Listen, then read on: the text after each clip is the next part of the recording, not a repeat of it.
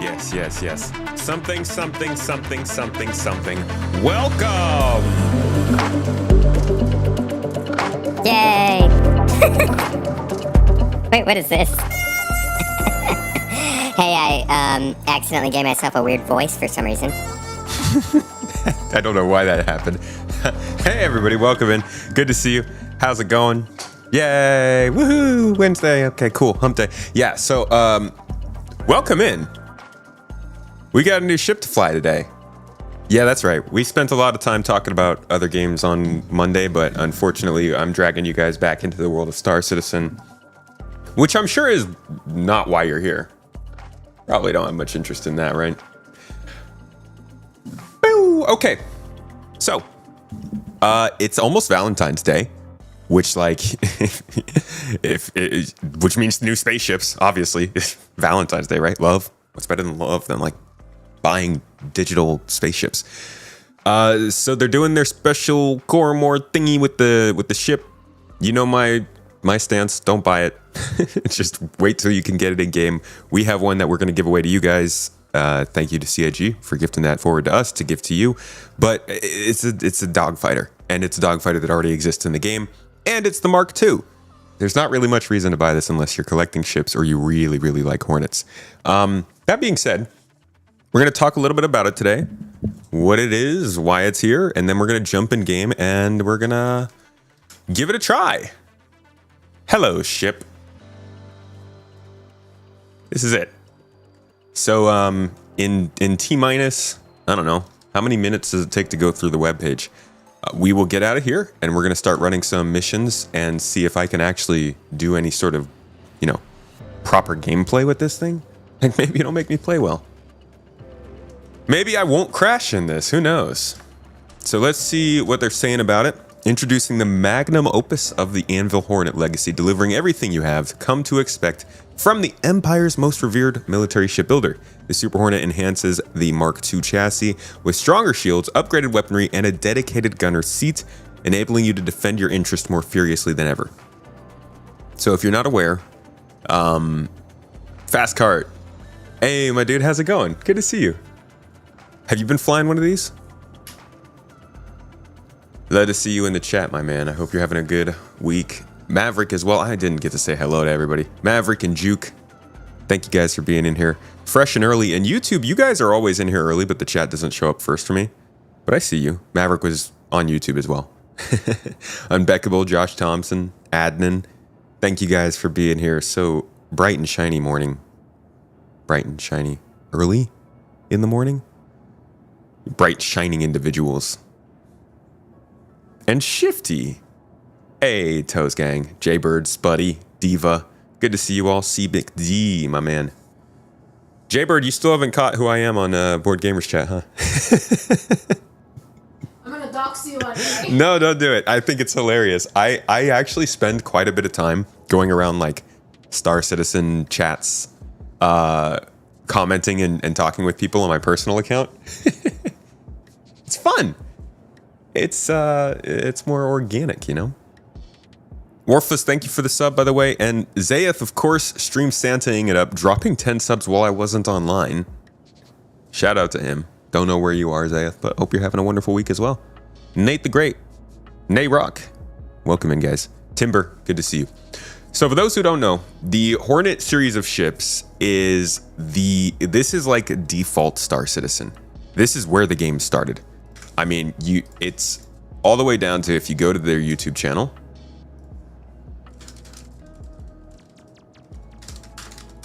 And you go to their oldest videos ever.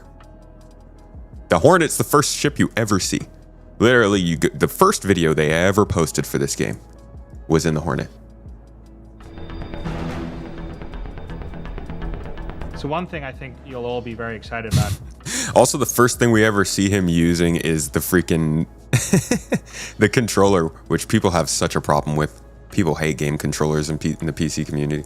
Excited about is the level of fidelity in space, the graphical detail. So yeah, and the Hornet's a very important and classic ship. It goes back real far. And you can actually go back to around 2016 or so, 2017, when they were working on the Hornets. Like, honestly, I don't have the reference for you right now. Maybe you can, hold on. I might be able to find it actually. Because this could be a valuable reference just to have on hand. You like the subscriber exclusive? I could probably also tease that a little bit. Maybe I'll do that towards the end of the stream now. What was I going to look up? Oh yeah. Advanced search Twitter. All right. So what we're going to do is I'm going to search for the word Hornet coming from my account. Space Tomato GG. And I'm pretty sure I have a tweet where I posted the original, yeah, this video. So this is this is when they first referenced these Mark II versions of the Hornet. Just so I don't get kicked out. Let's just move this around. Okay. Sorry for the background noise of the game. In fact, let's just turn that off for now. Not like it's that hard. We'll be back. Game. Not like the I'm S7A is taking going up a to hangar. be featured in Squadron 42, so naturally we were looking to do a complete update for the Hornet, since the mesh being used in the game as of now is still essentially the old CG bot model from 4 years ago. The idea here was to keep the original Hornet F7 MK1 series in the game, and then add the F7A MK2 model completely new from the ground up with our latest techniques and pipeline procedures. Chris thought it would be cool to have the classic Hornet and the new version run side by side, and players would have the opportunity to keep the old MK1 as a classic collector's item. We were also going to revisit the MK1 one last time with an update on materials and damage systems to have it mesh better with our current assets. The S7A... So that video is about a decade ago. They were planning this whole Mark II, Mark I version of the Hornet from a while back, specifically just because, well, I mean, you can say just because sales. It doesn't affect me. Whatever you want to make the reason for the Mark IIs is that, but it has been in the plannings for a while. So just to add context to why they exist, the Mark II is literally in the game a future version of the Mark I because of the way that the military worked and things progressed. You can see other signs of this kind of stuff in the game. The Polaris, for instance, won't be in Squadron 42 because it wasn't made until after that game. It was made as a result of the events of that game or around that time, and therefore shows up in the second Squadron 42 chapter, if we ever get that. But it also shows up in Squadron and Star Citizen. And there will be other ships like that. So a lot of the lore kind of defines how they're releasing ships, and sometimes that benefits them in terms of making money. I think this time it definitely does. But it's also kind of a reason why you don't need to worry about getting these new ships. They're just the new version of the same ship. Just stick with yours and like at some point craft this one or get the upgrade kit in game or something like that. At one point, CIG said that there may be new versions of ships every year like a car manufacturer. Yeah, I remember that. I really think that would be terrible. like a couple of ships maybe, but I'm worried already about them being able to keep up with just the two different versions of the Hornet. I know people joke about there being Mark IIs of every ship coming out, but golly gee willikers, how bad that would be. The Mark II is way older than its release may indicate. Yeah. Yeah, it's been around for a while. Is there an org event this Saturday for the stream that I saw on your schedule?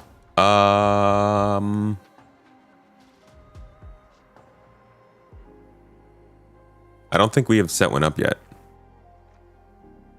We don't have anything this Saturday, right?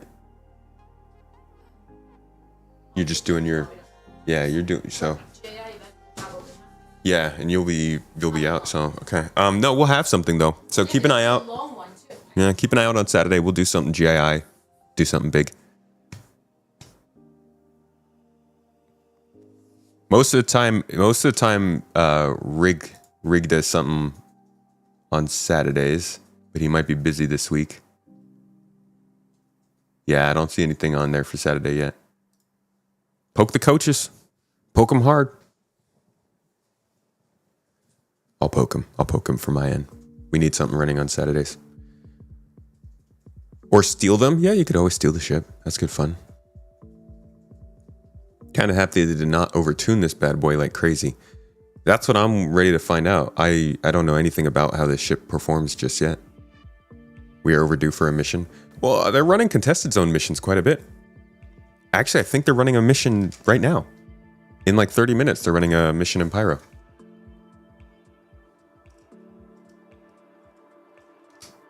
Fasten.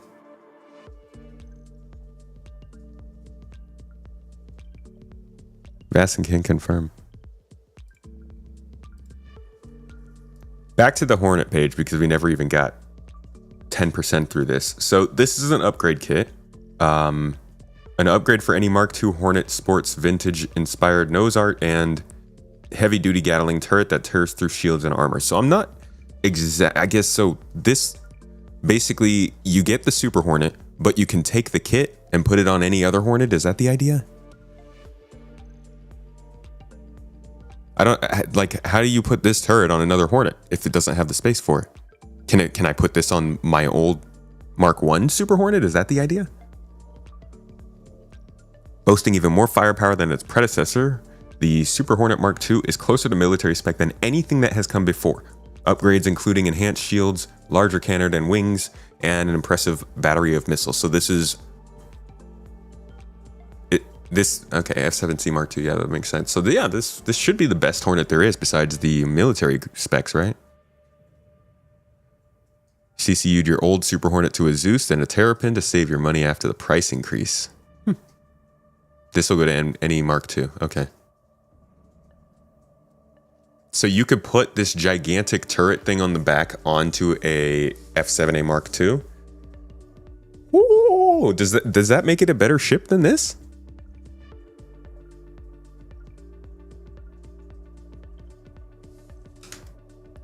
Dude, I should try that. I kind of want to put the F7, this kit, onto an F7A Mark II. That would be awesome. This has better shields. The F7A is a bit more maneuverable. I do, you know I need those shields. Do I have the F7? I don't even have the F7A Mark II, I think. Nope.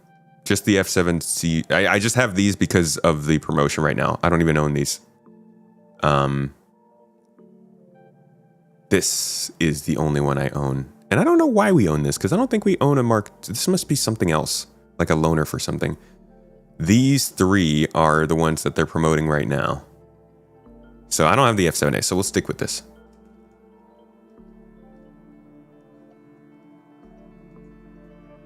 They released a table on which turrets work with which Hornet.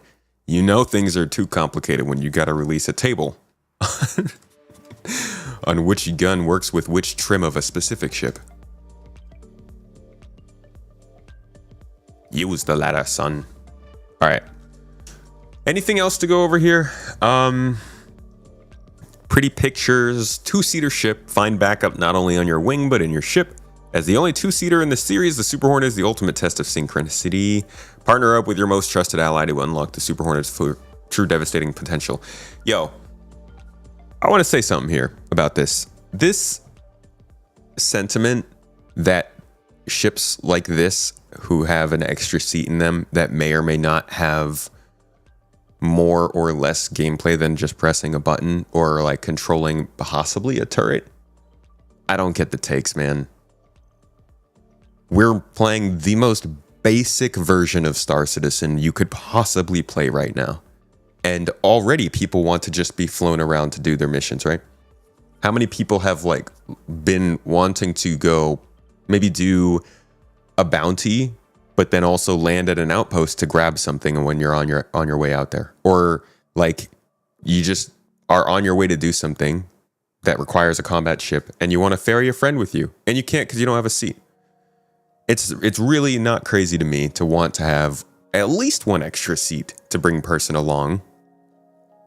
Granted, they should also have some gameplay, but I think people are putting way too much emphasis on the actual action of using whatever the seat's function is for, and not just like the function of having a seat, which is really, really valuable.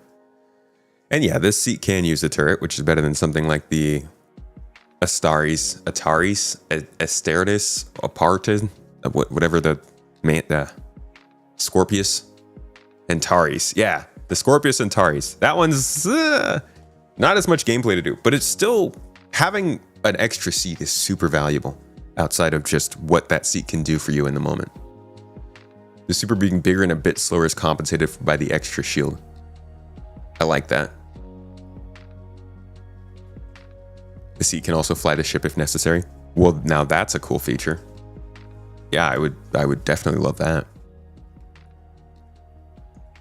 Yeah, I've always liked the Super Hornet specifically because you could put another person in it.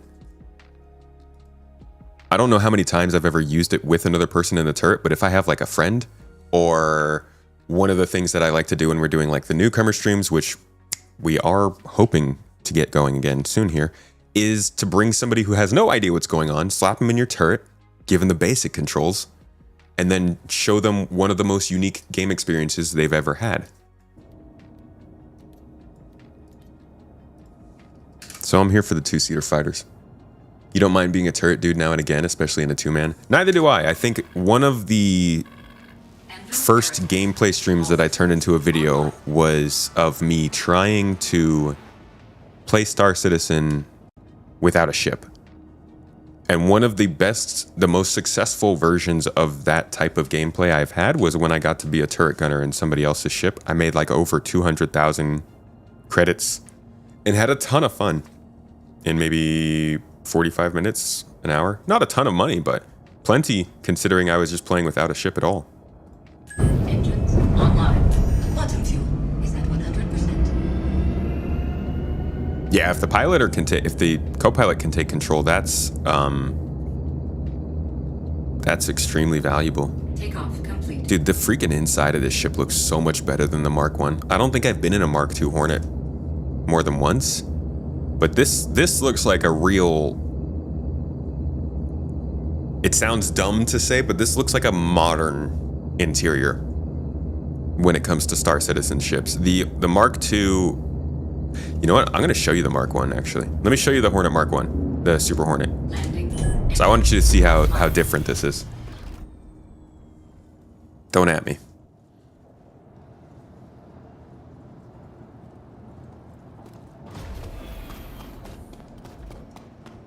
Yeah, I think letting the co-pilot take control if need be is probably a must-have. And that's also the thing is like when you judge these ships based on the gameplay available to their co-pilot right now, you also have to consider that again, we're playing the most basic version of Star Citizen you can play right now. So there's not much gameplay for anyone to do.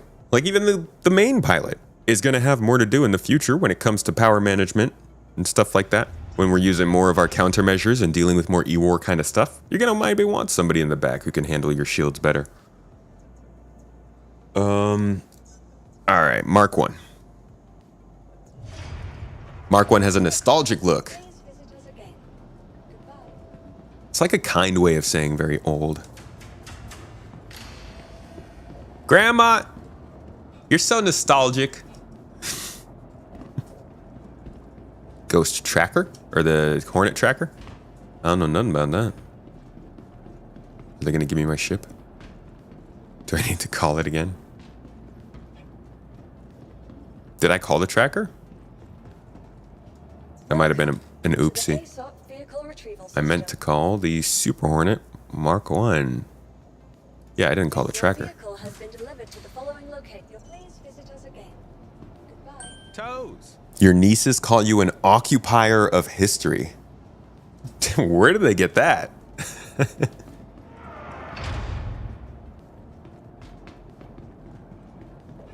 A heretic of the future? All right, so here is your... Oh my god, I'm sorry.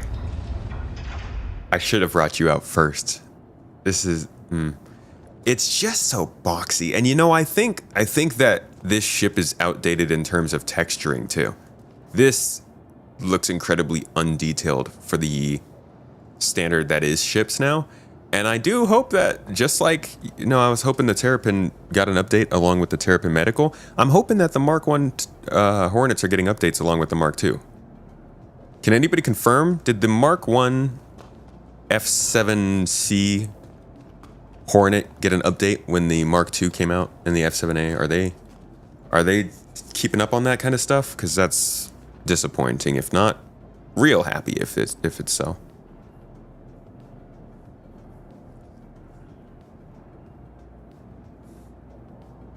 Brave running around the doors. They got a small update. Size matters, CIG.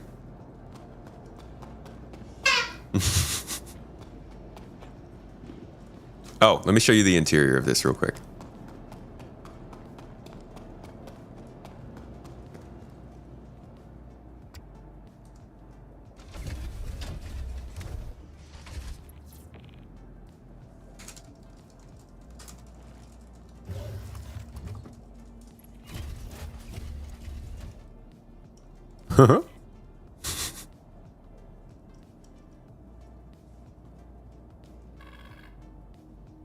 Enfield aerospace. All systems online. You know, maybe I'm selling this a bit short. It's not that bad. It just feels a little older, you know? It's not terrible, though. I haven't flown one in a little while. But yeah, this is the Mark 1 Super Hornet. Love this thing just because of that extra firepower on the top. But we are now going to take out the Mark II and see what additional firepower we get. I don't actually know what the weapons on it are. It feels smaller than the Mark II.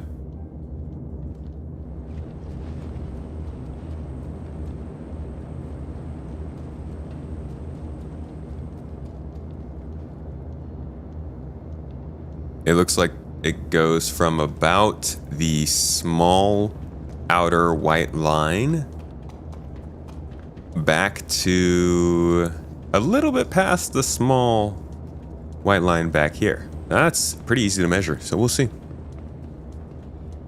Want to know what ship design SC is missing? The R-Wing.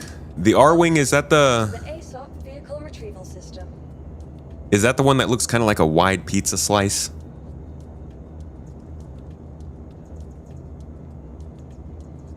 Or a pizza slice with a broad front? Your vehicle Oh, has been Star ordered to the Fox. following location. Huh. Yeah, I guess not, huh? That's like the most typical shape for a spaceship you can think of. Just an airplane. Add size 3 gimbals to the top turret. Do I need to go get size 3 gimbals? Where do I get them? Yeah, Star Fox 64 is a classic. A Hail Mary to my heart. Except for Skippy. Ugh. Lord Skippy, you're great, man, but Skippy and Star Fox 64 just always having problems.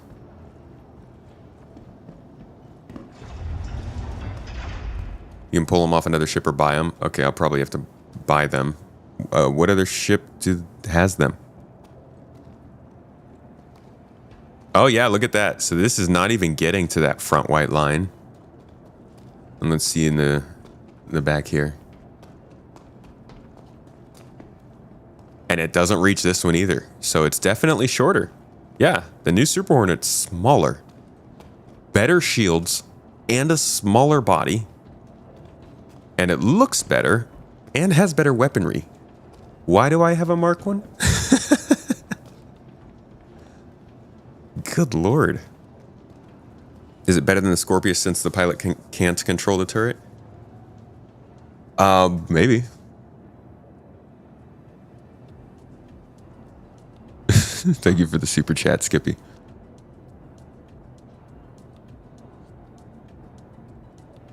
I don't actually know which ships have size 3, honestly. Maybe the old Super Hornet does. Mark 1 has its class. I mean, it's got to have something that works out for it. But I guess being older, just generally, you're going to fall behind in some ways. Let's see. What size is the turret on here? Oh, that's a nose turret. Size 5. So I need size 3. Oh, here we go. There's a size 3 gimbal mount. Why can't I take it off?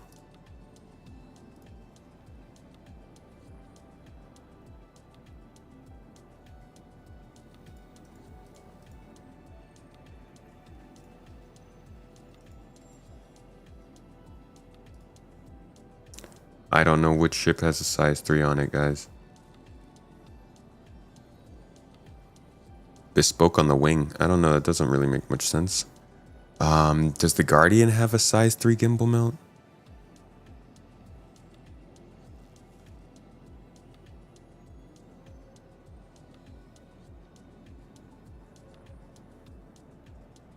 I don't have a Gladius. I don't have a regular Saber either. Does the regular Hornet Mark II? Welcome to the ASOP Vehicle Retrieval System. F7C Mark II?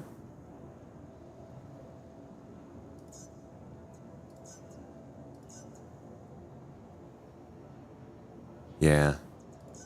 Your vehicle has been delivered to the following location. Mark II size 4. Ugh, God. Standardize your practices, Anvil. Thank you, Rycop. 300 series has size 3s on the wings. Don't have the 300 anymore. Bye. Used to.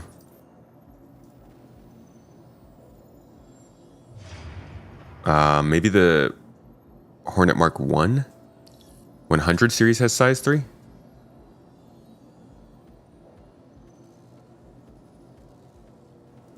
I have an Origin 350. Welcome to the ASOP. I'm gonna call all these ships here and it's gonna drive me nuts later when I need my ships.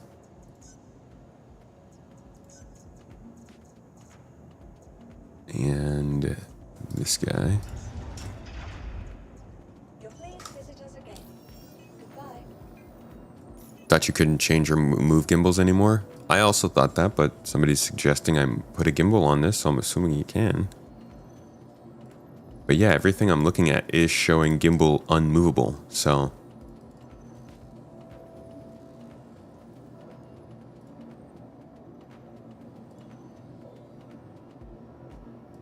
There we go. Size 3 gimbal mount removed. Okay. Now we find the Hornet Mark II.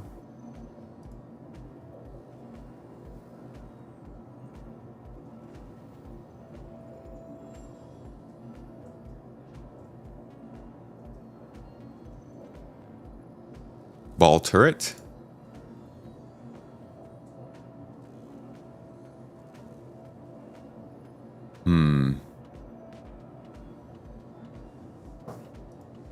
Okay. So it looks like it's actually size 5 mount. Oh, for each gun.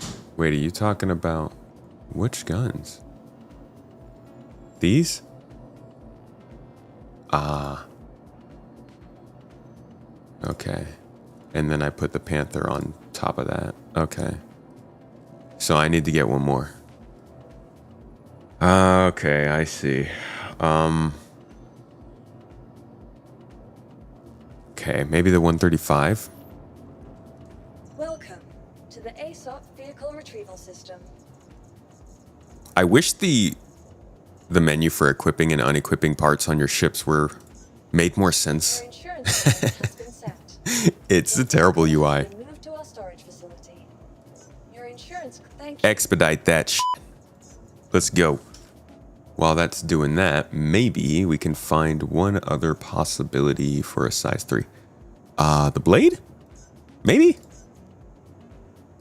What do you say? Please visit us again. Goodbye. Come on, Asperia. I know you're smart.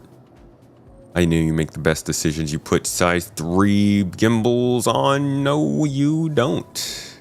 You do not. Look at that.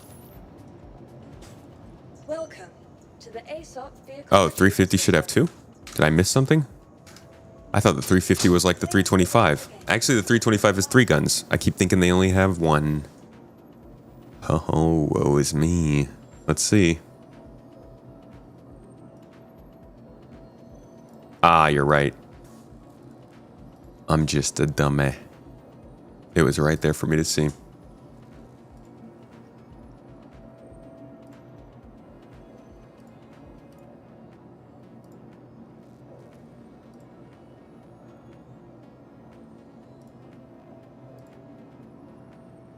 Okay, we're good. Gimbals on the guns, guns on the ship. ship on the space or something. Did I just? No. Let's get the ship. Vehicle has been delivered to the following location. Hollow table nightmares. Ugh, God. Yeah, I remember the hollow table. I wasn't even playing the game back then, but I remember that.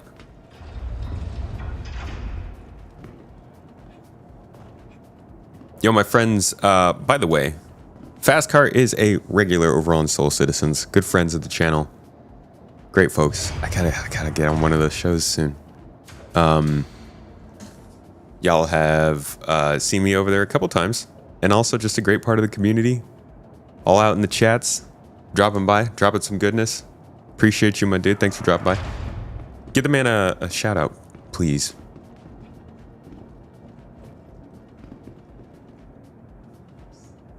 Shout out. Fastcar. Or Soul Citizens. Tried to play with your Super Hornet yesterday, but you got that wonder no ship to hangar error issue. Yes, was that you that was saying you couldn't even use the Super Hornet because you were stuck in your hangar?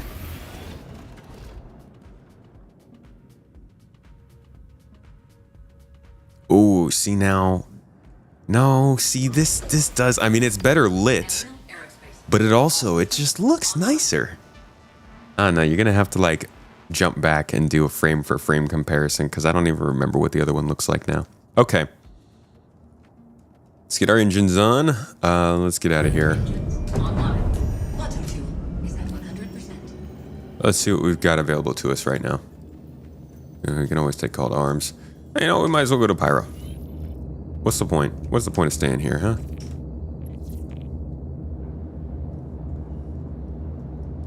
Get ourselves a couple of camera angles.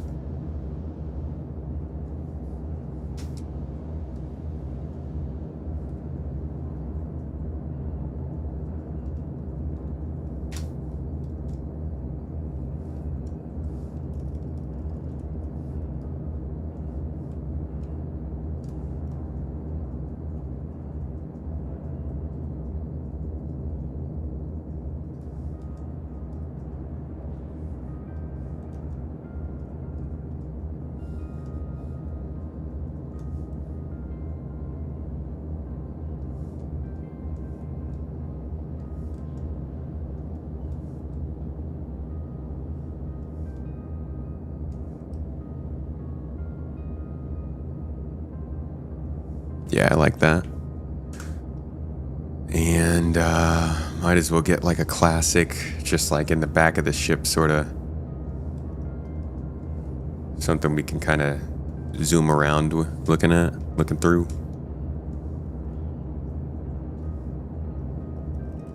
Yeah, that's an easy one. Okay, let me out of here. Why haven't they opened the doors yet?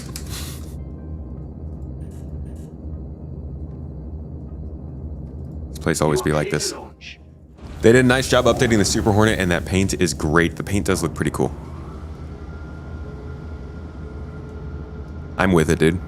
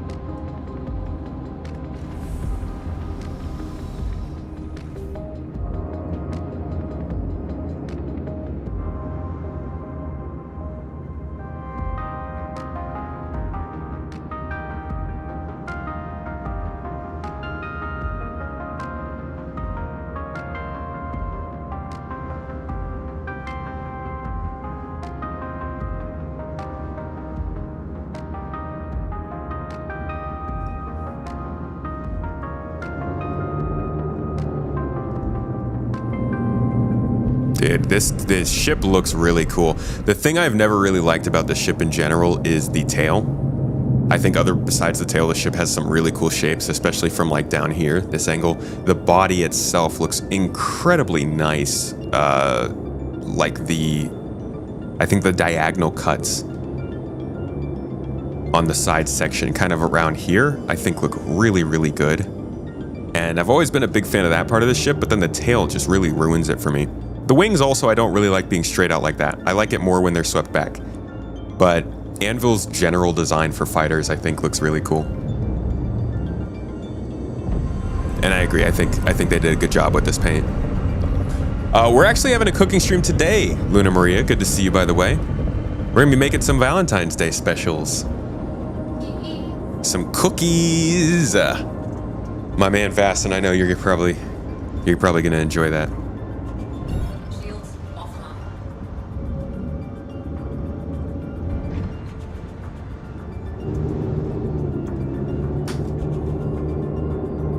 Kits over variants all day. Is that a general sentiment? Do people like kits that are replaceable more than variant ships you have to get?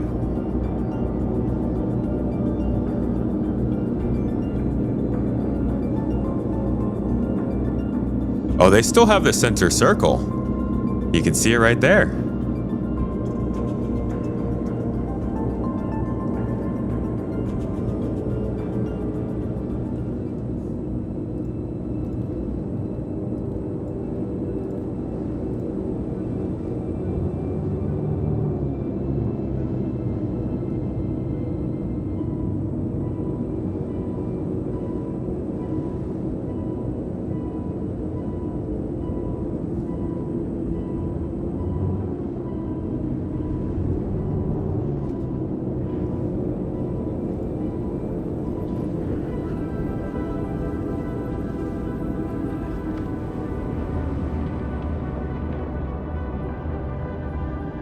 Shall we do the third person challenge again?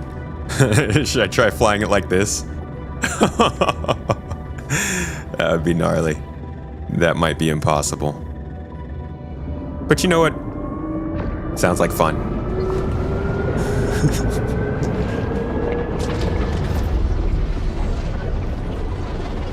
Oh, I'm already messing up. Whoa, whoa. Oh, okay, that's impossible. Oh, man.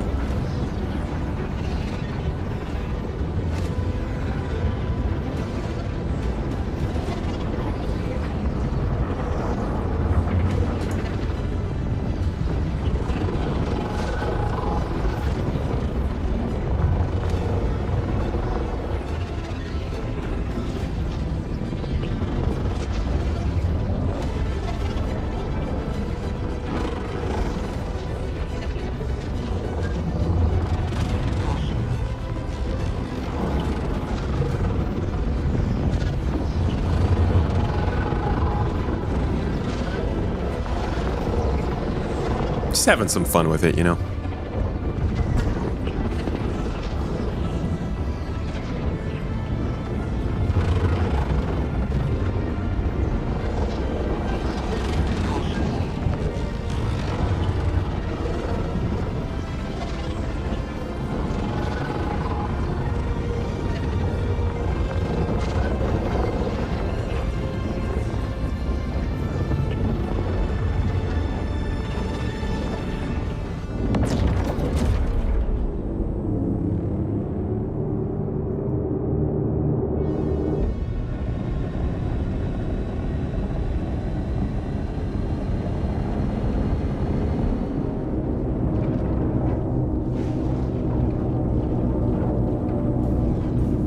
Barrel rolls for science, dude. For science and we. Everybody's got to have some we in life.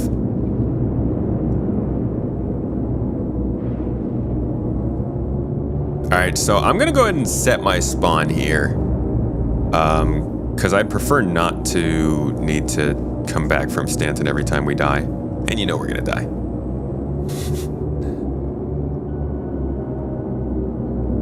That's just the way it is. Ultimate goal, though? Let's see if this ship can make me a better fighter.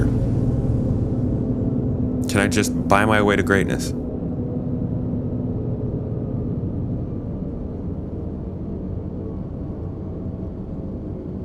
Spoiler alert, no. I'm not looking for PvP, really. I mean, if it happens, we'll defend ourselves, but I'm not searching for PvP targets. God knows it'll probably happen. We are in Pyro, after all.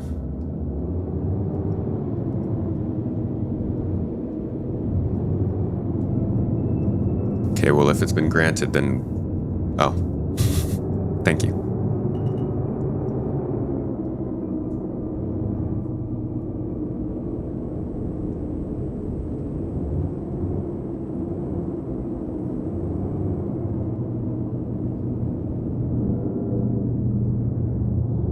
If you're going and you're going to start running some experimental combat missions and stuff that is undoubtedly going to get you killed, like I myself am doing, I would suggest setting your spawn in Stanton, or in Pyro. Just makes things simpler as you come back over and over again. Whoa! Also, don't crash your ship. That also makes things more simple. Landing complete. Have a pleasant stay. I have not finished phase 1 yet, no.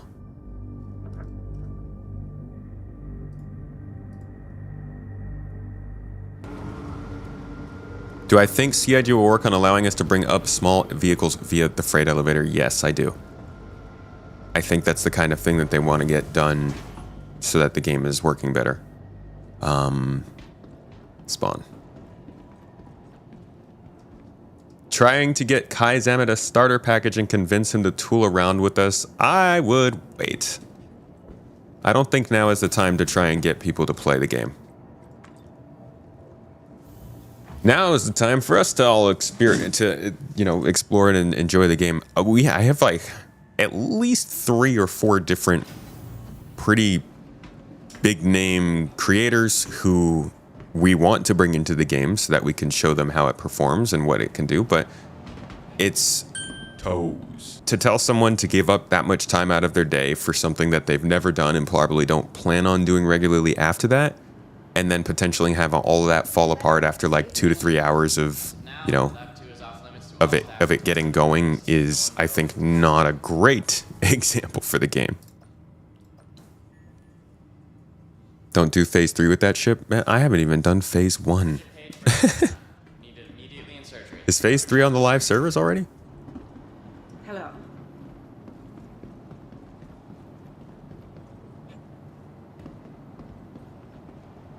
I went out for breakfast today, one of those types of breakfast places that serve everything topped with a syrup, pile of fruit, chocolate whipped cream, or all the above. That's good times. Do enjoy those kinds of spots.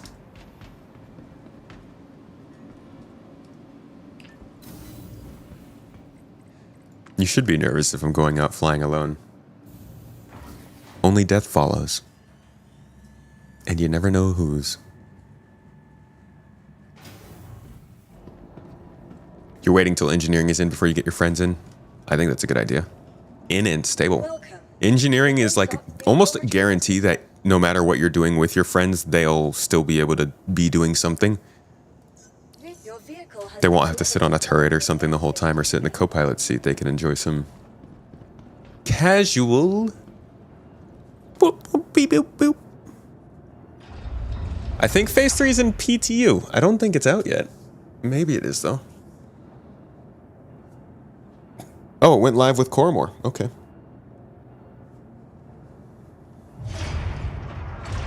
Space Marine, thanks for the... Where is my ship? Thank you for the subspace. 17 months now. 17 lovely, warm months. Hey, Wildcat. Head in the game.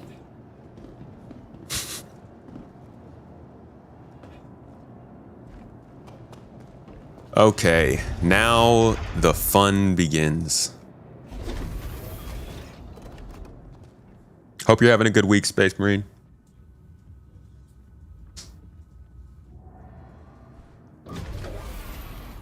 Anvil Aerospace. All systems online. What do we got? I mean, hey, we can run some missions for CDF. I usually am not doing... So these are all supply runs right now. We don't really have much reason to do those. Asking us to secure a remote base. I actually don't know how much fuel this thing has either. What are we looking at in terms of quantum fuel?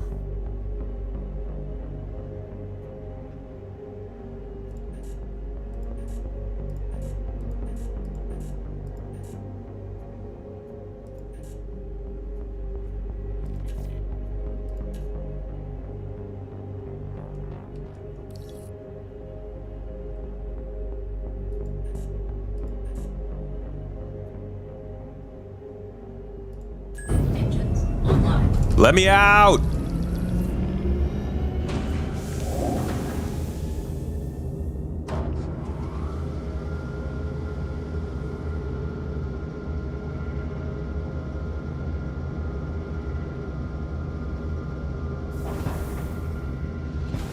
It can get you across Pyro once. Okay, so we're gonna need to be refueling.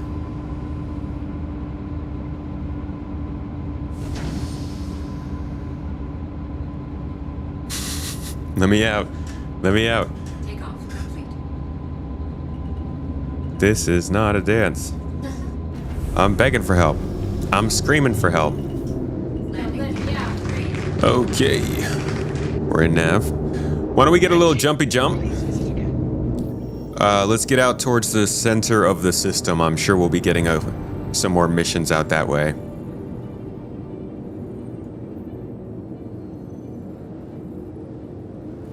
Thinking we hit up Bloom.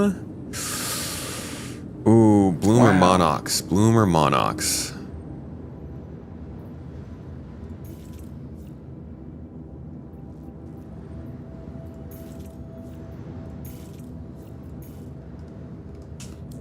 How am I obstructed? I'm in space.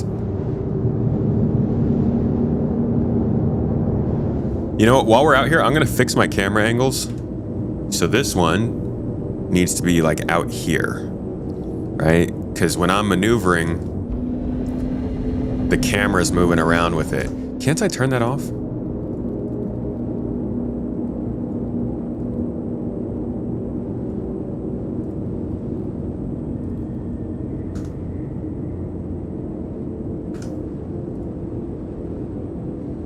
Spring, camera spring movement. There we go. There we go. Okay.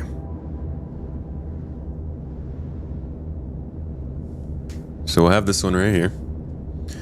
And then the other one, the other side. You rock. You know that? We had like this. Oh, right, cop. Dude. There we go.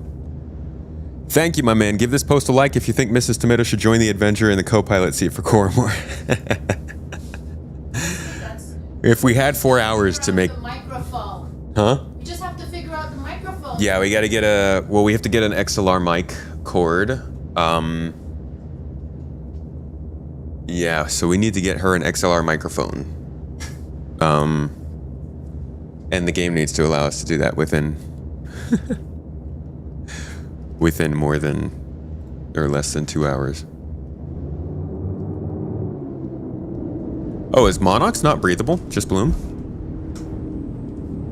We got that one, we got that one, we got that one.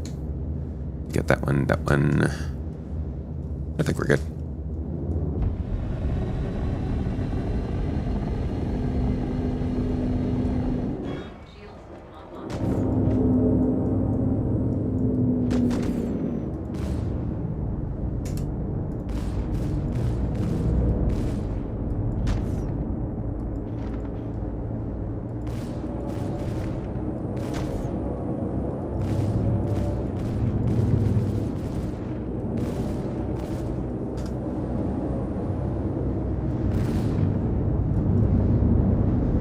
Hopefully these are actually hollow. Okay, enough fun. Let's go. Shields offline. I guess if Bloom is breathable, then it sounds like that's probably a better bet.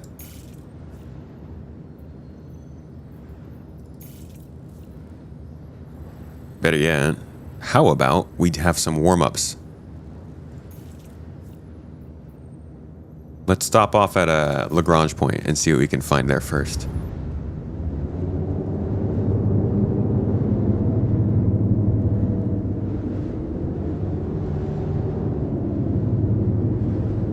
I love how it just didn't work.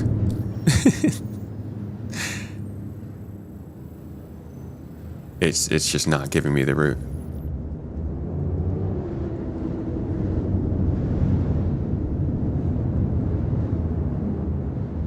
Awesome. We're off to a good start, folks.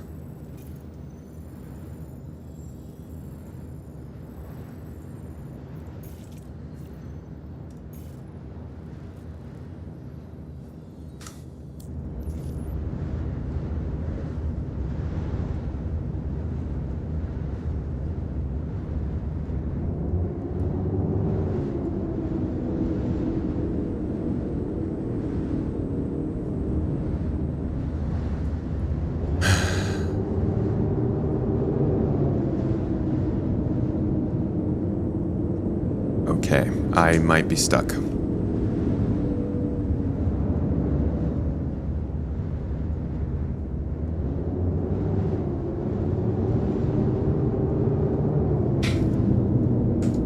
All systems offline.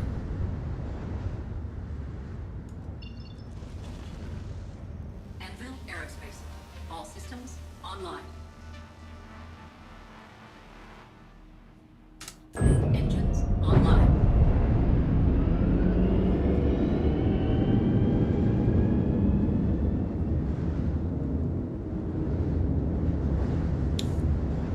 Yeah.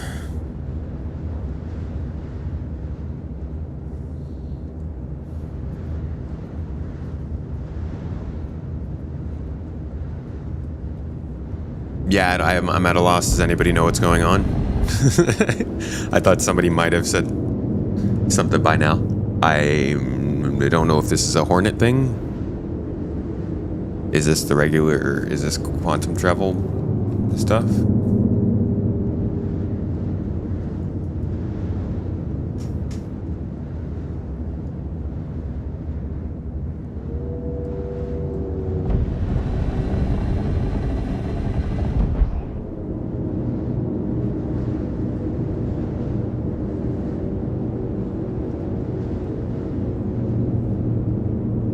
Sure, meshing problem? Okay.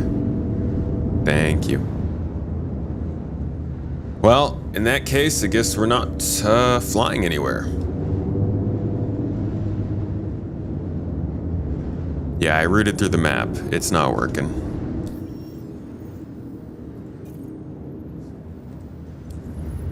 Turn that off and see if I can do anything else. Maybe it's the advanced HUD.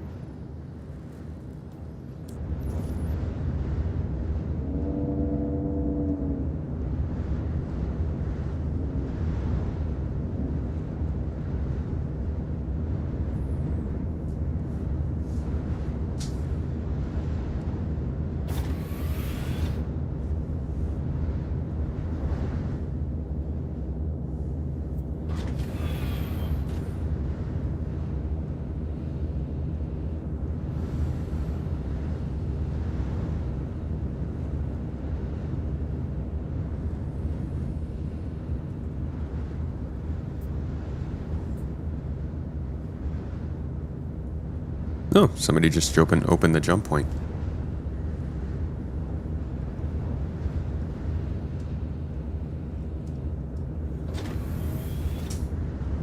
Ethnification, hello.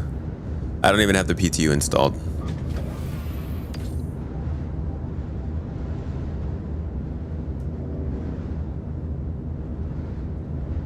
Nope. All systems offline. Anvil Aerospace. I'm spooling, but I can't calibrate.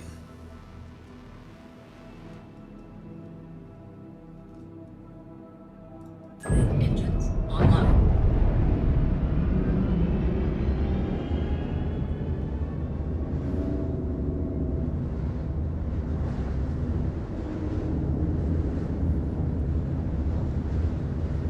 Jordak, you're totally working. Also, pretty cool job.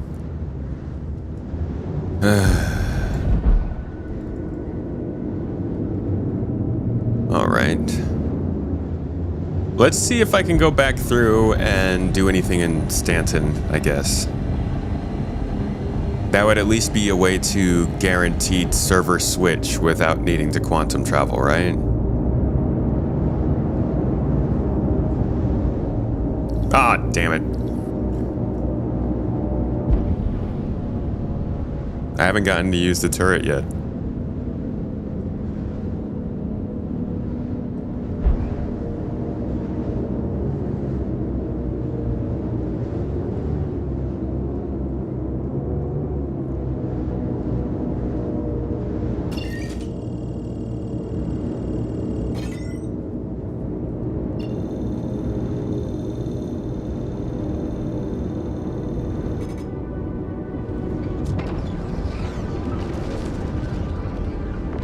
Open.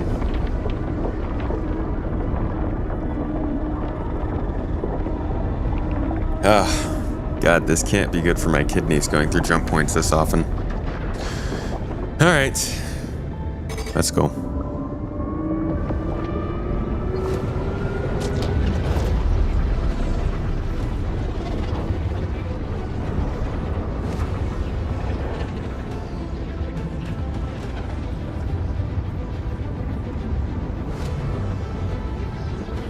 Whee!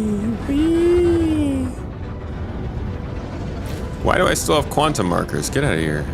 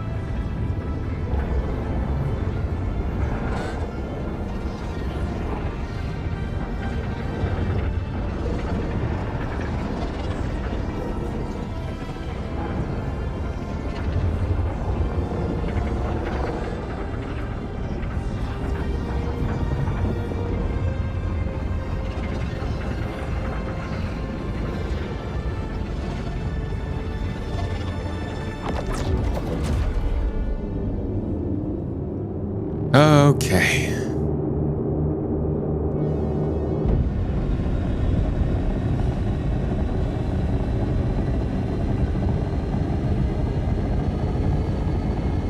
I like how much cleaner it is out here. Like, there's just so many freaking asteroids and stuff around the Pyro one. And over here, it's just a nice fluffy cloud. Okay, first step. Let's see if we can actually quantum travel anywhere. Because if not, then I'm just going to get out of this shard and, I don't know, log into another one.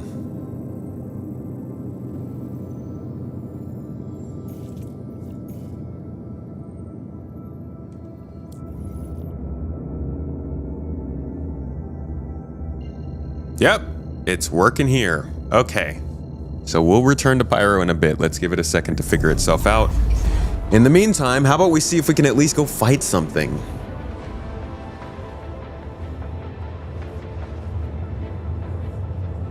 CIG need to relax with the crossbar. What crossbars? What do you mean?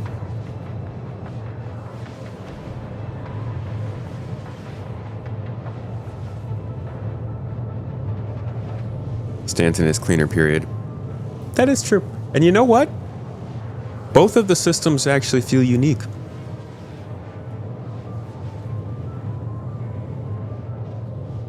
And I think that they feel unique despite not having the things that are supposed to make them feel unique. Like the solar bursts and the AI gangs and the reputation system. Despite that, the systems still feel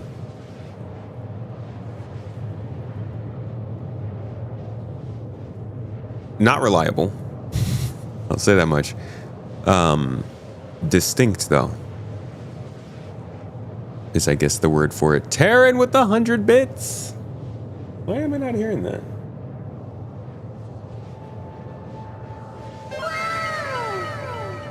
Okay. It's weird. I didn't hear the alerts. Did you guys hear the alerts for his biddies? Here are the pizza biddies for the week. Thank you, Terran. Been funding our pizza for like years, man.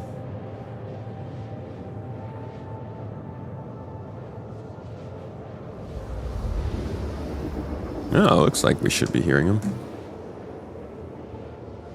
Yeah, the cops should definitely be patrolling Stanton. Like, if you attack somebody in the Stanton system, especially within vicinity of a planet like this, there should be backup within like 15, 20 seconds. What the?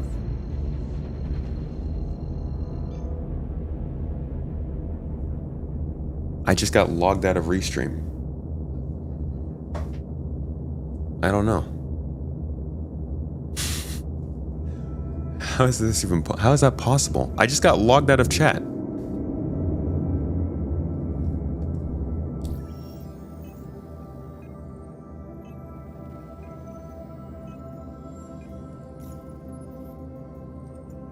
You gotta have something for me out here. Come on. Okay, here we go. I can use that. All right. Sorry, guys. I've got to log back in for some reason. Dude, that doesn't make any sense. Is somebody, like, controlling my computer? How could I possibly have just been logged out?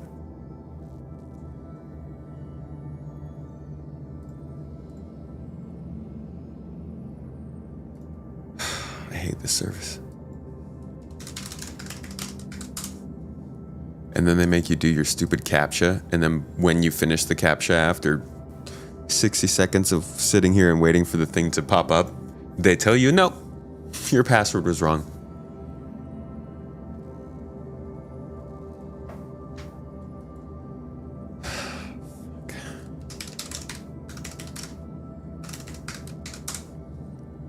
I don't know my password.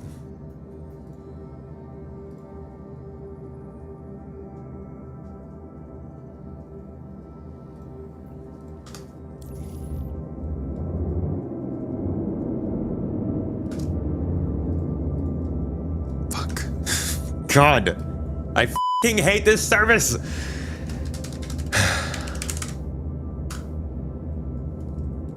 Sorry, I can't see what you guys are saying.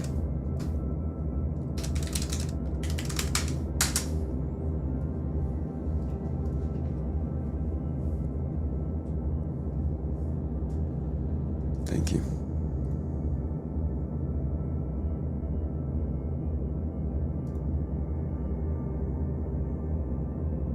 This happens for you guys? Just do it calmly. I am.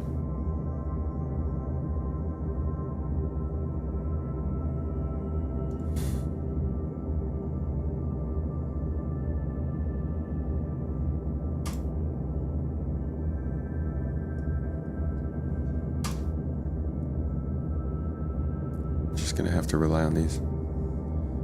I don't know the password.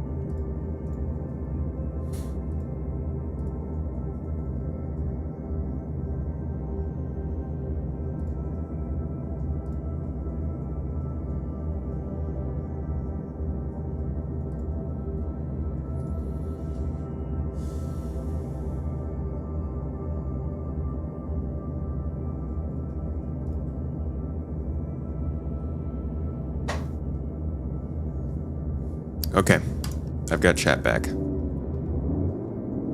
This is freaking terrible company, man.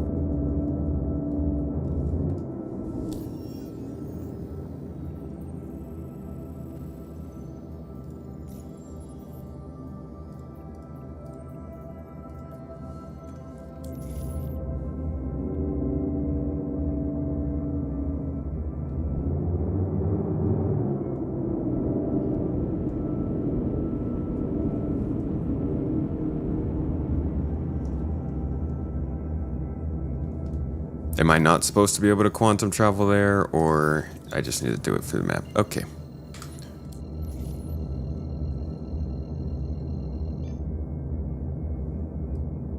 Quantum drive is now on.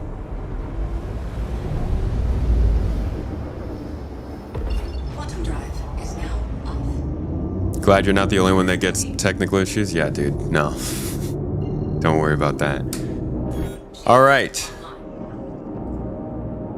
Action music, please.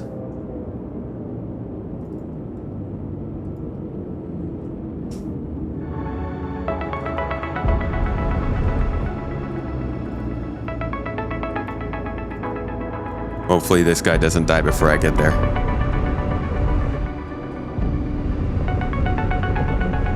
Oi! Me. Not him.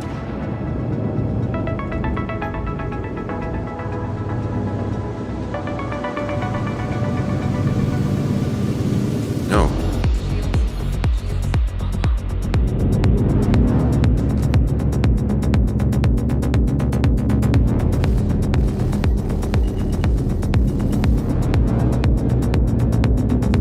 Okay, so it definitely does feel slower than the other Super Hornet. Did you guys say this one was faster or slower?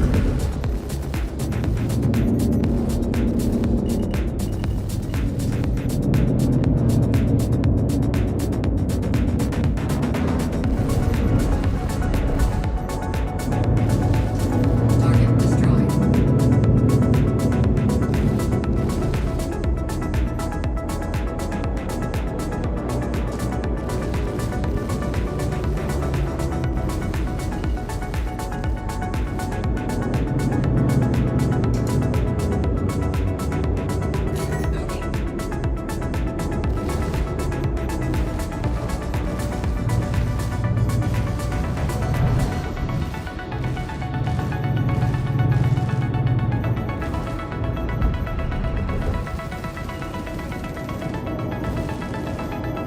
Oh, it's a freaking terrapin. I'm like, why is this thing so hard to kill?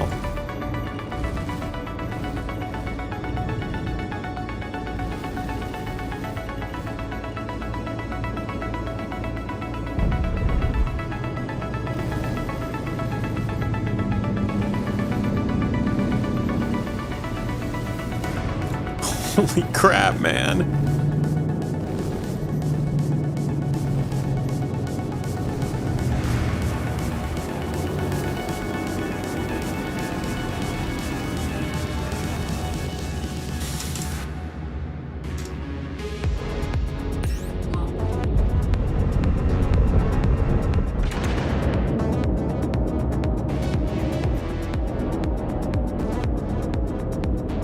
Dude, come on.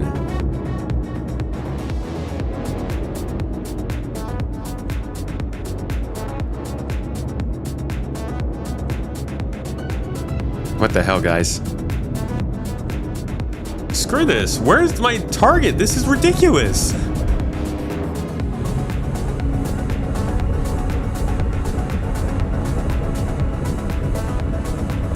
I'm just realizing I logged into Restream, but it doesn't look like it's... God. This freaking game, man.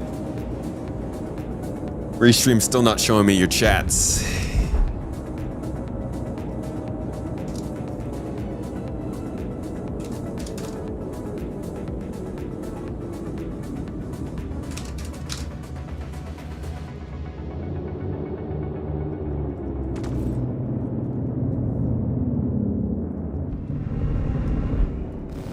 Oh my god, the terrapin's back. Are you...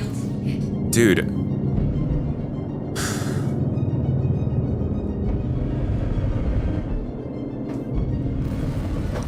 Just actually pissing me off now. Target destroyed. Piece of f***. I'm not even gonna fight this terrapin. I'm done. I'm gone.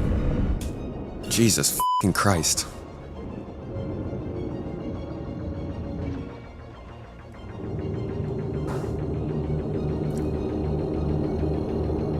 I just wanted to, like, fight a ship instead of to fight a rock in space.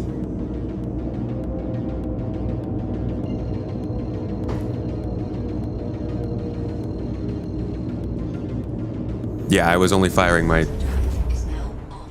I was only firing one weapon group. Quantum drive is now on.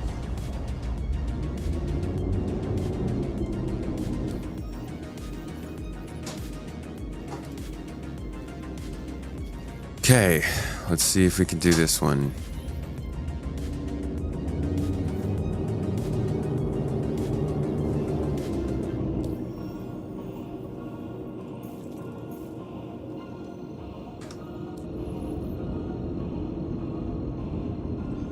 Hey, can somebody on Twitch say something real quick? I just want to make sure the messages are actually coming through.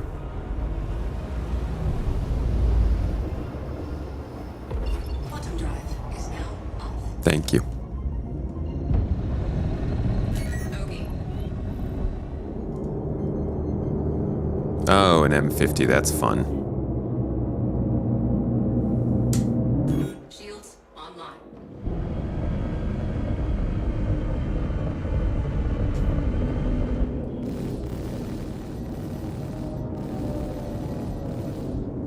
I want to take the M50 out fast because these guys are so annoying.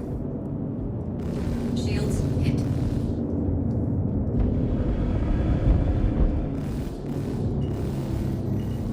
Target destroyed. Alright, let me get back to where we are. Make sure there's nobody attacking this guy.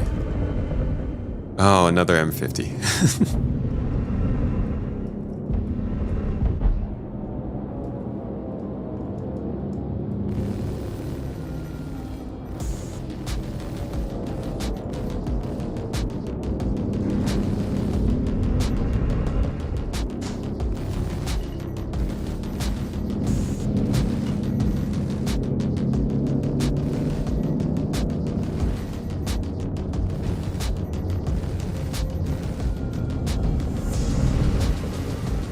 Target destroyed.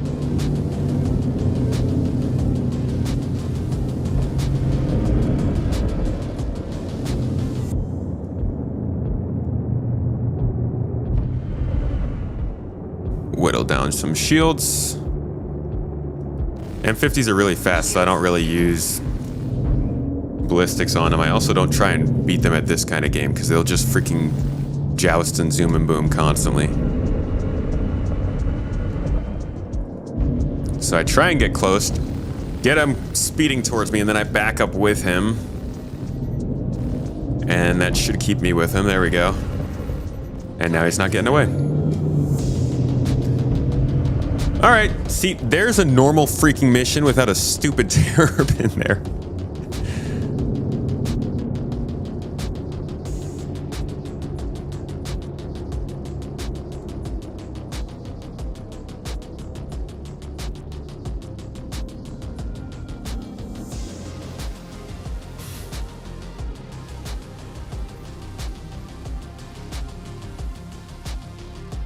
Service beacon. Sorry, I don't have anything for medical.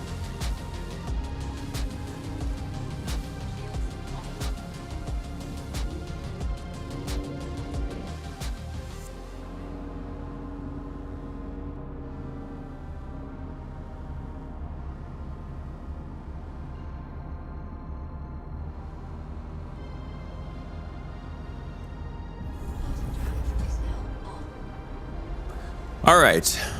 First successful mission done. Pretty simple, pretty easy.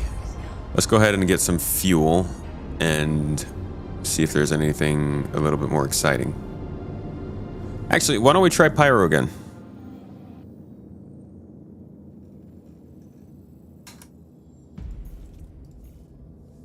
Refuel at Pyro and see if stuff's working over there yet. You need a drink? I do need a drink. Anybody got tequila in chat? Anybody? Or are you a vodka crowd? If so, I'm disappointed. Are you more of a bourbon kind of person? No, I learned that like 93% of bourbon in the world comes from Kentucky yesterday. Wowzers.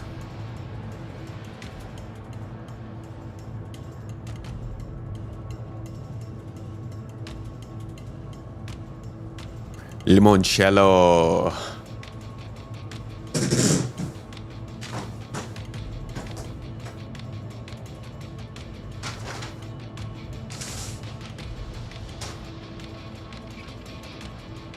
No.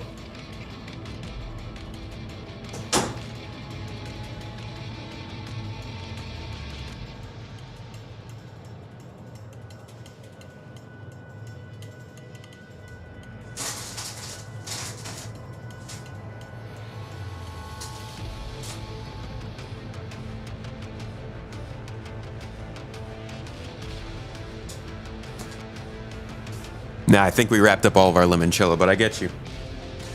I get you, dude. You thought all bourbon comes from Kentucky? You thought it's not bourbon if it's not from Kentucky? Maybe that's true.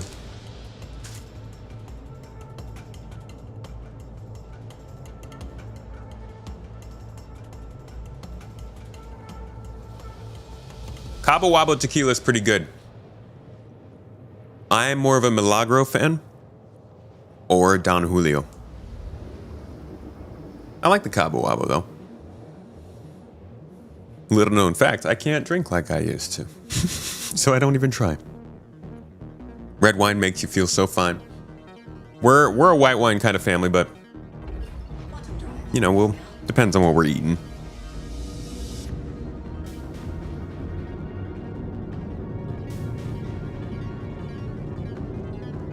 I'm gonna try my pit stop at the Pyro station again, so we're not stopping off right here right now. It's a legal definition? So then how does 93% of bourbon come from Kentucky? Is it like how some people will grow something and call it champagne even though it's not from Champagne?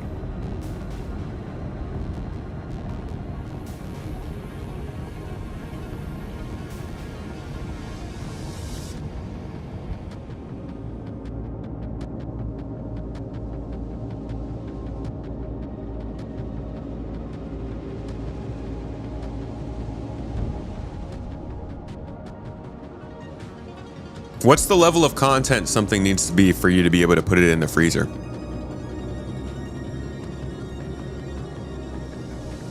It's like Bordeaux comes from one. I know, I understand that it's about the geographic location. I'm just wondering why I read a source that stated 93% instead of 100%, as if there's some kind of caveat. Because it wasn't like it was like BBC or something. It wasn't a off the hand reference. All right, let's do this again.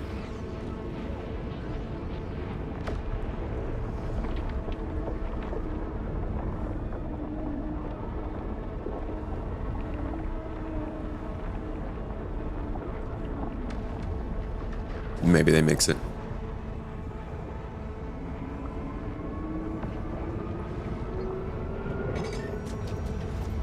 No music this time. It's 100 proof. Okay, good to know, because I used to freeze. I used to put stuff in the freezer when I was younger, and then I put something in the freezer now, and I was like, why did it freeze? Hey Gumbo, how's it going, dude?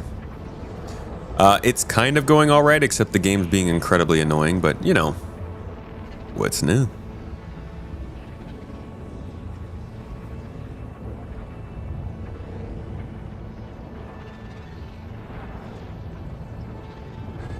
You've been lied to your whole life about bourbon? How so?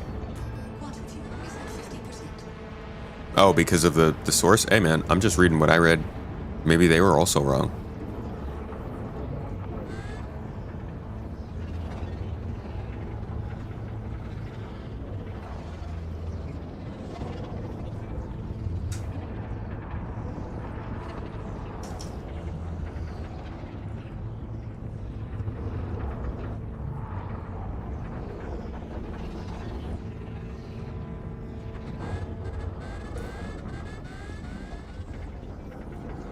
Anything higher than 50 proof? Wow, that's actually really low. I thought it'd have to be like at least 80.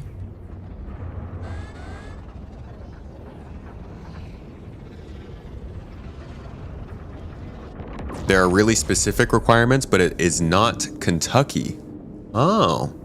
So it just so happens that Kentucky is mainly the place where bourbon's coming from.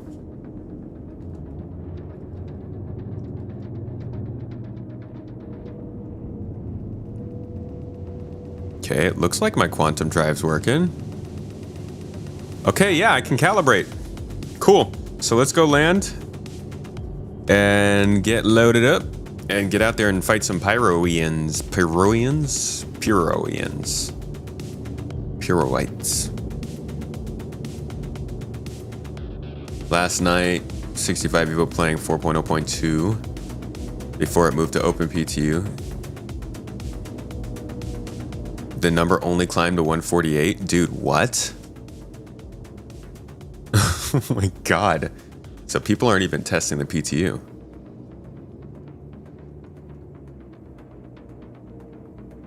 At least from what you saw. That was just in your shard? Yeah, I'm gonna get a drink. Probably have a drink. Please proceed.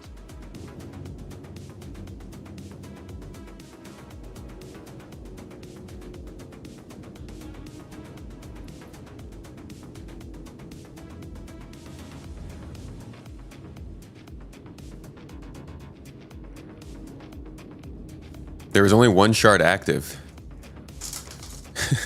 Damn. Dude, that's wild.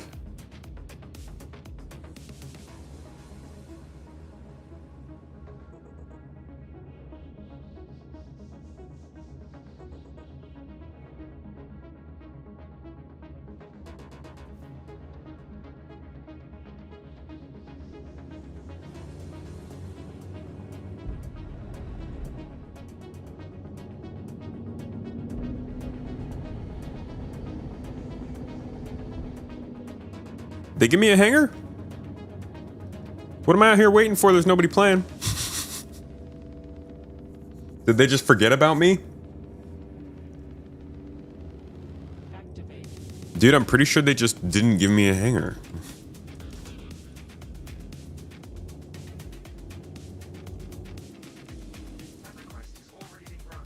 No, it hasn't. You're lying. This request has not been granted, dude.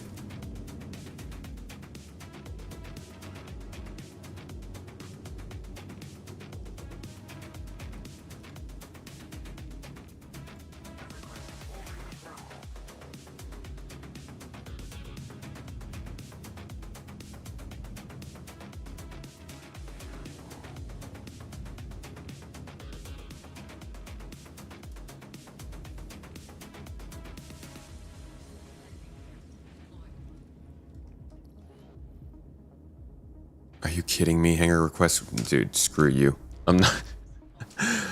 What do I think about the new ship? It's certainly fun to play with. I haven't gotten it. It's not that challenging yet.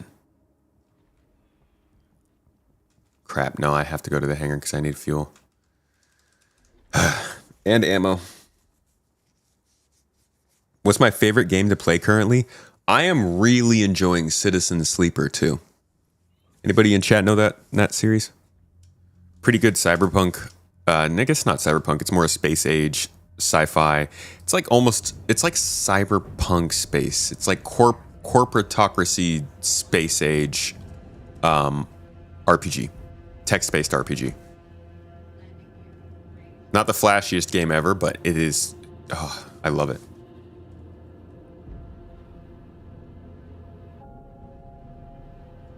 And I'm excited to see what happens with Avowed. Weird how quiet they've been on advertising for that game, but I love Obsidian RPGs, and I'm not much of a fantasy player, but I've got Game Pass, so I'm probably going to pick that one up on Xbox and give it a try. I think I've generally tried to play Obsidian games whenever they come out, all the way back to Knights of the Old Republic 2.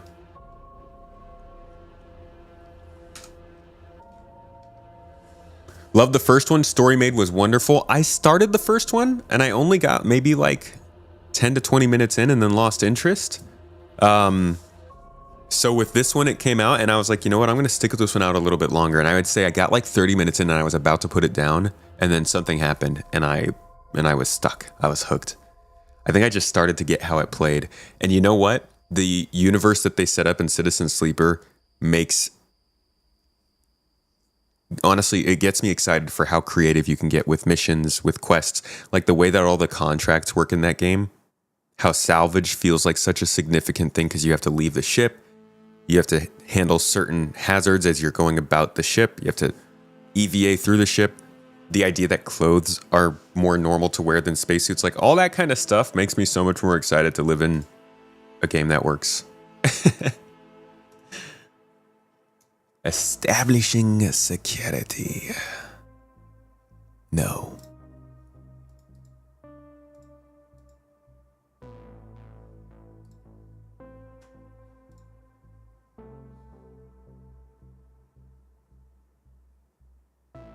Text-based RPGs are awesome. Remind you of King's Quest or Dope Wars. I was considering actually playing Citizen Sleeper on stream for you guys and just narrating it, but I got too far into it to the point where I was like, well, I'm not going to go and start over now on stream. But maybe I'll do that with another game, since we are starting to play a few more space games here and there. If that's something you guys would like to try out, we can give that a go.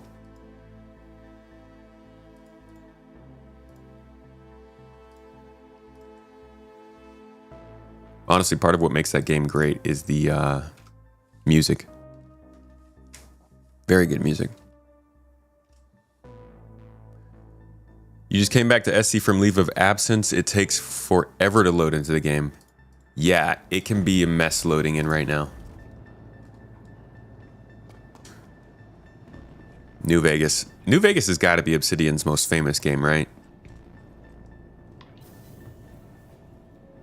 New Vegas is like kind of what made people realize that, or I think New Vegas is the best example of why Bethesda is not the only company making Fallout. Maverick, you want to see a Mass Effect playthrough? I kind of wish I hadn't played Mass Effect before so we could do a fresh playthrough now. That'd be such an experience.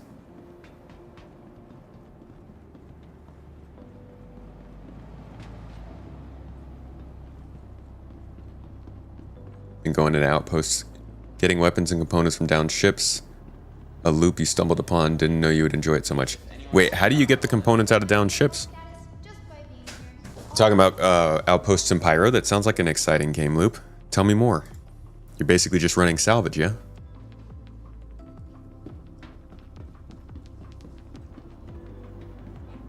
Yeah, maybe the 11 Labs partnership will do something for him. Hugin Crow!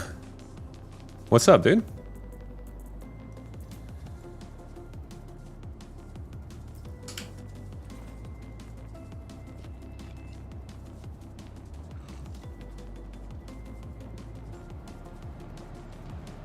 If you log out of your ship, you log in quicker. Oh, that's interesting.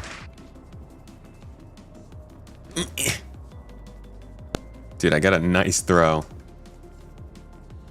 Thank you for the bits, Hugin Crow. Hope you're having a good day.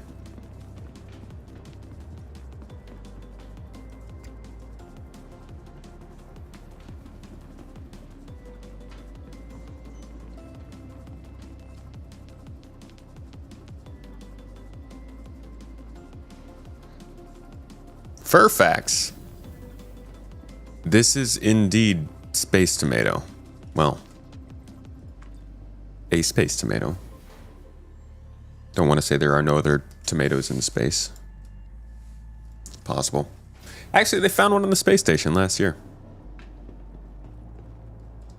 Welcome to the ASOP Vehicle Retrieval System. Pull this bad boy back out. I don't even know why this thing was stored, but okay. The real question is what type of space tomato? A gaming type. Please visit us again. Genuinely the fragile type. Space is not a good place for tomatoes. Breadbasket, much better choices. Thank you. Glad you like the videos. Dude, tomatoes are incredibly good when you add some salt, okay? I won't hear otherwise.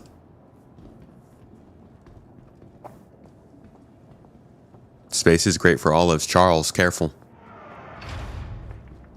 Careful. No, I'm such a clumsy old fool. My finger might slip on the ban button over here.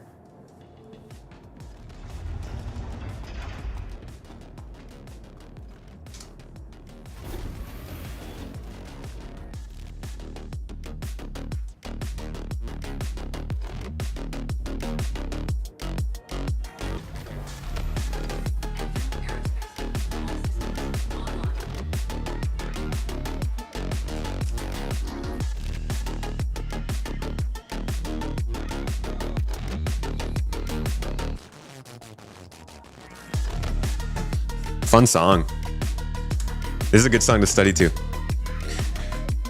Super overly hyped beats to study to. Yes! Or just like You are clear to launch. beats to slay pirates to. Can we call it that? Actually, that's what I'm going to rename my action playlist. Beats to slay to. Oh, installing Spotify? What? Who makes the software, man? I just used Spotify yesterday. Why do you got to install?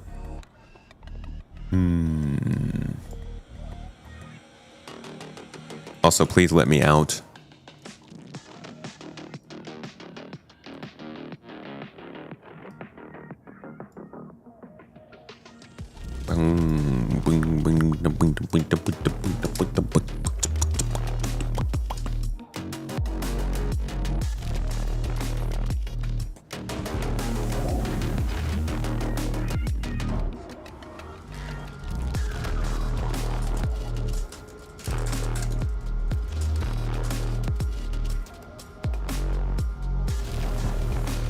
Lovely.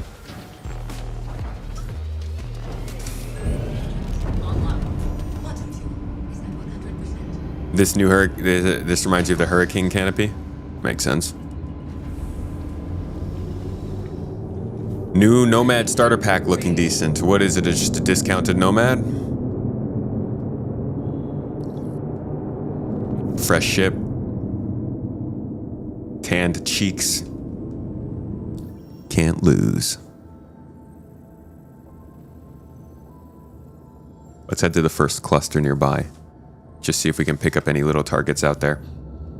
And for anybody who is a miner or salvager, I would actually say you can come out to these clusters for some decent gameplay yourself. Yaba.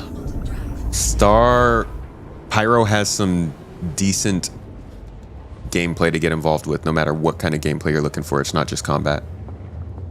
But the decentness of the gameplay does come from, you know, combat being possible. That's part of the, it's the risk of the system that makes it interesting. Just need to get more rewards, you know, more unique loots and components and stuff like that. Oh, we're going back to the funk for this fight coming up here.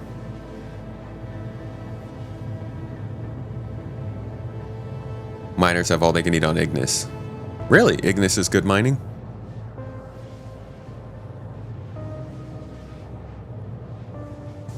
You feel like PvP is what will ultimately carry this game in the future?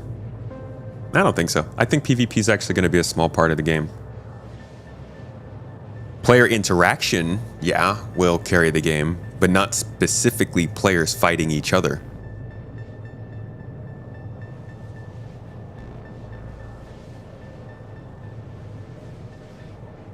You appreciate the people potentially, you just really hate the people going around and blowing up parked ships for no reason. Yeah, it's just that's just boredom. Tons of minables onto Ignis. Got to get your rock out there. Wow, really? A lot of rock mining on Ignis. Okay, good to know. I'll keep an eye out for that.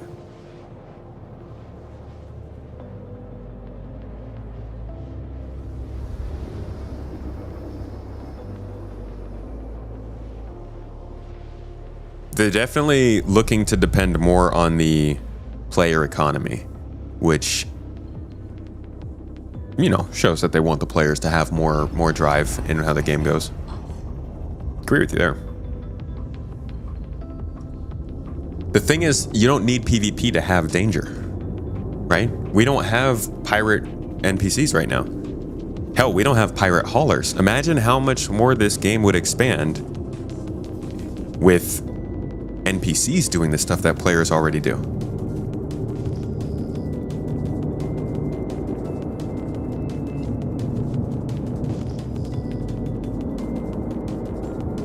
Okay, I'm at the Lagrange point. Is there a cluster nearby?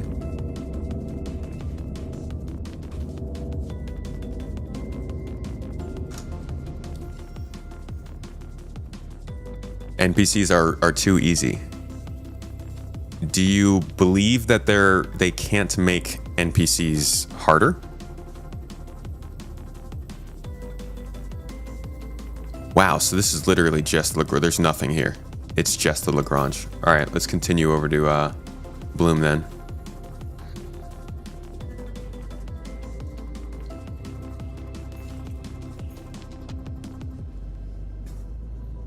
Remember back when NPCs would pull us out of Quantum and we could fight or run? Yeah. It's just all that kind of stuff that they can keep doing to fill in more content. Skeptical about how many NPCs they can cram into a server, but instancing things could help. See, that's the thing. They don't have to cram NPCs into a server. They can just make more servers. Not saying that they will, but that was the whole point of server meshing, right? That's why since 4.0 NPCs have been performing better.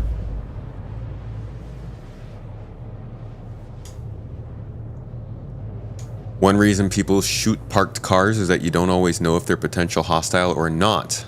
Question is if there's any way of fixing that. Yeah, I think the probably worst way of checking to see who is hostile or not is shooting at them. Like, there's got to be a better way. Like, hey, bro, are you mad at me? Huh? Are you? No. Hold. Pop, pop, pop. How about now? Are you gonna shoot at me? It only shows a player name if someone is in the seat. For scanning, dude, I mean, that's just kind of the pain of the game. You're unsure of it. We tried to pirate, if you guys check out the gameplay channel recently, we tried to pirate another player, and we had to try everything we could to let them know we were pirating them. At the end of the day, yeah, we did have to shoot them. But I think shooting first might not help with the whole people not being hostile thing. Yeah, I get you. A lot of people do it because of that. It's just... it doesn't really make sense to me. I mean, I get doing it because you don't want to die. Really, they just really need voice over IP to work consistently in this game. Or at the very least, we need a guaranteed local chat. Like global chat, you can keep off screen. Local chat messages maybe should be forced onto people's screens. And I know that can be abused really easily, but we gotta have some way to communicate with each other.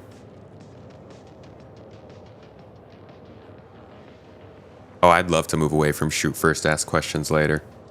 To be honest, right now makes the most sense to do that too, because you're not actually losing much here.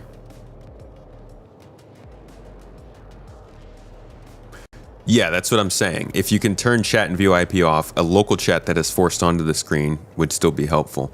But I think that at the very least, if VoIP works, you have no excuse for not getting wiped out. Like if you're turning VoIP off and you're not accepting people's voices coming in, that's one thing. In that case, then you're gonna have a difficult time. But if you don't even have that option, you know, then we end up in a game situation like this.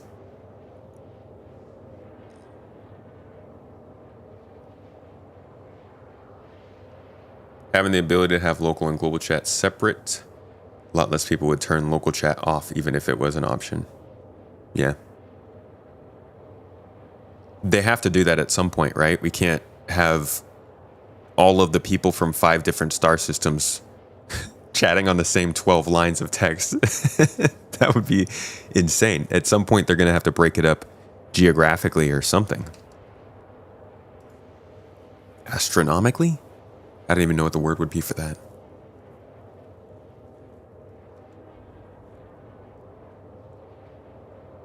Looks like my phone is struggling a little bit with this camera stuff. Every time I use my phone as a camera, it overheats. Very proud of you, Pixel. Good job. I guess it is charging and filming at the same time. You think it should be by system? I almost think it should be by planetary system. But yeah, I think the guarantee having a system chat would make sense. I'd break it down to planets even. Because with what they want to do in this game, you are supposed to be able to spend an entire day's game session, 2, 3, multiple game sessions just in one planet area. You spend a day on a moon, running missions around an outpost, you get up into space, you do some mercenary. Like, I think with how they want to ship content for this game, people will be able to spend days, if not weeks, definitely weeks, around a single planetary system. So we could possibly have pockets of just hundreds of people chilling in one corner of the star system, and they're gonna have to allow those people to talk more easily. Don't want it to get lonely. You want to be able to rescue someone if they need it or join someone's crew.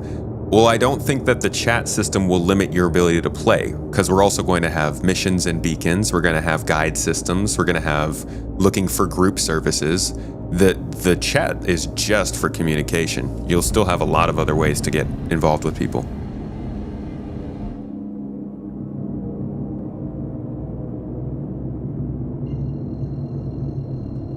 If you're lowering the recording resolution, no, well, so it's not actually recording through the phone. It's just using the phone's viewfinder. The actual service that's transmitting the video is on the internet.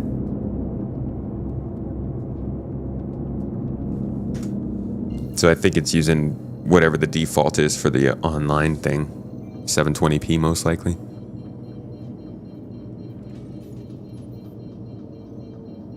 Outpost level chat. Ooh boy. Okay, what do we got here? We got Pyro, Citizens for Prosperity's got outlaws attacking one of our people. Okay, where they're like asteroid base cloud. Dude, that could be 14 gigameters away from me. Like, how far do you want me to fly? Oh, that's not too bad. Do I have the fuel to get out there, though? I do not. We're gonna have to hit a station on the way out.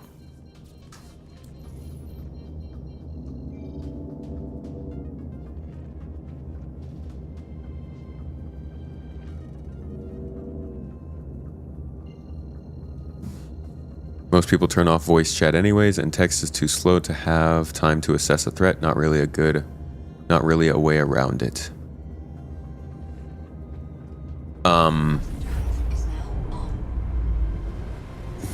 I honestly, I think that's a tough call, but I think you're gonna want to keep voice on.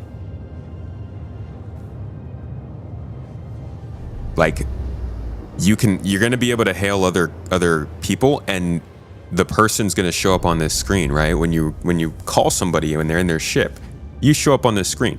So no matter what, if somebody finds you and hails you and is about to attack you, you're gonna see them show up on this screen if they're calling you and doing things the right way.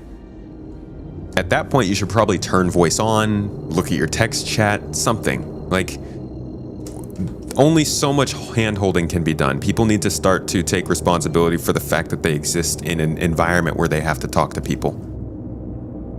Real life be like that. Multiplayer video games be like that. Social media be like that. That's just what it is to play in an environment like that. And as somebody who does also get pretty annoyed with people, like, I don't play MMOs. I'm not a multiplayer kind of player. I'm saying this coming from the standpoint of somebody who grew up on console, who played Halo, Mass Effect, Splinter Cell, and freaking Brute Force for most of their childhood. So I'm not the person who's crazy about MMOs and getting into all this stuff, but I just recognize how important it is for us to communicate with each other in an environment like this.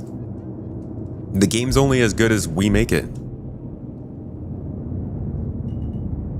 No doubt CIG needs to work on their moderation tools so that we can block people if we need to and protect our own sanity in these kinds of environments. But, like, there's got to be some level of organic interaction between players that we set the precedent for. Whoops. There we go. Gotta boop the nose, as is tradition. Wait. If someone gets near you and you get worried, you just open fire. See now, unfortunately, that is generally what we try not to do in our org.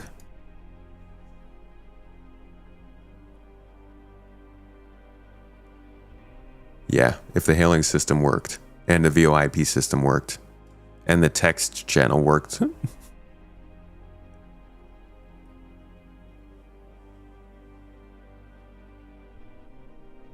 I never answer my phone, listen to my voicemails, read my mail, or read my emails.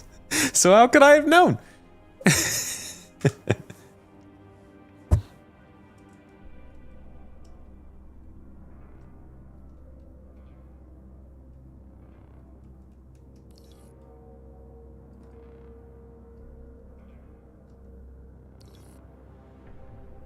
You will always set hails to friends only, VoIP always off. I mean, that's your choice. That's just, it's gonna be a harder time for you, I guess. Gonna be on Hyper-V Audio's next landing chat with that one.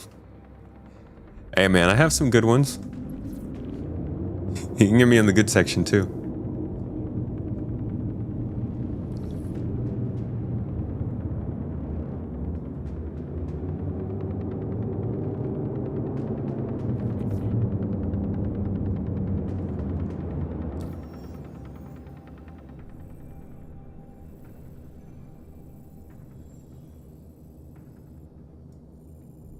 Is the contract gone? It is. It's gone. Good. Cool. All right, let's try another one.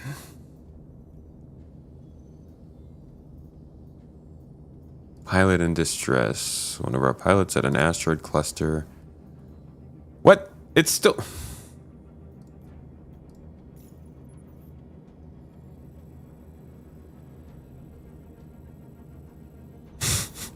God dang it.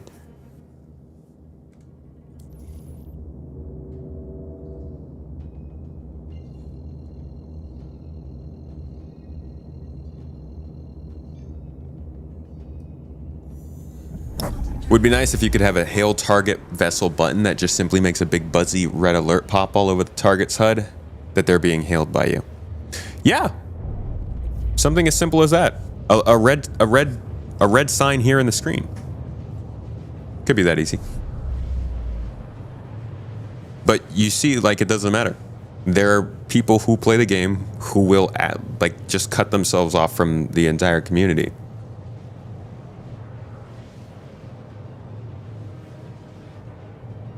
And unfortunately, it's going to end up with people being unhappy with the game. Either people are going to get killed or robbed or disabled without understanding or knowing why.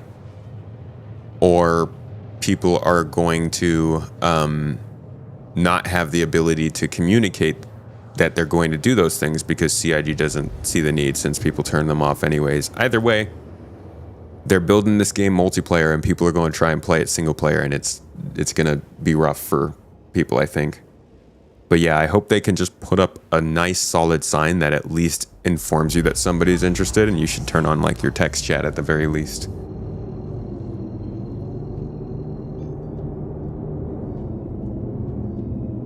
Big buzzy alert would be annoying in the middle of combat. Could be. A lot of things will be, though. Shields online.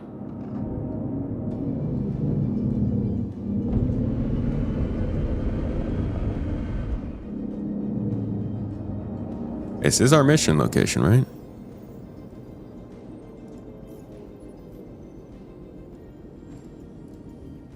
No, it won't track this one.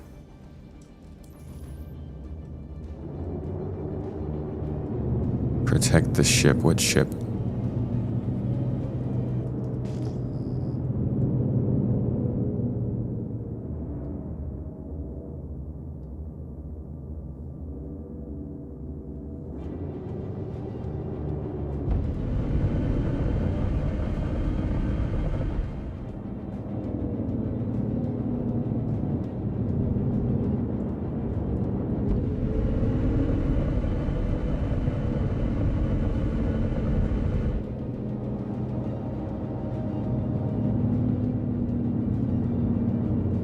They usually spawn right out here.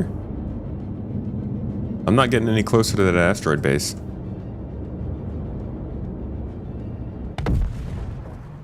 Okay, guess I shouldn't have gotten close to the asteroid either. Fuck. Fuck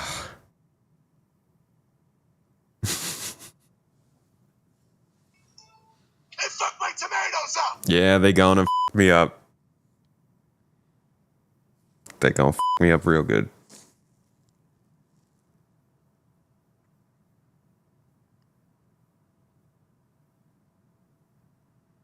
Forced gameplay loops will always fail.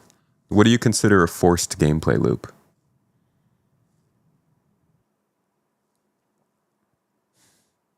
I don't think they're going to send me to Area 18. I think that's just popping up. Oh, God.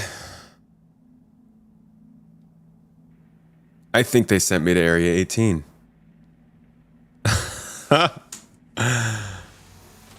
Oh. Nice. I can't even get a freaking view. Oh, buddy, dude. Oh, boy. Oh, buddy. Oh, pal.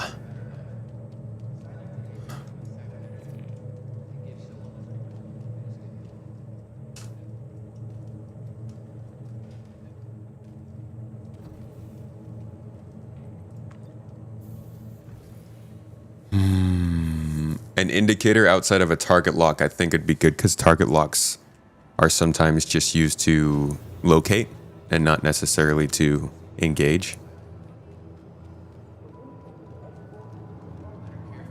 I thought that the best thing they could do was have weapons off by default and then weapons on give people an alert.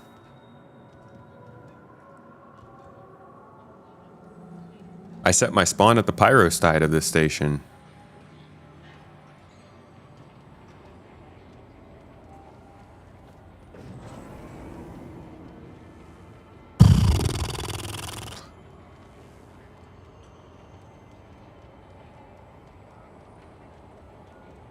Shit like that makes you leave the game real quick. Dude, hell yeah. I wouldn't be playing anymore if I wasn't streaming. You kidding me? Boot up some Civ 7 right now.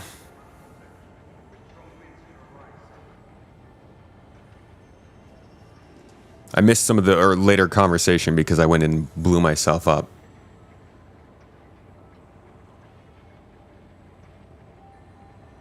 Think being available for all VoIP with the internet can be like drinking from a fire hose. That's why we need to be able to control and filter. At the very least, block out people who are being... block out people who are being disruptive.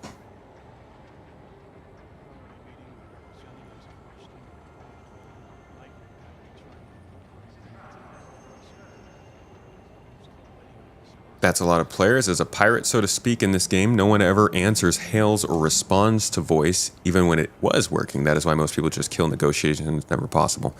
But you can't really, as a pirate, you also can't disable them to board them, right? Generally, you're stuck if people aren't negotiating because you can only attack or not attack.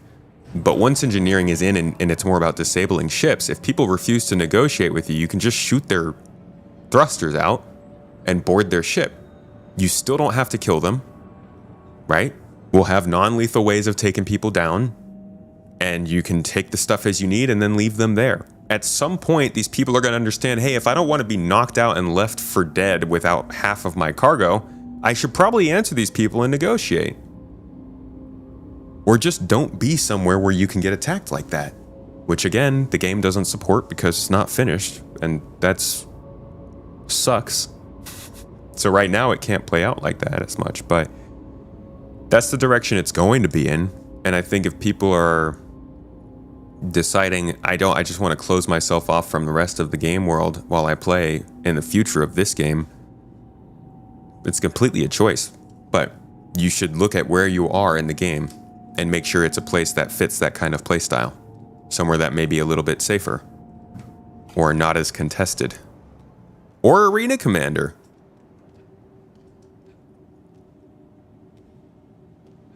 Hey, Goslal. Good to see you.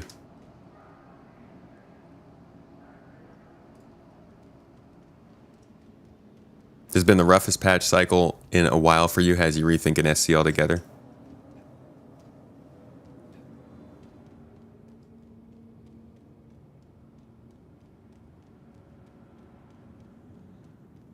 %90 of the time when you start watching a Star Citizen stream, the streamer is at an elevator button.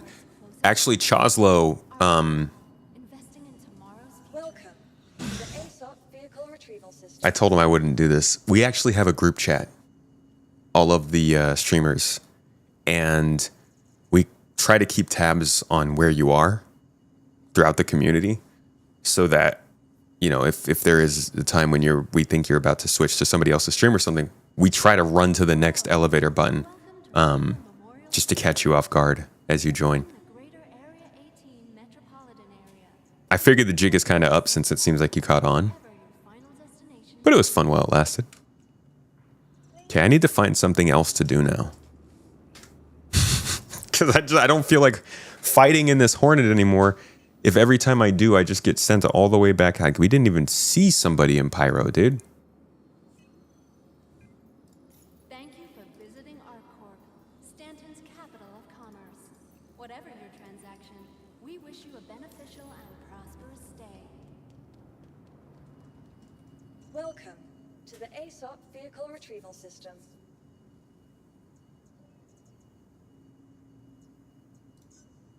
Your insurance claim has been sent. Thank you. Want your company to be in good company? No. ArcCorp's unique vertically integrated corporate parks offer amenities. I'm really struggling on figuring it out. I guess I'll just try it again. How you can invest in making ArcCorp your new home.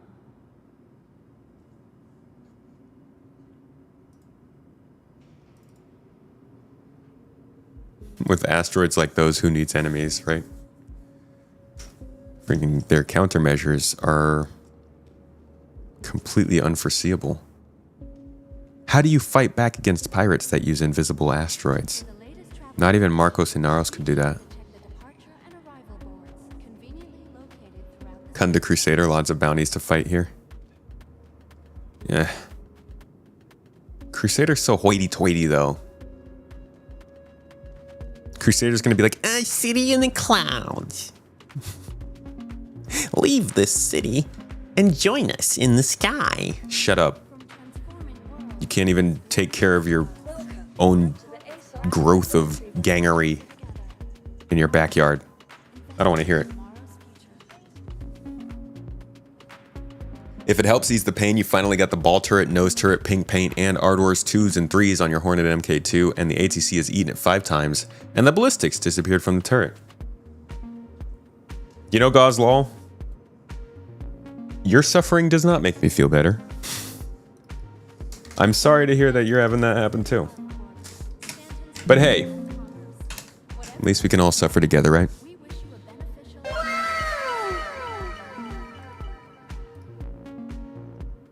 Sorry, just updating the death count. Realize I robbed you guys of that satisfaction of watching the number tick up. Here we go, 264, bring it! There it is.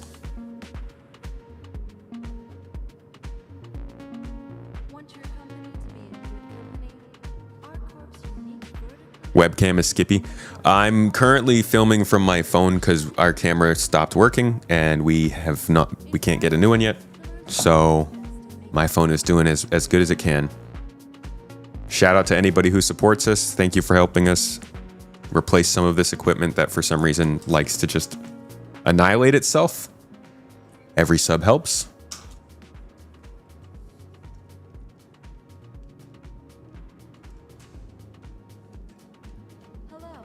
Hello. They've got to have my ship by now, right?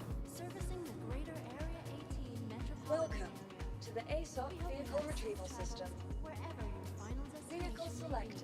At least the asteroid wasn't entirely invisible. Following location. Just had an invisible tumor that knocked me out of the sky. Tempted to medical gown it like a real one today. I'm trying to barefoot crush my enemies.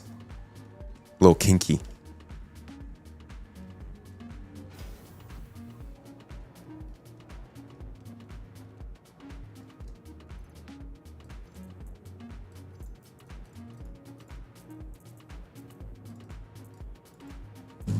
It's good enough. Not going to do anything else.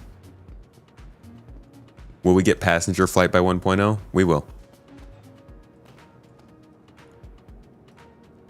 You want to see Crusader make a mid-size reclaimer? I want a Crusader competitor to the Constellation that is not focused on any one profession. So like a Connie Andromeda kind of thing.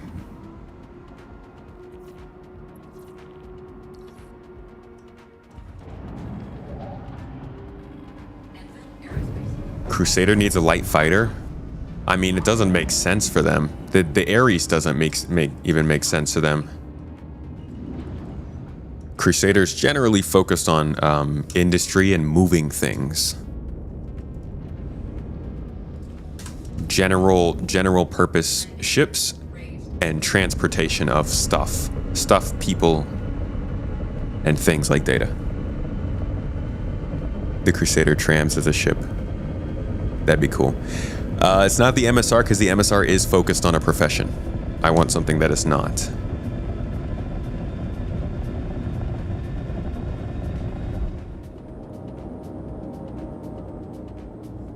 A ship carrier could make sense. Supposed to be led by pacifists. There's also that, yeah. Sometimes pacifists like to drop gigantic hydrogen bombs on their enemies, though, you know? The less enemies you have, the easier it is to be a pacifist. So killing those enemies, obviously, is the first thing a pacifist would do.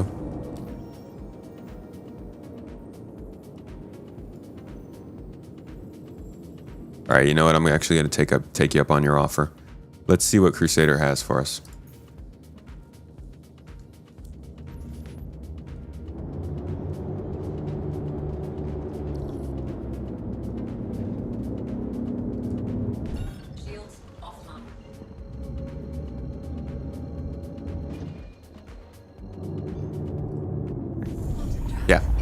Yeah, violence is impossible if everybody's already dead.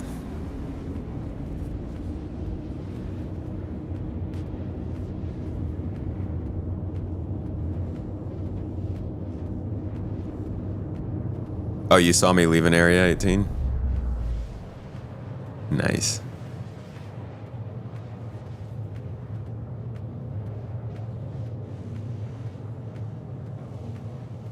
I mean, I thought pacifist was generally meant non-violent, no? Or is it anti-violent?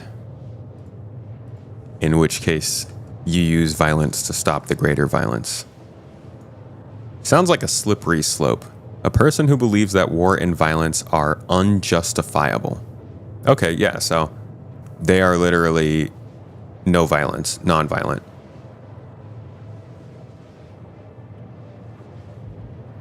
As opposed to somebody who justifies violence as peace being the end. Justify violence as a means to the ends of peace.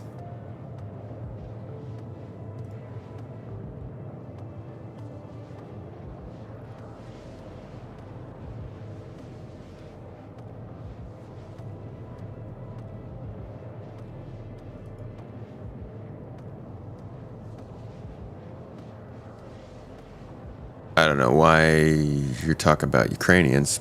But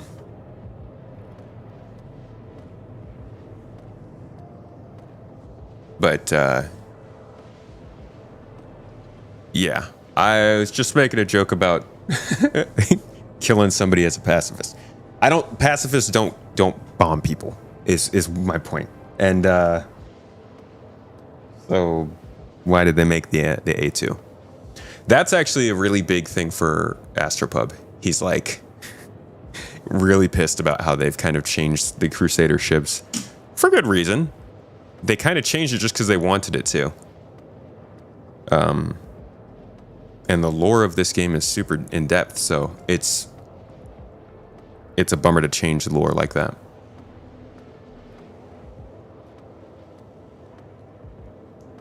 Not wanting more and not making war is a difference. You rock. You know that? Right. Point being, pacifists generally don't drop bombs. That checks out. Gazlaw, thank you for the super chat. Turkish Delight makes rough SC patch better. You having Turkish Delight, dude? Is it Lokum Day? Really appreciate the super chat, my man. Take that next super chat and get yourself some more Lokum. Bless your heart.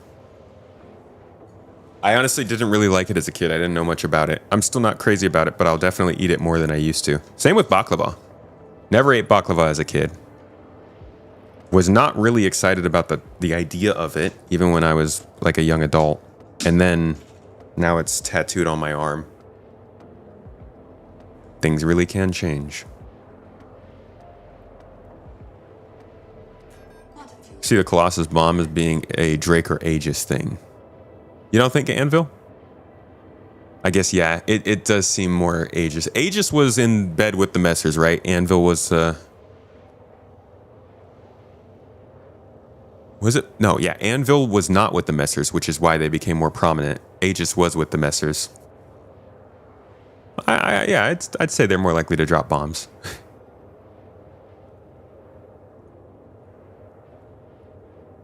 Anyone who disagrees doesn't have a tongue. Doesn't know what's good for them. I tell you what. When I got to Turkey, I gained like 40 pounds in 6 months. Part of it was because bread. Turks love bread. But also, baklava. Very good. Which is why I got it tattooed on my body, because while I lost the weight, I wanted to keep the love. All right, Crusader. We've come to murder your citizens. Or your alleged criminals, I guess.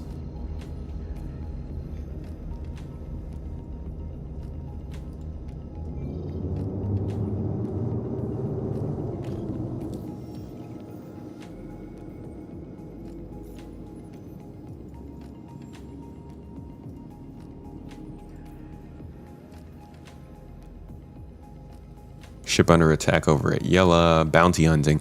We might as well get our verification for bounties around here. Let's head over to Yella. Take care of our first target. God, it's probably going to be so fast in a ship like this. Did I eat the stuffed mussels being sold on the street there? Wanako. Wanako. Bro, that's like some of the actual best food in the world. Oh my god. I eat those so much. In the summer, they serve those on the street. Hell yeah, man. I eat those non-stop, like too many. Like I will sit down and eat 30 of those in a sitting. It's bad news. What they do is they cook mussels and then they shove rice inside of the mussel and then cook it with the rice. And it's just like this amazing mussel risotto. Little handheld mussel risotto, but it's street food.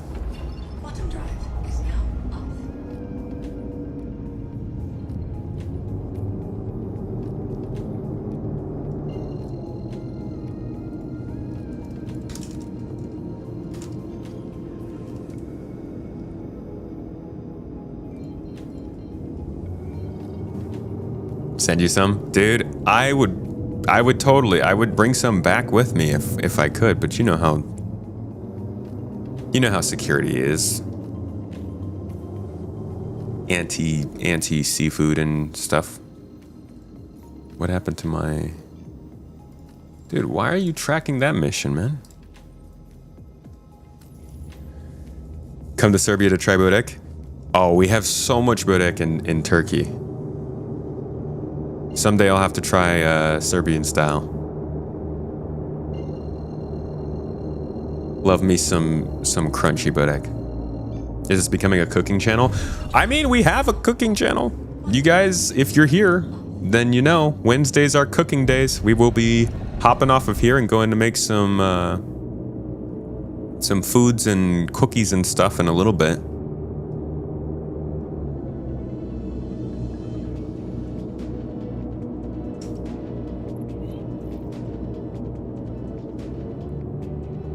anti-anything fun. Rice stuffed mussels, dude. How are you gonna turn that away? All right, first target's coming up here. What do you think it is? An Aurora? A Mustang? Okay. Mustang. Shields online. Who do you got with you? You got a friend with you? 2 Mustangs. All right, how fast can we take them out?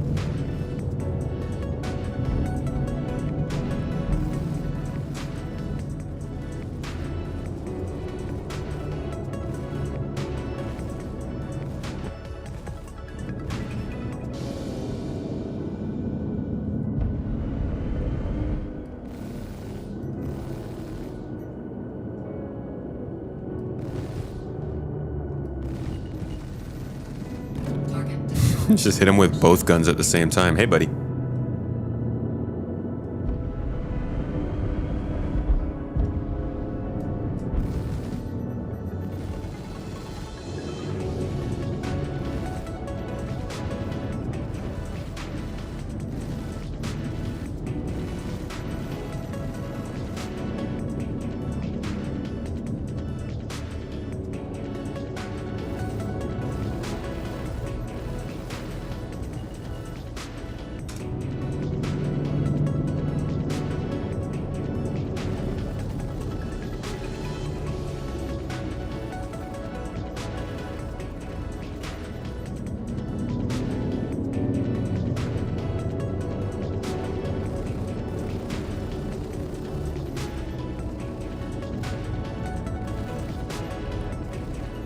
Target destroyed. Good. Oh, shoot. Whew. Almost death by asteroid again. Okay. So we're now verified in the Crusader area. So let's see what kind of other missions they're going to give us. Oh, look at that. Just one other bounty. Cool. Real cool. Nice. Okay. Yellow. Let's go. There's a Greek restaurant near you. You visit them at least once a week. So good. Lovely.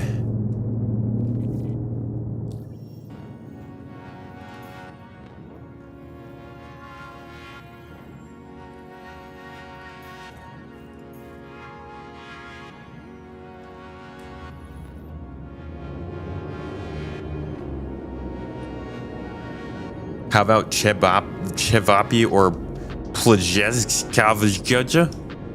Dude, I don't know what that is. Shields offline. Did you fall on your keyboard?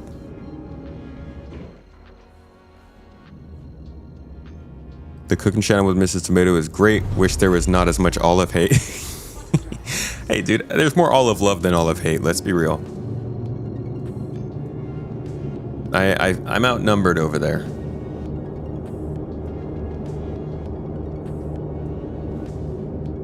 No, really, though. No offense. What are those? Are they food? Are they yummy?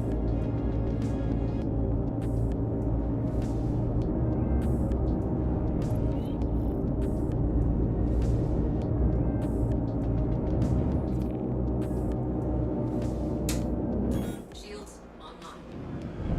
Okay. An Aurora. Lovely. Love that for you. I've got missiles too, dude. Shields. What?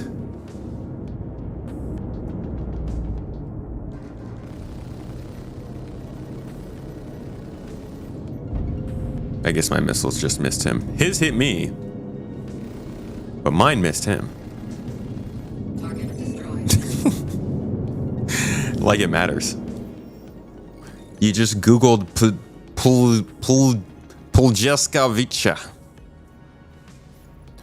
Looks like a yummy sandwich. Okay, I'm down for a sandwich. I like a good sandwich. Crusader security got a bounty around Yella. Where to? Shields offline.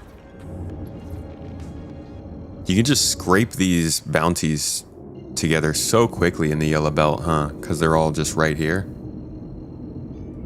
New Super Hornet's pretty fun. I'm not a huge fighter. I don't know what the heck is going on when I'm flying and fighting, so I can't give you a very good definition of how it's supposed to work or how it compares, but I feel confident in it. And haven't really fought any challenging foes just yet. Bunch of NPCs and Auroras and Mustangs and stuff, but we're getting there. Toby. Shields online.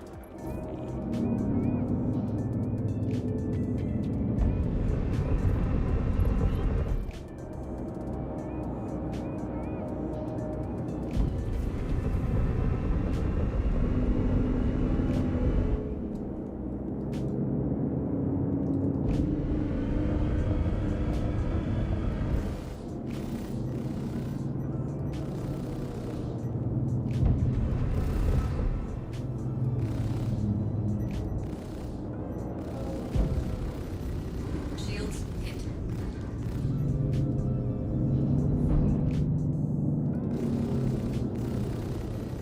Target destroyed. Done.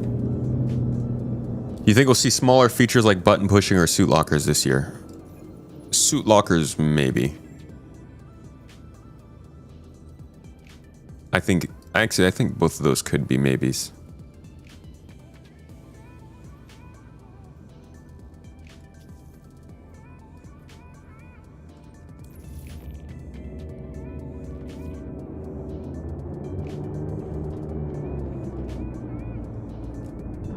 Shields offline. Suit lockers would be great. I think that'd help a lot of people play this game better.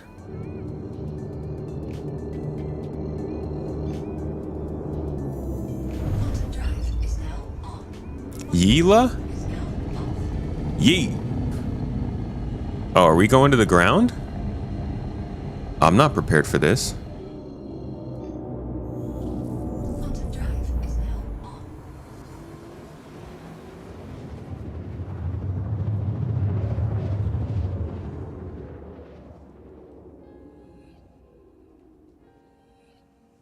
Quantum drive is now off.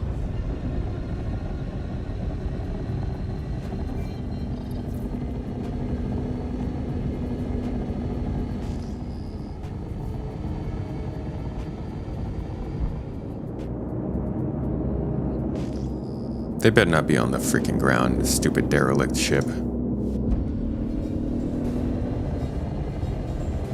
Uh-oh. Oh, no. Okay.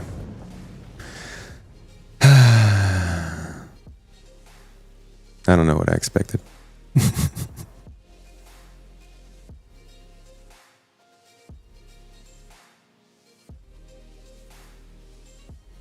I crashed, guys. I died.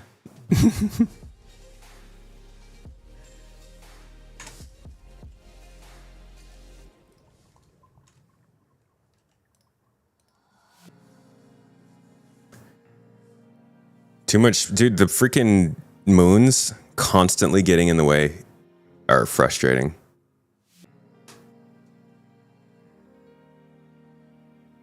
I gotta set that spawn. No, setting the spawn won't help. I already did that. They'll just send us right back. Hey, at least I get a view this time. That's pretty. Last time they closed the blinds.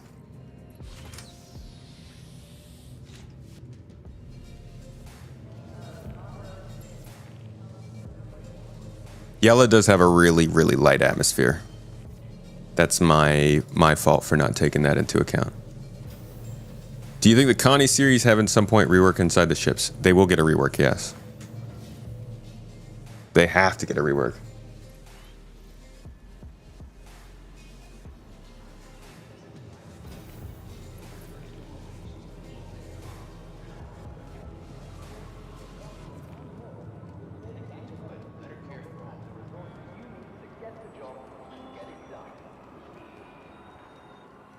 The ground is more dangerous than elevators. If if you're flying. But this is why I generally don't fly.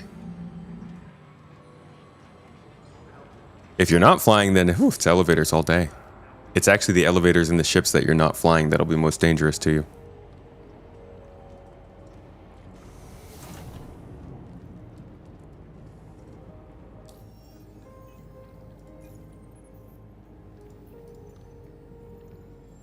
All right, you know what? To finish things off, why don't we go run a mission in Pyro that doesn't involve trying to shoot other ships? Since that's proving such a difficulty for us. Let's just finish our fight for Pyro stuff. That way I can join the rest of the Oregon Phase 2 and Phase 3, hopefully. Yeah, maybe we could do some fight for Pyro with the Oregon Saturday. You can set something up. What do you think, Vasson? Is there anything we can do as a large group that's fight for Pyro related, or... Bleeding Vox, thanks for the sub. Welcome to the club.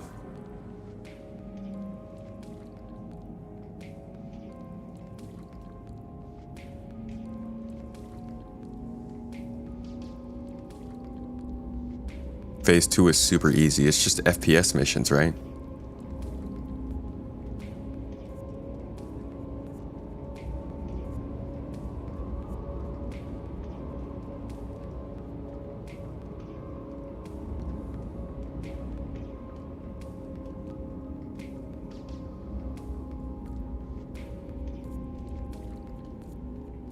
Waiting to try the new phase. Phase 3? Now arriving. Is phase 2 not good for group? Did not lend itself to group play? I see.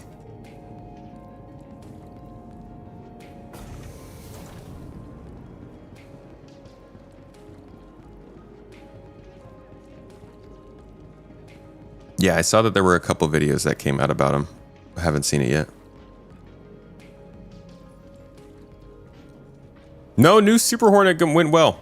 The only thing that beat me in the Super Hornet was myself. So unfortunately, it doesn't make me a better pilot, but it's pretty efficient. It's pretty powerful. Welcome to the ASOP vehicle retrieval system. But now I would like to see what the... No. This one. I believe we have the Coromor C, Coromor Spirit with us today.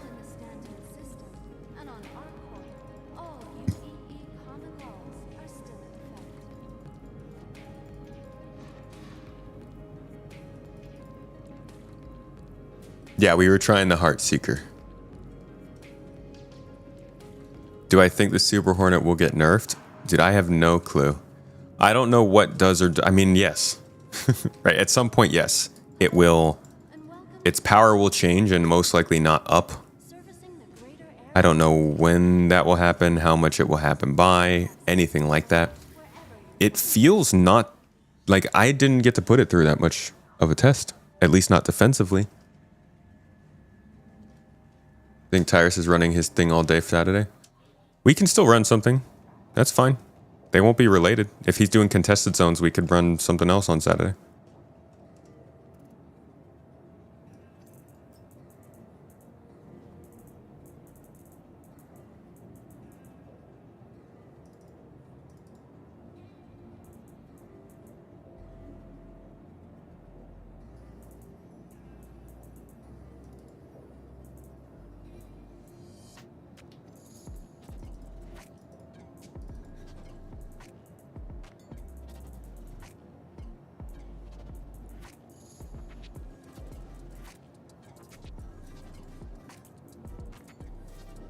Dude, I just need a core. Here we go. Just want to be careful. Like, this isn't necessary for this job, but I want to make sure I have the things I need in case we do run into any problems.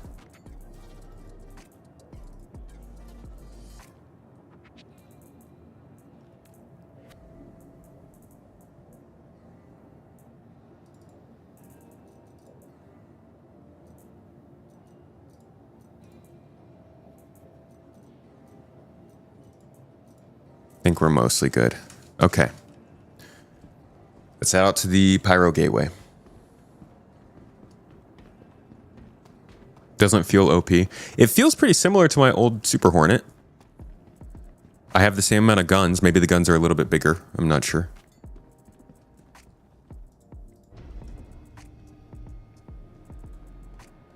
What's the difference between lead and lag pip, and how do you use each? Lead pips are basically the game puts an artificial target for you in space that you need to aim at. And if you hit that target, your shots will fall on the ship. Lag pip leaves you to specify where the aim is and then shows you where your targets will fall by using a trailing pip that follows wherever you're aiming. So one gives you a target to aim for, which is artificial. The other one allows you to specify where the target is aimed on the ship. Generally, the lag pip is better for larger ships because then you can specifically place your lag pip wherever on the ship it is you want to hit. So a thruster, a ship, a shield, a weapon, whatever. Lead pips, you're aiming at a general target for the ship. So you're always going to be hitting whatever it is that the system is aiming at for you, you know? Benefits to both.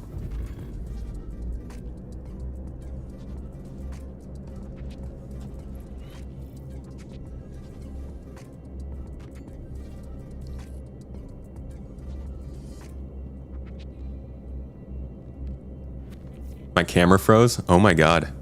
My phone's not doing okay today.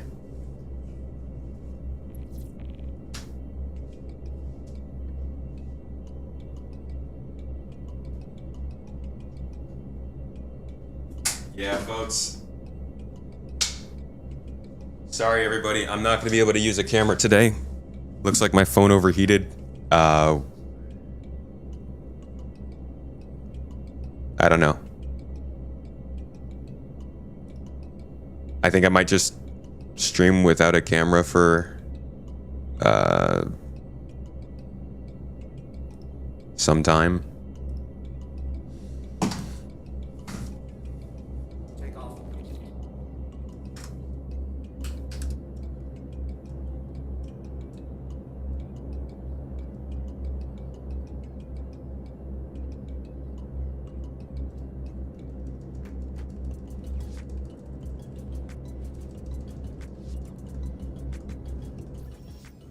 Let me out.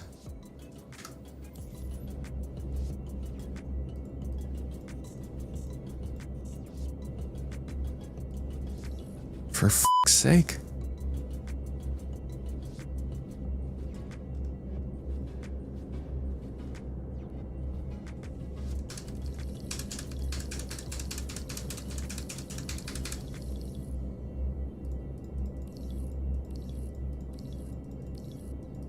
I'm probably breaking the game right now.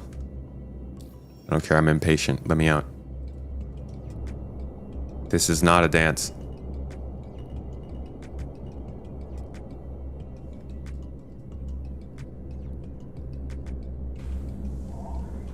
Look at that, see? I pushed so hard that it's starting to open.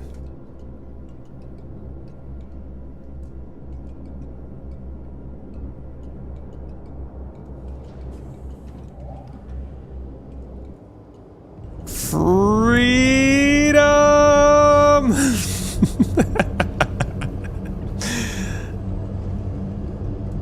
Landing gear raised.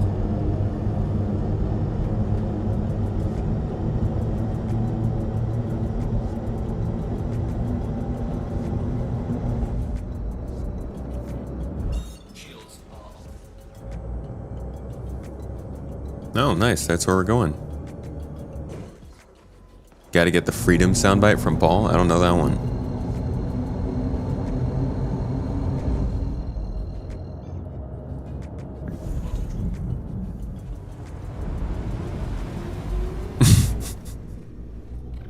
That's exactly what I wanted.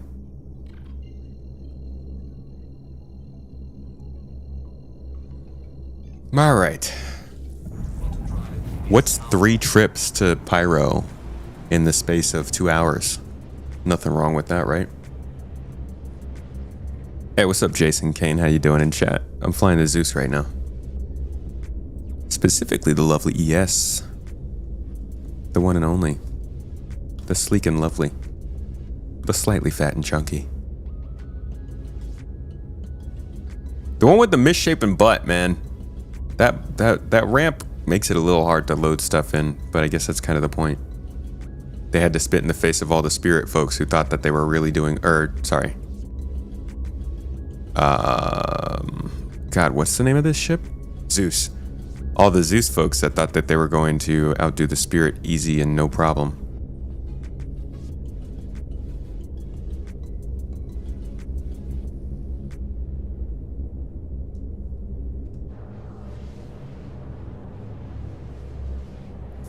My daily driver is the spirit. But if I'm going into Pyro, I'm going to take a Zeus. Like, it makes more sense in a place where you're going to get attacked more to take the ship with better shields and a defensive turret.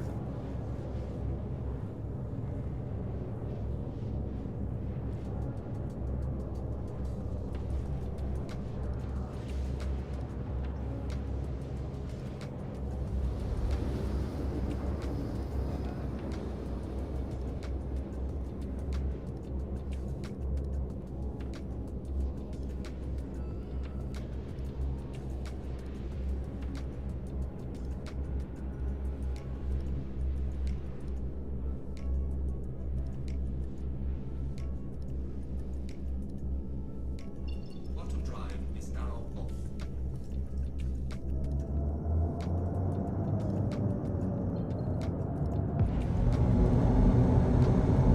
Nothing wrong with another jump. It does work well in Pyro. I kind of wish that the turret could swivel up to the top of the ship.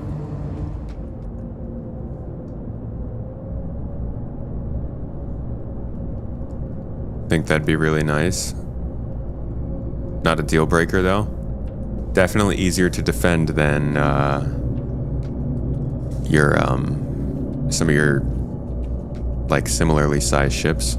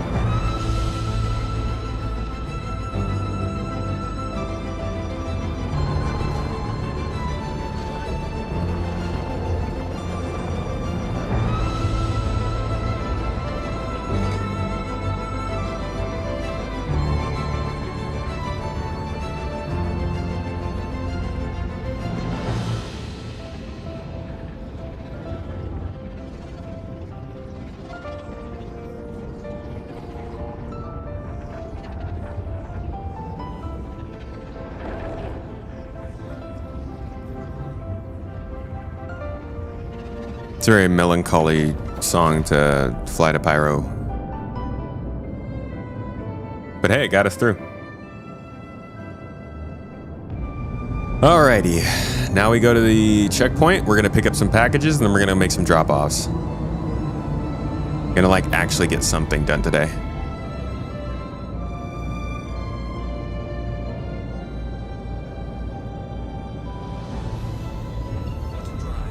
Honestly, I just prefer the in-game music at this point.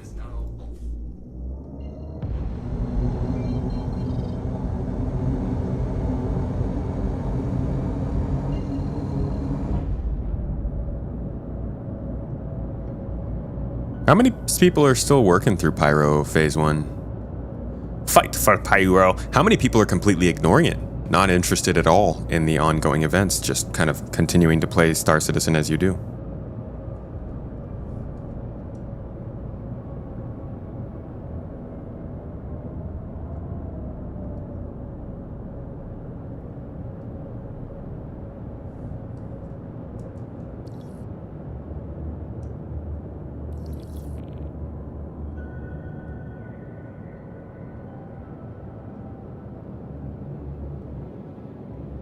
You haven't done any of it yet, but you want to?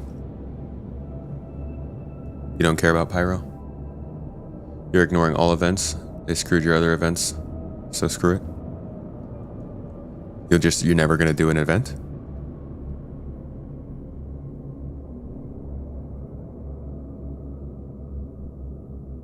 Cooking stream has to be postponed to actual Valentine's Day. Can't find Turkish Delight to make Turkish Delight cookies, so you ordered them. All right. So we'll be doing the cooking stream on Friday, folks, instead of today. A real Valentine's Day stream. Maybe I can also have like a camera working that day too.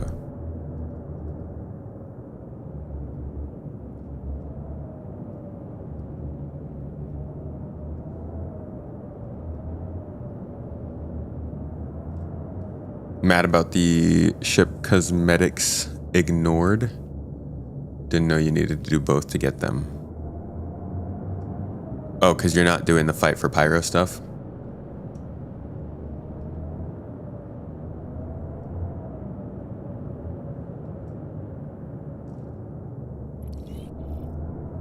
There we go.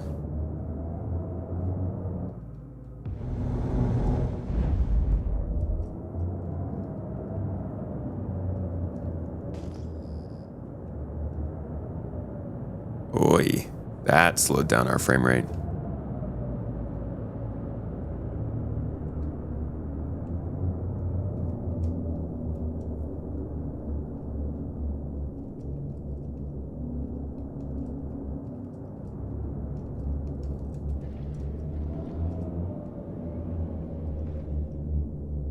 Landing gear deployed.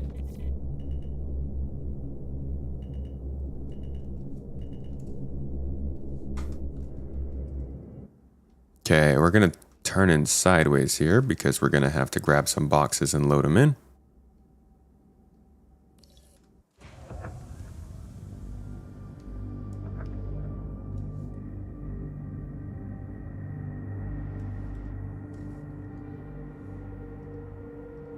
Not events on some tests, sort of. You hate them for doing this, putting these events out every time, again, to get prizes when the game runs bad.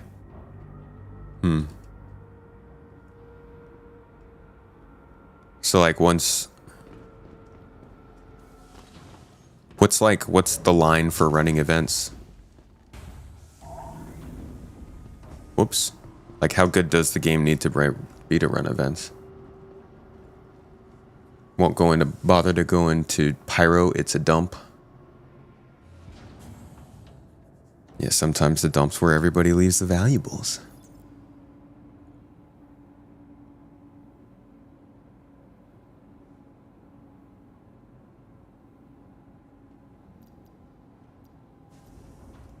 Oh, I haven't even ordered the cargo yet for the supply run.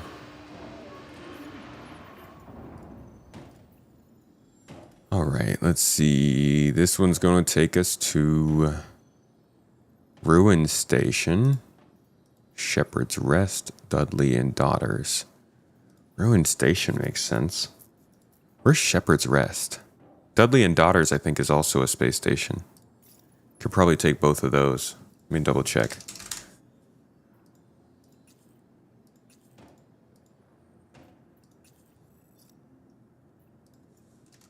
Dudley. Dudley. Yeah, it's a space station. All right, so we're going to take those two.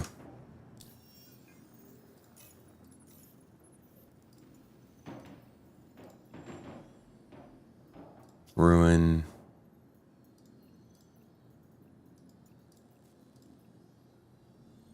And Dudley. Shepherd's on Bloom. Yeah, that's going to be pretty far out of the way. Because actually, no, Ruin is in that direction. We might be able to do all of these. Yeah, because Ruin would be out here on Pyro 6. Bloom is here. Where's Dudley's? Oh, crap, that's way out here. Okay, we should probably take all three and then make one big run to hit all three of these deliveries at once, huh? We could probably end on Bloom. So we'll start hitting Ruin, hit Dudley's, go to Bloom. Wrap all of this up at once.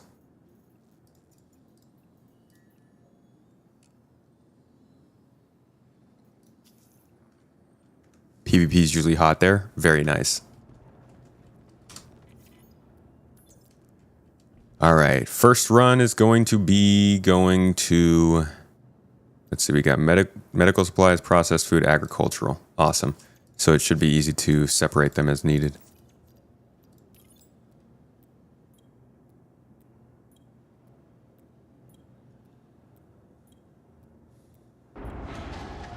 Yeah, camera's still a little broke.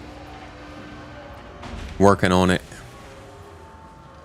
You couldn't do the save Stanton stuff. You found out you don't get the skins despite doing all the Pyro stuff.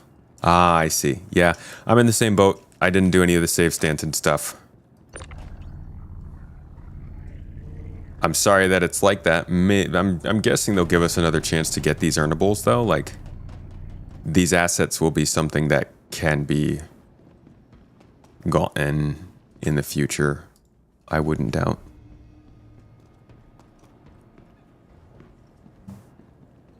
Keep having your rear handed to you, losing your stuff you wanted your loadout to just a sperm suit, either bugs or Call of Duty crud. Some of these event missions could not risk your gear. Should not risk your gear.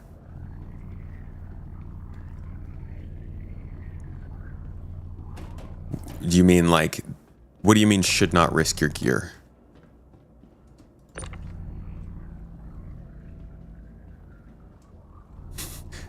Does Stanton deserve to be saved? Probably not. We could probably just rid Stanton of all of the nonsense that it is and start over with a better system, but that's so much work.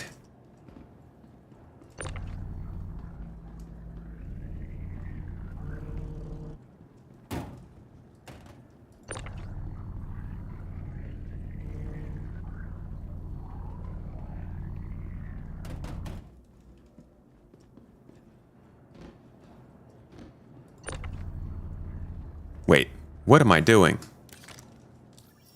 I don't need to be doing all this running back and forth. I've got this bad boy.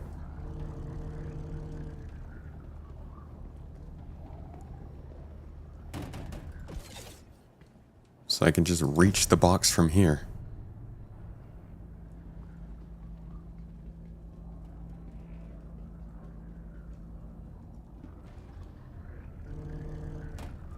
Alright, one mission's on the left, one mission's on the right, one mission's in the middle. And hopefully everything goes smoothly.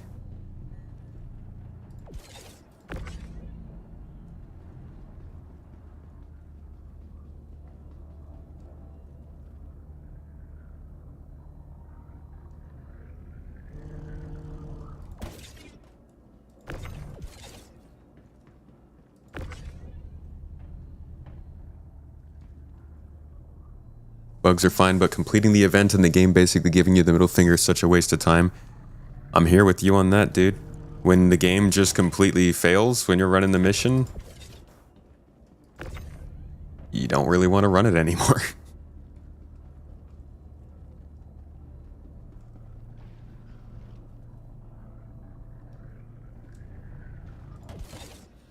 You throw your sub gear out the window, and as you try and fail missions, you think it's fine to try to win yet still lose, and you think people should be okay with not always winning?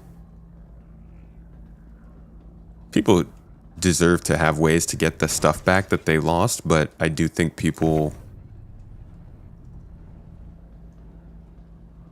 I'm not going to judge whether or not people should be scared of losing their stuff, but people are very, very scared of losing their stuff right now.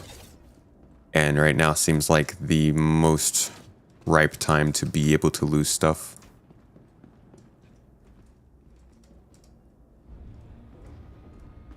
Alright, we got our 3 missions loaded in here. Let's get on with it.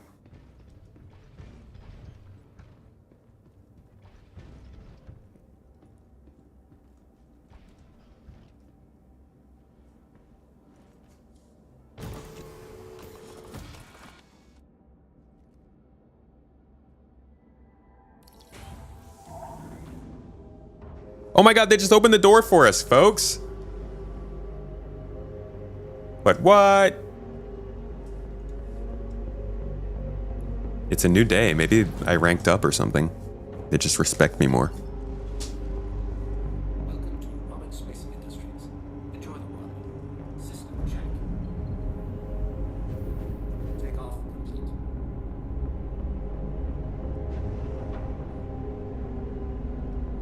Imagine Alex said in chat, we need to make a new Hornet because we nerfed the previous one down so much that a new one will be at the same level the previous were, but we can change the new same big money for it. Are you saying that this was something that they developed a plan for just now, Imagine Alex? Like they didn't have a plan for the Mark II Hornet before? Thank you, and please visit again.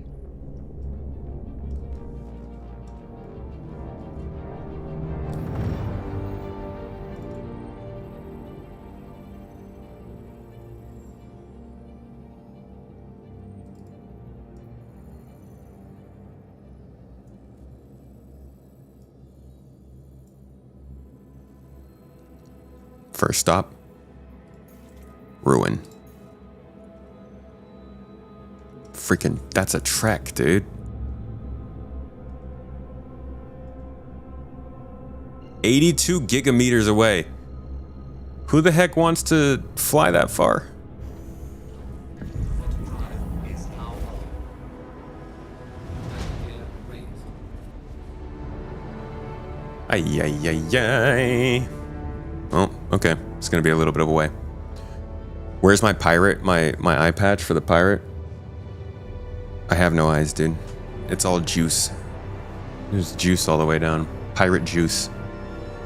They're doing the same scheme as games like Arcade and Outfits in the cash shop that gives benefits, then removes the benefits a few years later, then re-release a new outfit with the same level. So, are you saying that you believe that they didn't have plans for a Mark II Hornet? You just think they just decided to do this out of nowhere because the other Hornet was nerfed?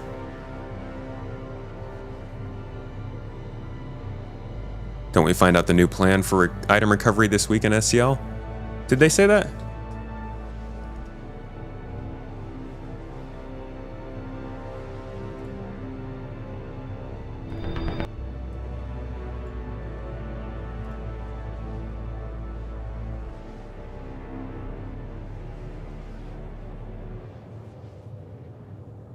Let's see. Thursday, Inside Star Citizen returns with an exclusive behind-the-scenes look at the development of the 3 Oh, man. Okay, so Inside Star Citizen is going to be all content-focused this year, huh?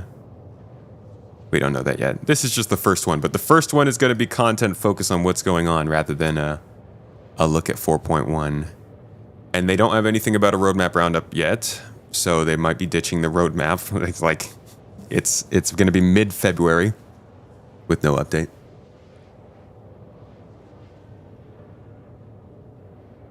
The scheme is very obvious to people that flew the previous Hornets. So I'll ask again, Imagine Alex, are you saying that they're introducing the Hornet Mark II just because the previous Hornet got nerfed?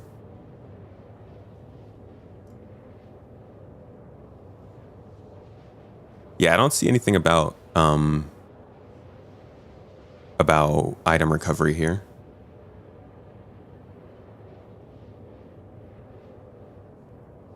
Looks like a dry week.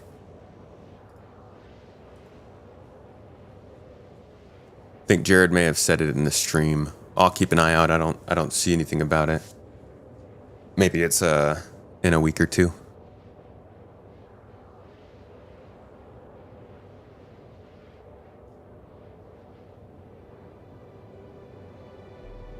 People are fine with previous spaceships getting nerfed over and over again, then introduce new versions every single time. Dude, I can't put my camera on here to give you the serious face, but you still haven't answered my question, man. Are you just using the chat to, like, complain, or are you trying to talk?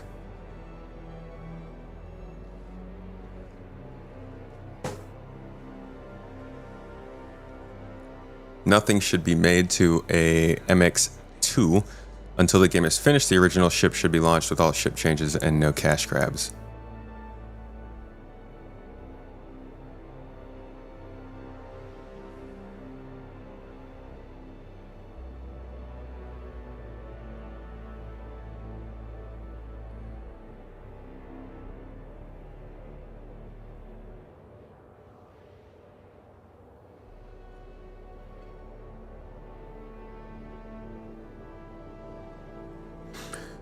All right, I'll say it again for anybody who wasn't here at the beginning of the stream.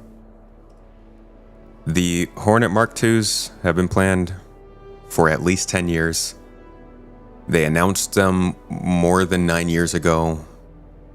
This was always part of how the military ships would work based on Squadron 42 and the Hornet series of ships. And I think people should stop going around to chats and saying things like they are certain things without researching that first and at least looking into how these ships were supposed to work.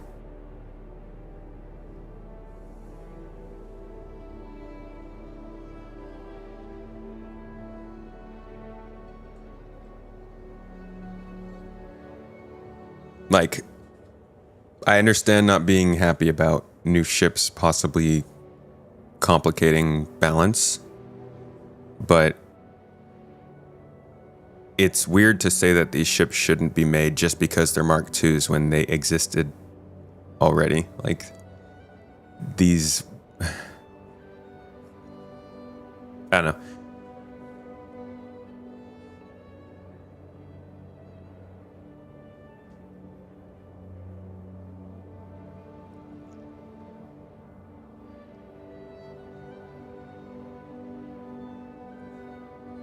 Is there a list of which ships are considered at gold standard and which they are looking at bringing to gold standard?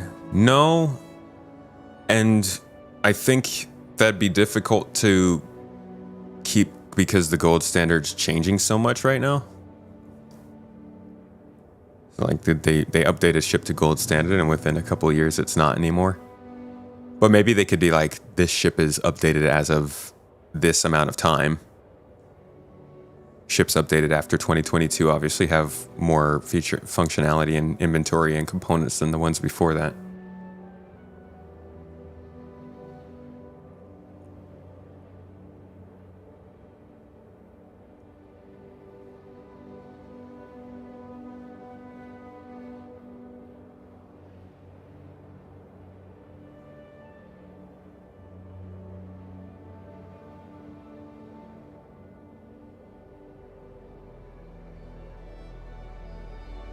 Dude, this is nice music.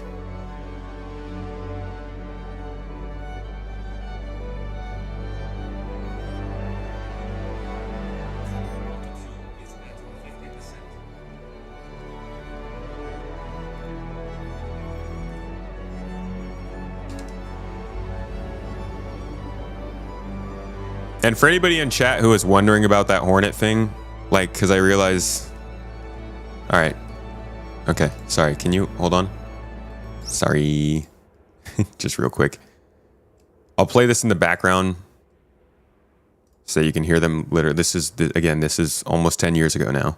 featured in Squadron 42, so naturally we were looking to do a complete update for the Hornet, since the mesh being used in the game as of now is still essentially the old CG bot model from 4 years ago. The idea here was to keep the original Hornet F7 MK1 series in the game, and then add the F7A MK2 model completely new from the ground up. See, they already had the MK2 F7A. They were working at building out the whole series of this for at least the last 10 years. And they were announcing this to us and around the verse so that people understood why this was happening all the way back then. Just because this isn't on the release page and they don't come out and explicitly say, hey, we've been planning to do this, we're not just doing this as a knee-jerk reaction over the last year, doesn't mean it's not true. Completely new from the ground up with our latest techniques and pipeline procedures. Chris thought it would be cool to have the classic Hornet and the new version run side by side, and players would have the opportunity to keep the old MK1 as a classic collector's item. We were also going to revisit the MK1 one last time with an update on materials and damage systems to have it mesh better with our current assets. Yes. They're talking about returning to the MK1 because they're talking about the F7A. But the whole Hornet series is supposed to be included in that. Auto drive is now on. Auto drive is now off.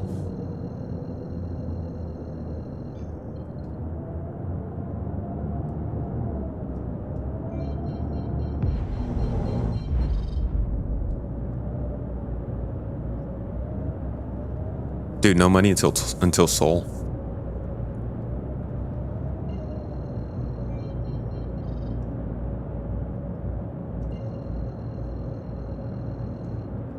Alright, coming in. It's funny how clear the space is around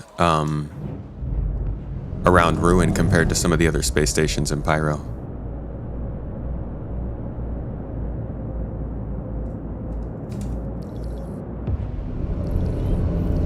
Radar contact.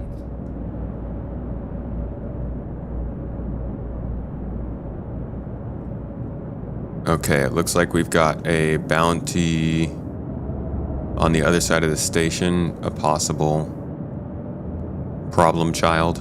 So we're gonna lift up and go on over here.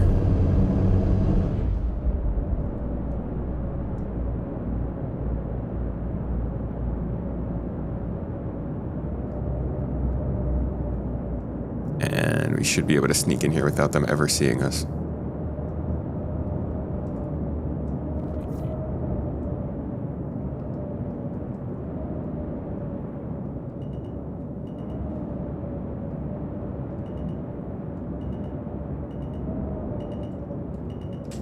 Docking request initiated.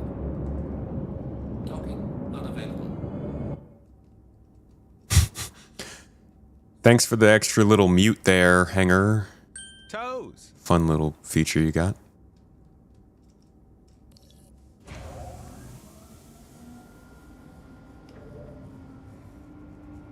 No money till the Vandal home system. Eldarion, how you doing? Good to see you.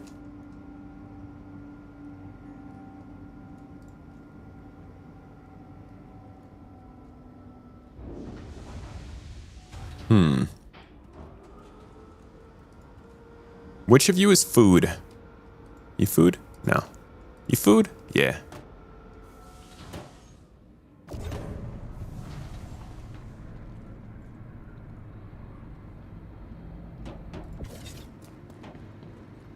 I actually quite miss hangars blowing my eardrums out with the constant noise of other people's hangars and the sounds that I don't want to hear. Them being quiet like this makes me uncomfortable.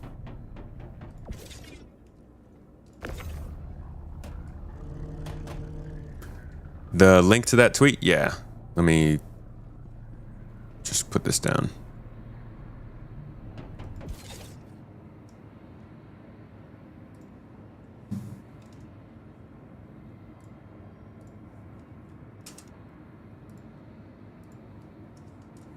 There you go, fast cart.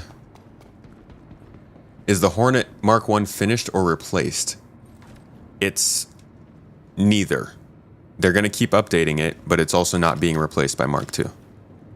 They're both going to keep keep existing in the game. The Mark 1 won't be able to be purchased for real money. So the Mark 2 will be the one that they encourage people to get if they want that ship specifically, but the Mark 1 will be a ship that you can still get in-game. Now, that kind of bothers me that they're not selling it for real money, not because I want to be able to buy it, but because if they're not making real money from it, then I worry about its support.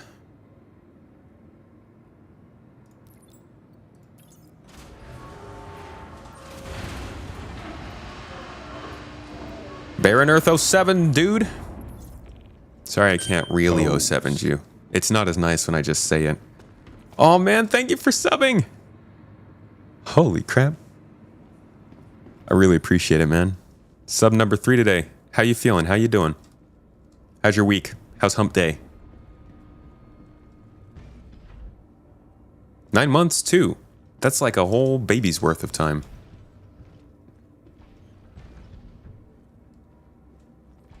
All right, next stop. Bernie and Benson's, or whatever it's called.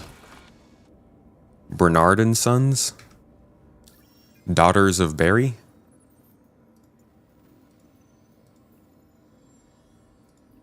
Dudley and Daughters. That was close.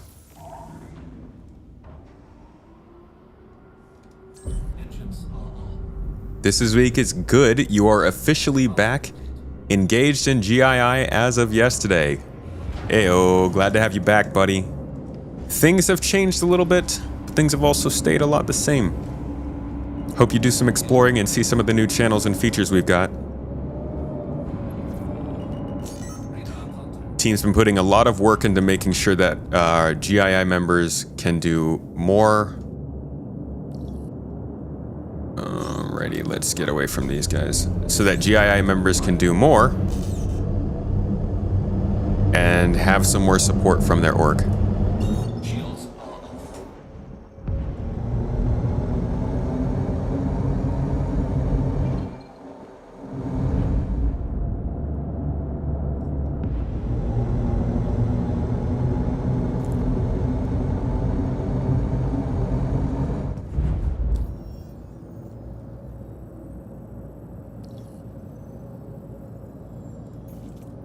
Freaking Rat's Nest. What's Rat's Nest? Okay, they've got fuel.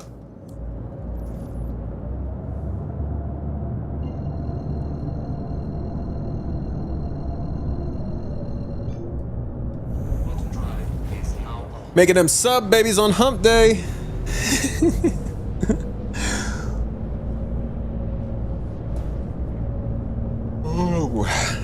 ¿Qué pasa, man? ¿Cómo estás? Me amo es... Adam de Peligroso. I forgot what the freaking... what man is in Spanish.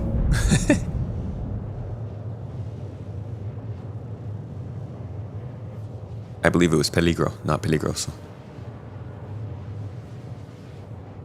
Señor, pantalones de fuego, muy peligroso. Very impressed, Tyrus and Bo have been great shepherds of your return, navigating you about. Nice! That's good, Baron. Señor Pantalones de Fuego. That's I think that's a callback to Psych. I'm pretty sure.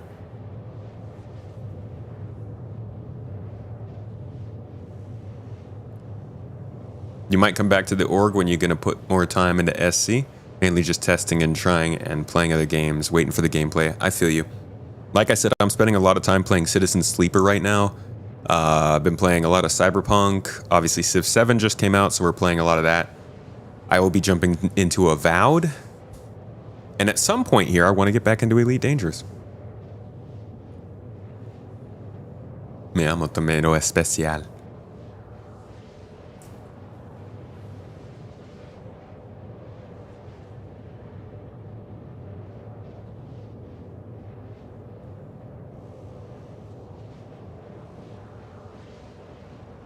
Benim adin Kojaman tomates.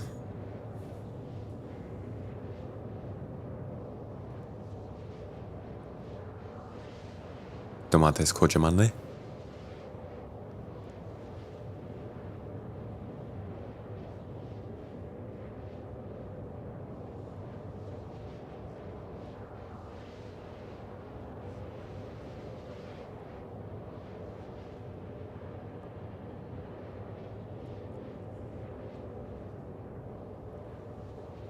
You've been really occupied with... Dude, I never know if PoE is Path of Exile or Pillars of Eternity.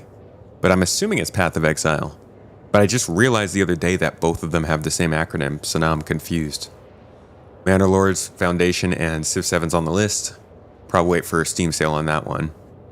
I mean, it's a good game, man. I saw Nerfly was playing it in the garden. It seems we have a decent amount of people interested in Civ 7.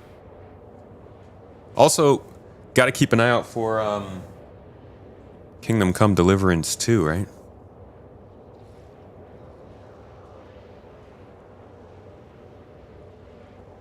So pricey to buy now and not play. That's fair. If you got plenty of games, no point in buying another one. Water fuel is at 25%.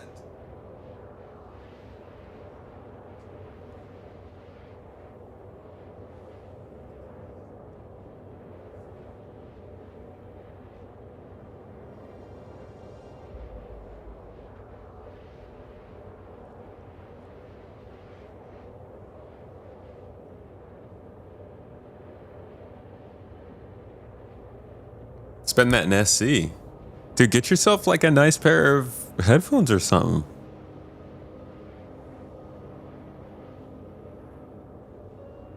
It's what, a solid 60, 70 bucks? You could put that towards... Well, I don't know. I don't know. I guess you could put it towards SC. You do what you want with it, man. It's your money. Unplayed Steam list. The old backlog, huh? 1/4 of a Toby. You know what that reminds me? I need to double check with you guys what's going on with the Toby. Let's see.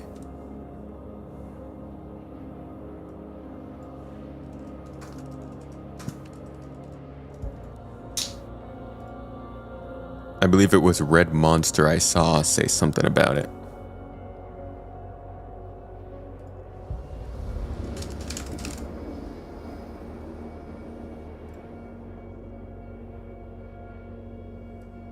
So he said...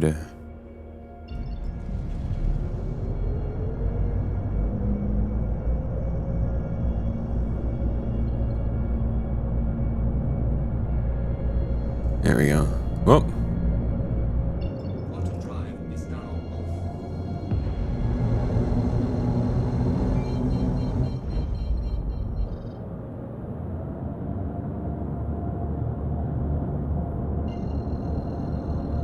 Think the day your Liberator is flyable, you'll get a Toby?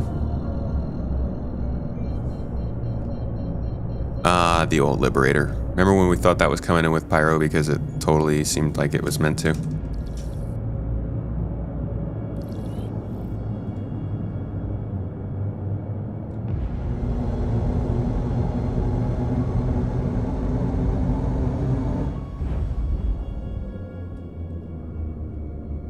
Turn and burn, baby.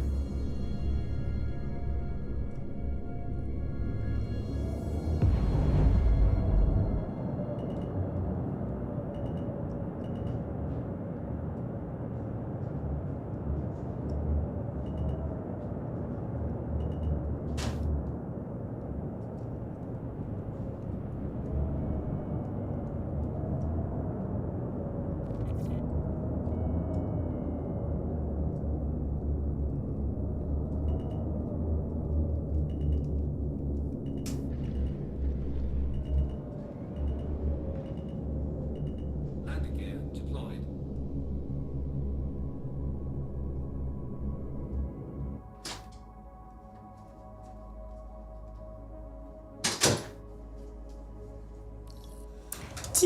Oh, Got you something. you got me something? Mm-hmm. Okay. What's up? I don't have a camera. Oh, It doesn't you work can't anymore. see it. Yeah. Mrs. Tomato got me something. Oh, she got me a tomato! Hello. I got a tomato peel. God dang it. I'm sorry you guys can't see this. That's awesome. Hold on, maybe I can turn it on just to show them.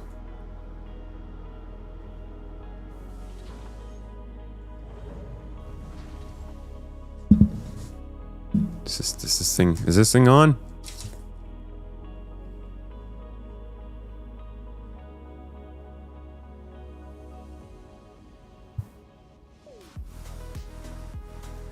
Okay.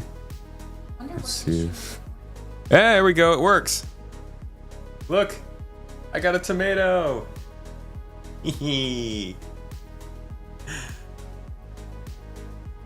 So that's gonna be on the stream now. Okay, so yeah, I can't really... This is just gonna overheat, so no more camera again. But cheers.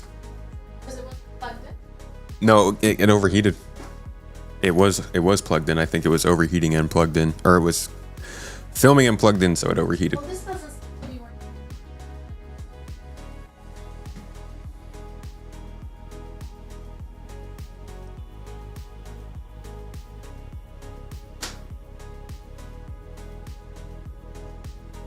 Okay, what are we delivering here?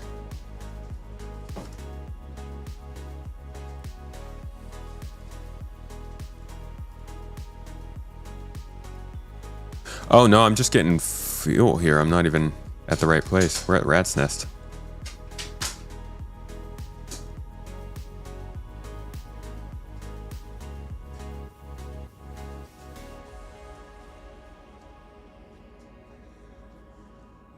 Oh, why pirate Phantom Liberty, man? CD Projekt Red does good work. They deserve to get paid for their game. They also host their own storefront. Like, I feel like CD Projekt Red is the last game company to steal from.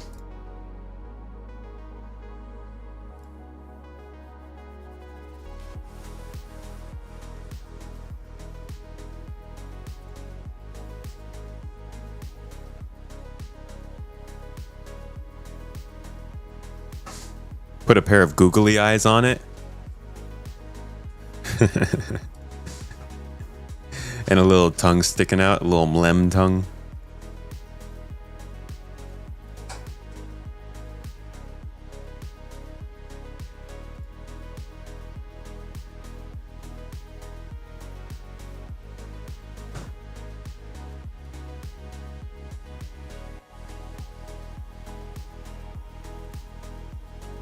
Wow, so I can't see this update because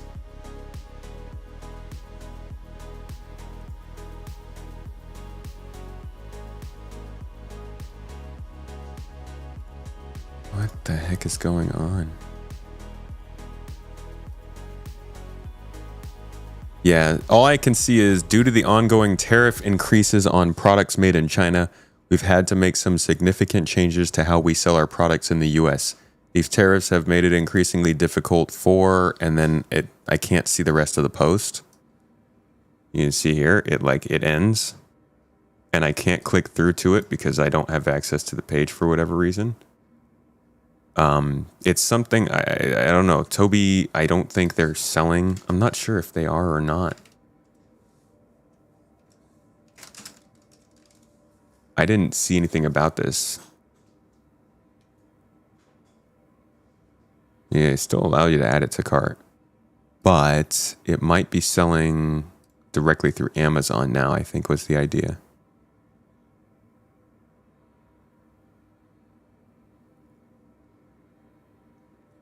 It looks like it's still working as of right now here. So yeah, I don't know what exactly has changed. I need to follow up on that.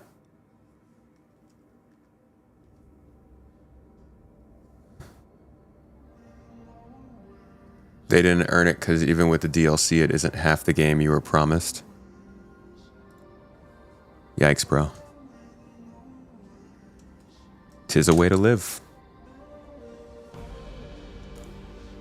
The tariffs for packages under 800 got suspended. So so it was after the fact, like they put them in place and then they took them off. I guess because a whole bunch of companies started to do that.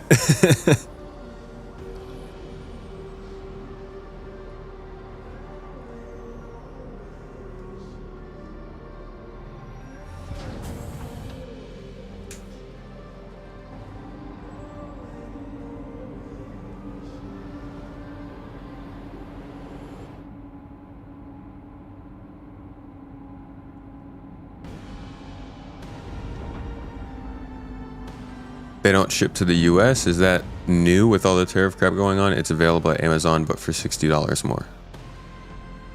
Huh. Why could I just see it? Maybe it didn't allow me to check out finally. So I guess maybe it is the case that you can't buy directly from Toby. I don't know.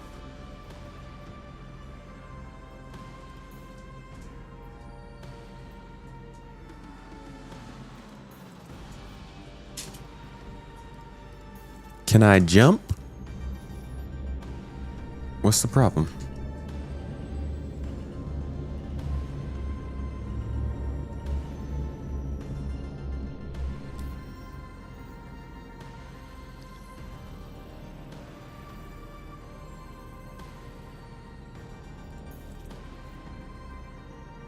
Why can't I calculate a target, man?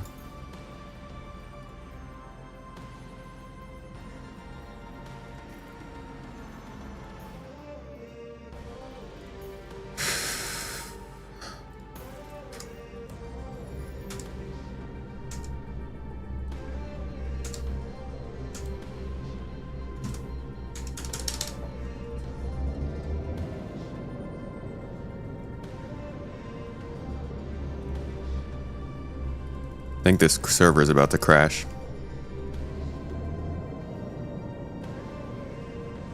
Nothing's working.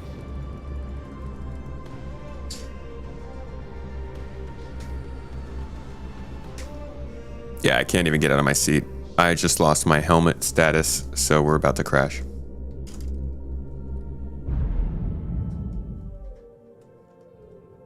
Oh, or everything just caught up.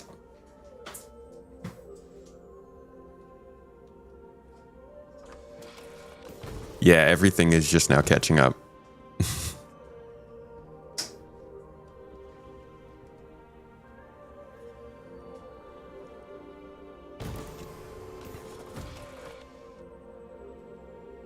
Still got a couple more days to get into the giveaway for the Guardian, folks. That's coming on Friday. Mrs. Tomato will be drawing a winner.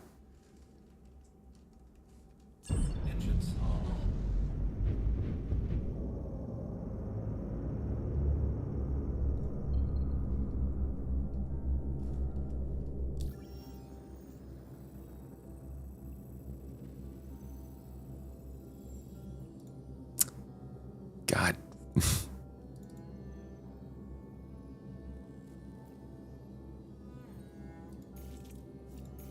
There we go.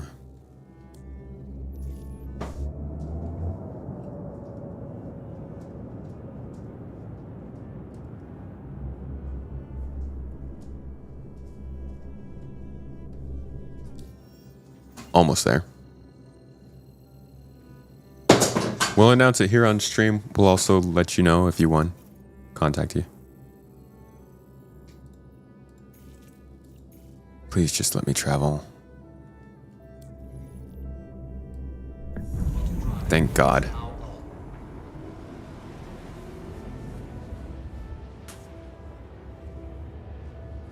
You have the feeling that when the server's not responding and you hit all the buttons, you sort of DDoS your own experience and crash instead of catching up.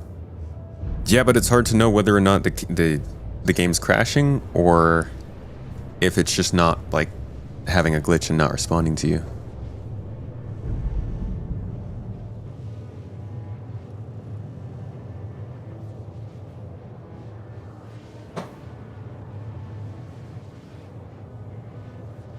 Patience is key, of course.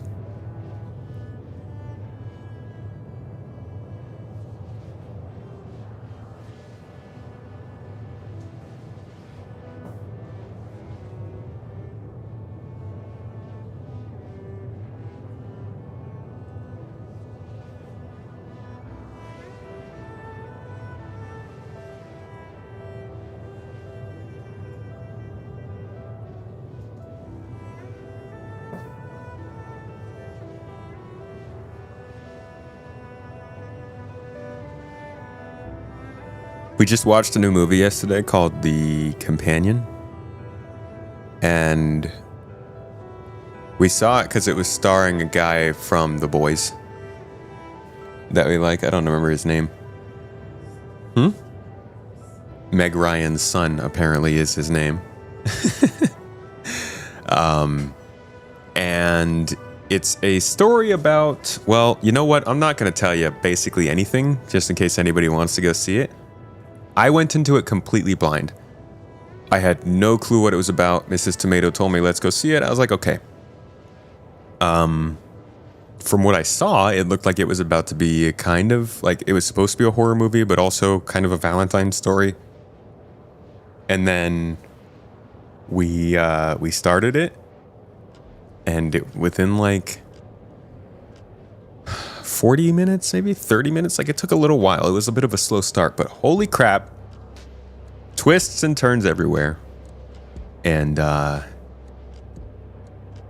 yeah, it's a pretty crazy story. If you have the chance to go to the movie theater this week and you don't know what to watch and you come across The Companion, I would say give it a go. It's worth checking out. Just like if you are, you know, if you don't like murder, then maybe stay away.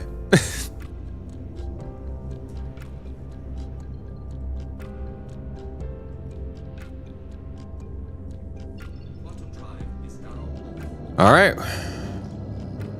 we out here at the far edge of the system. We're literally as far as you can get from the Pyro jump gate as possible. Oh my god, I'm terrified. We're flying straight through a really thick cloud, and it doesn't say there are asteroids in this cloud, but it's still scary.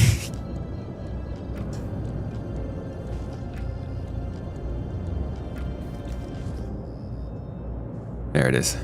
Whew. That is terrifying.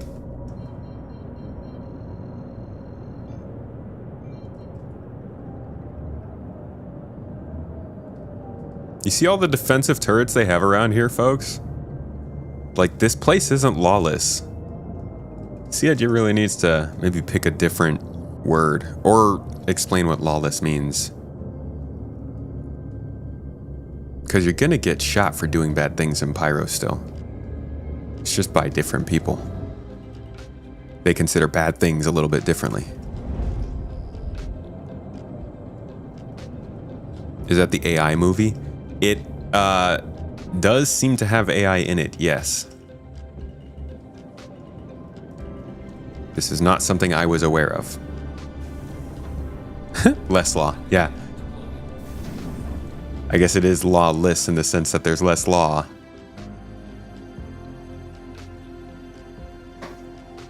Should we just call it law-ish?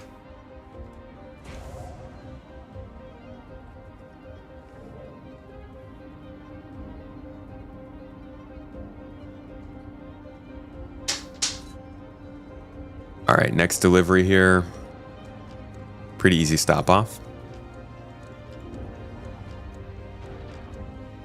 Law eh.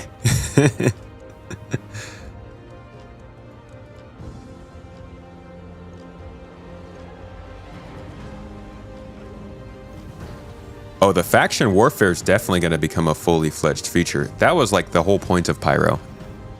That we didn't have it right at launch. I genuinely think that they're using this narrative to introduce the faction warfare. When in reality, the ideal launch would have been the faction warfare being already in Pyro for all of the factions when it came out.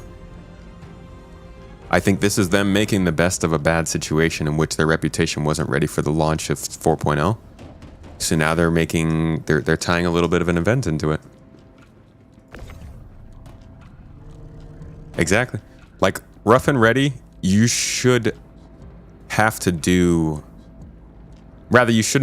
something to be able to use their stations, but if you do certain things, the space stations should already be shooting at you, right? If you're known to be somebody who shoots people around Rough and Ready space stations or in Rough and Ready territory, Rough and Ready's not going to have you coming to their places to get fuel. And I think that is the plan, but I don't think they have enough like supporting features in place to do that. Because if you're a criminal in Pyro and you can't refuel at Rough and Ready stations, then you just can't refuel. And that's pretty stupid. They need to allow players to be able to refuel you, and the player refuel system is broken, so they can't rely on that. And it just goes in a circle of, we don't have these features ready, so we can't launch these features. Gotta love it.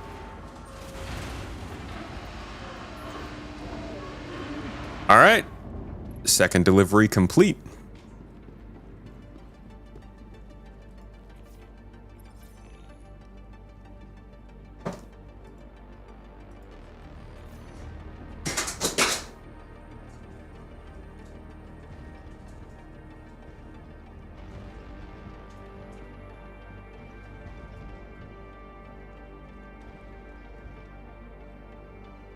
Yeah,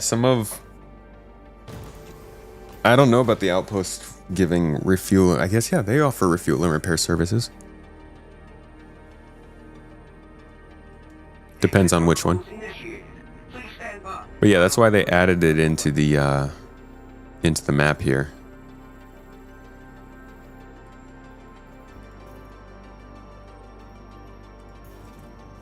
Final stop.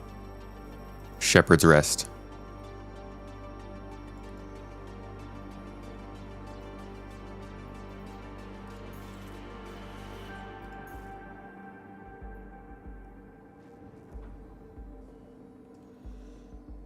This will be a little bit more of an interesting journey.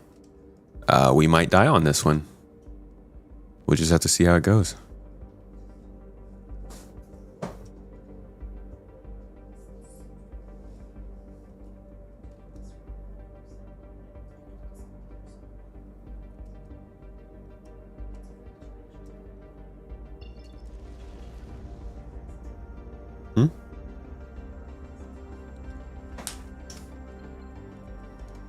Mrs. Tomato is currently working with the company right now and troubleshooting our camera. It's got just the weirdest problem. It's fully charged. It lights up and all these things, but the battery just does not hold the charge. It shuts down almost immediately.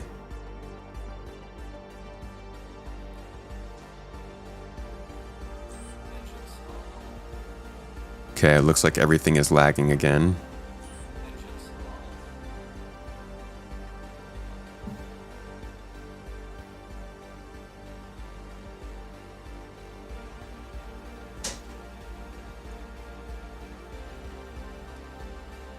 Yeah, come on. I get the book definitions of what lawless means, but that's not what it doesn't translate directly to a game. If you tell somebody that a space in a game is lawless, they think that they won't get in trouble for things, which isn't the case.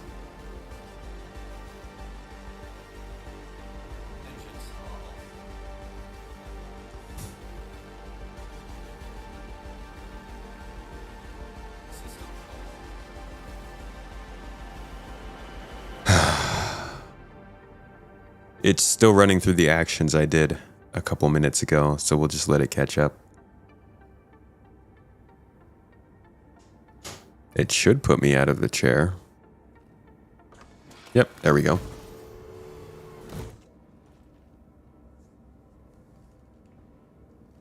All right, now let's try this again.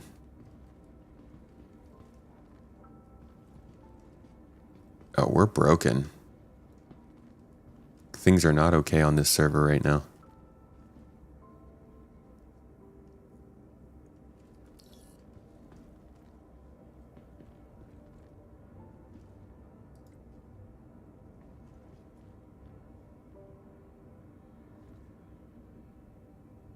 Welp.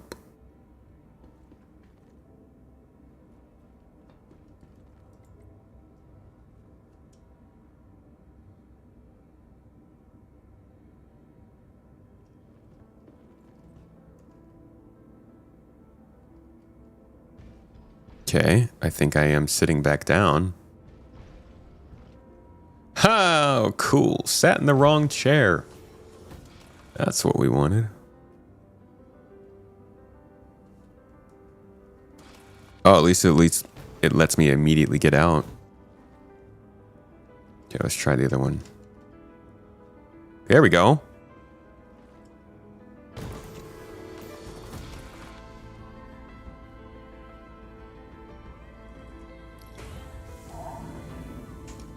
Yeah, we're getting somewhere now. All right. Game caught up. Enjoy the world. System check.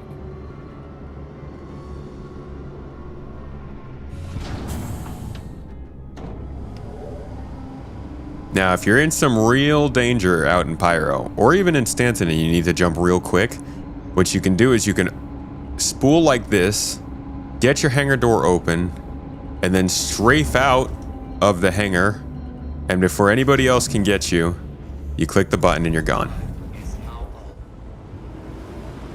So if worse comes to worse, you can kind of jump away from your hangar.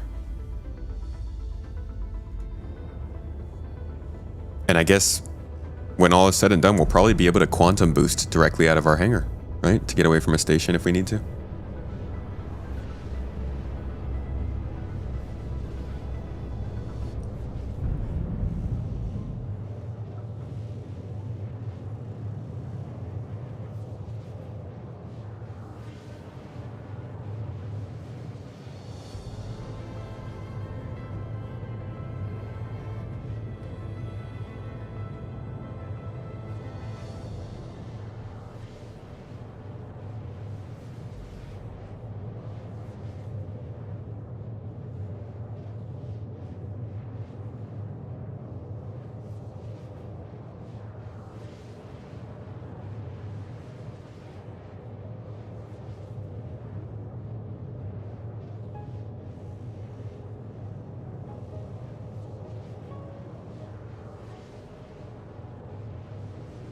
Quantum fuel is at 75%. Pretty lame.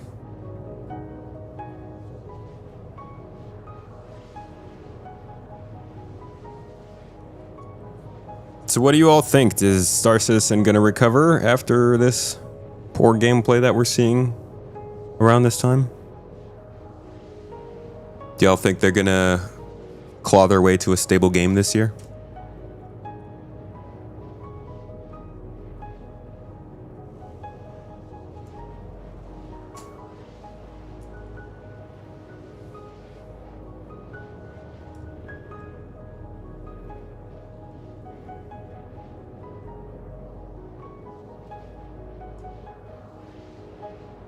Vassin, you're a yes.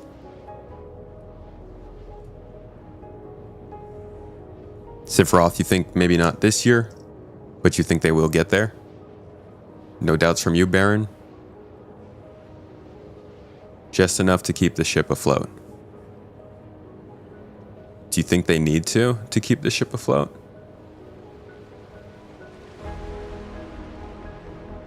I have hope, but I haven't been around that long. Fox, when did you join? We actually have Pyro. It's funny how quickly that stopped mattering, right?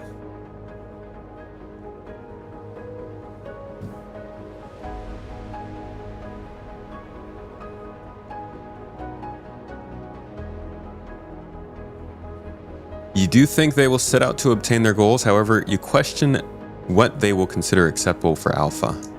I question what the heck happens after we reach good stability and they can start to maybe focus again on new features. The pendulum always swings, and at some point it's going to swing again. Right now, we're seeing it start to correct course and go the other direction towards stability, playability, and generally people who are focused on the game now. But at some point, it's going to swing again back towards pushing for Star Citizen 1.0.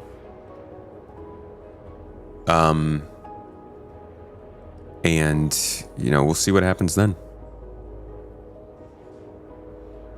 New features stop mattering very quickly. Stability matters all the time. I hear your sentiment, but I do disagree. I think they both matter all the time, especially when a game is unfinished.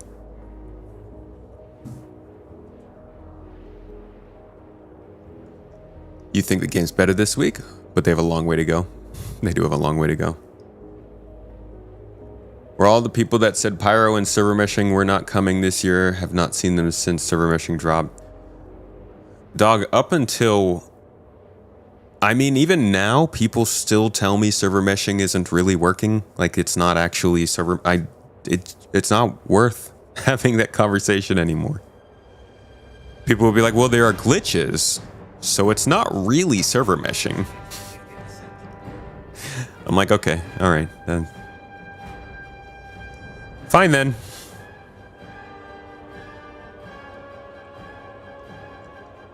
You think they'll end open development once they get stable as we get closer? I think they're definitely going to start to move towards more towards what your normal early access game is doing. Releasing a roadmap kind of thing, looks ahead, but not as much of the week-to-week stuff that we're getting.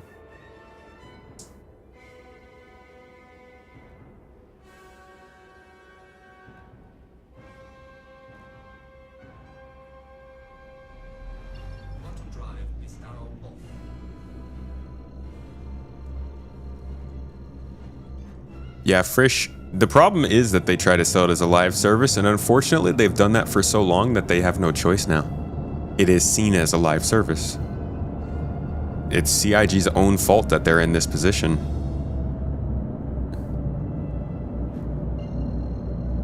Dude, Pyro 2 is just so beautiful. Good lord.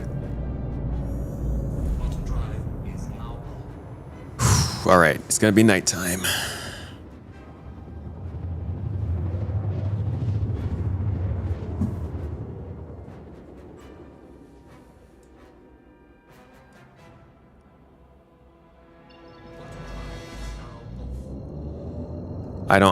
I'm not running stealthy in any way.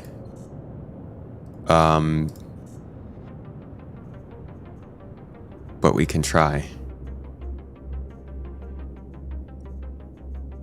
Let's see, I can turn off coolers, right?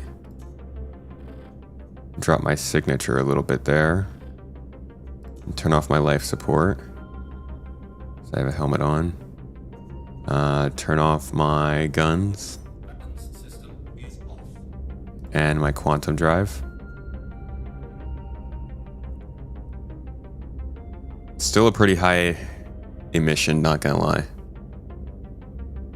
We'll see how it goes though. Can I not see the location now because, dude. So you have to keep your quantum drive on.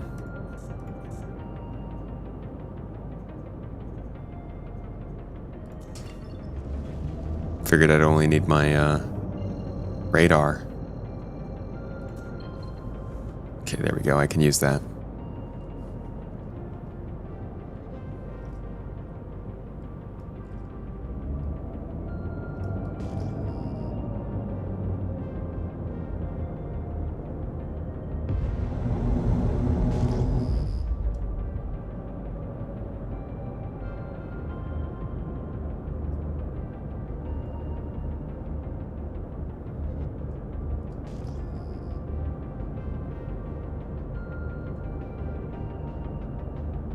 Oh, Earth, you're here.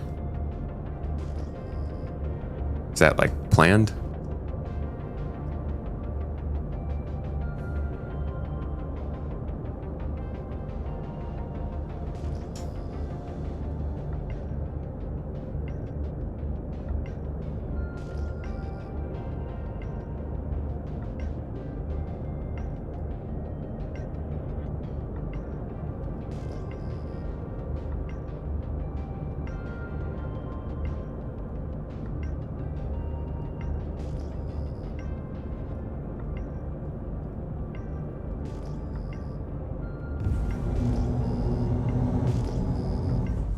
There we go. God, I couldn't see the sky. It kept making me nervous. There we are. You're in the area perusing some pyro. Oh, Causey Grazer down there on the ground. Very nice, very nice.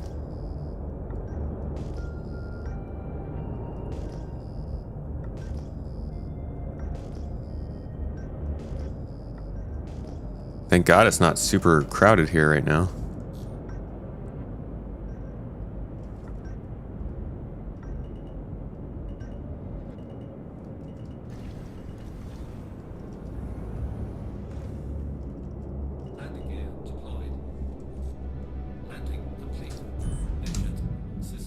cool. Woo! All right. Settled in. Turned off. Doing okay so far. Thanks for keeping lookout. Can you put the Heartseeker on the F7AA Mark II? Yes. All right, let's get our work done quick here.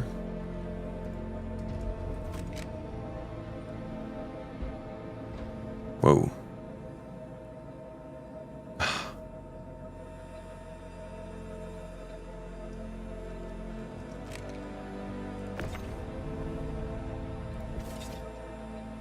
Dang it.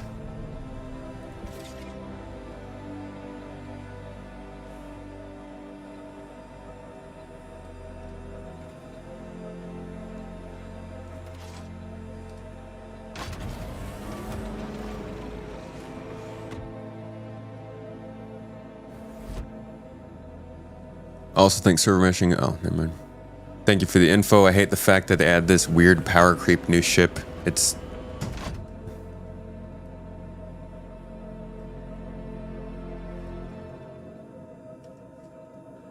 I'll just let you have that one.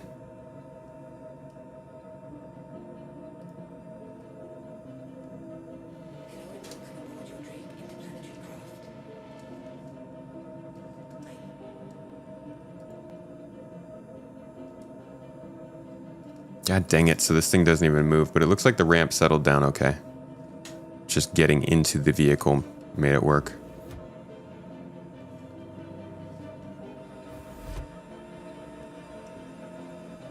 Okay.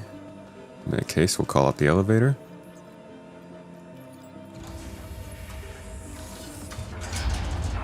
Freaking beautiful. I hope the sun's coming up. It looks like it might be.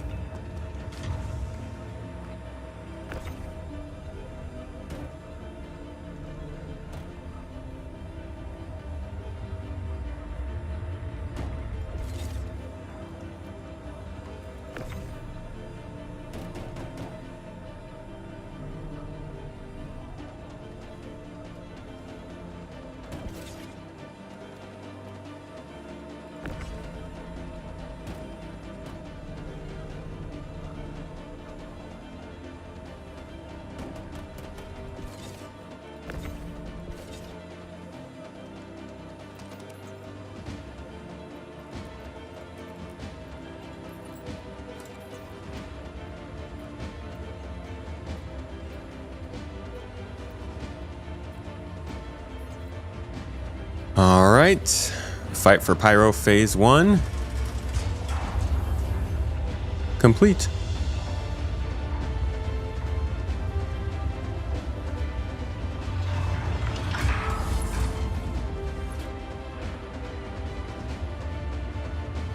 What the? Come on now.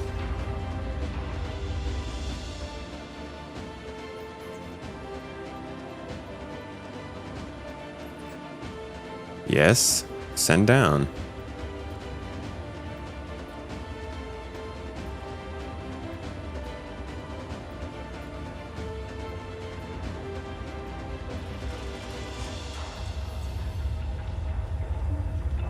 We have a spot, we have a player?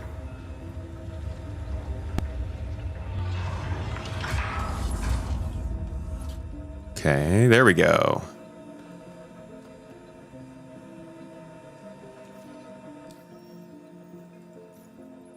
Okay, let's double check.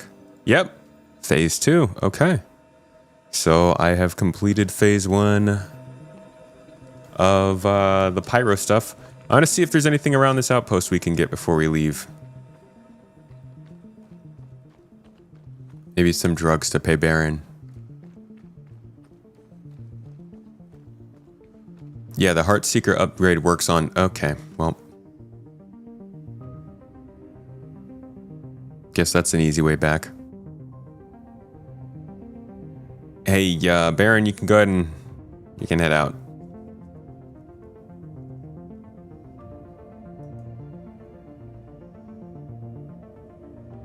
Am I in Pyro? Does this answer your question?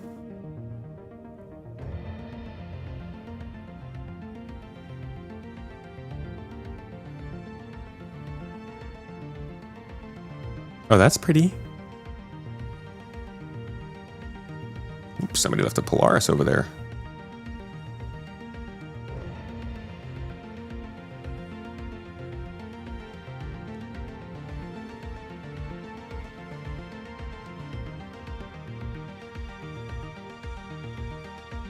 Very good.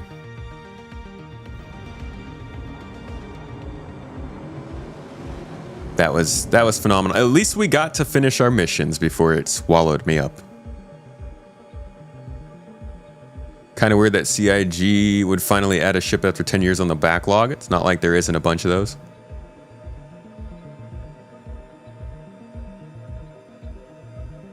I hope they're adding ships from the backlog.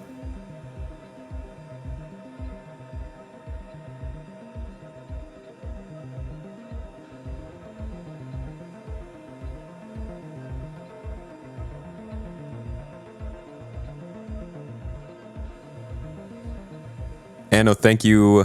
The supporter exclusive video was a lot of fun to make. It was a decent amount of work for this one, but it was a lot of fun to make, and I think a pretty decent reminder of where this game was before, where it was supposed to go, and where it is now.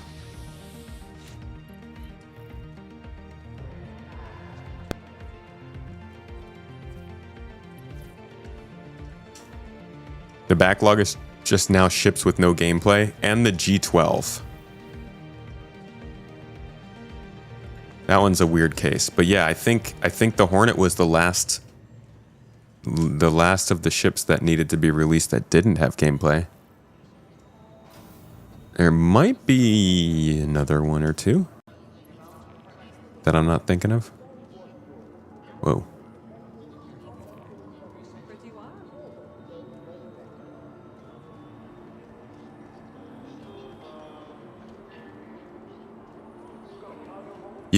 It would be weird for them to not finish releasing all of the Mark II variants after they worked on releasing one of them. Right, so that's, I think, the crux of the problem, Frisch, is for the people who understand that those ships were supposed to come out, it would have been weird for them not to release them. And people would have been like, why the heck aren't you giving us the updated versions of the other ships? And for the people who didn't know how the ships were supposed to work, it looks like they just randomly released new versions of the ships for no reason.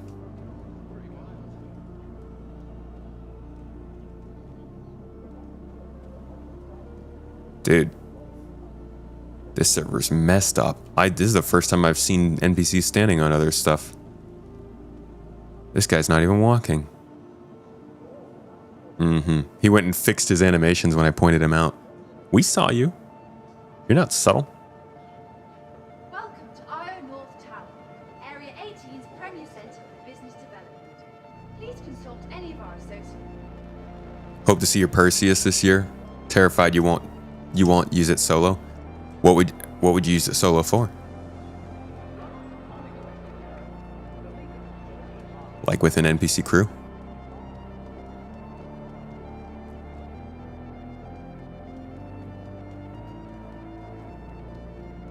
Oh, wrong alleyway. I want to see if Tisha will give us a mission.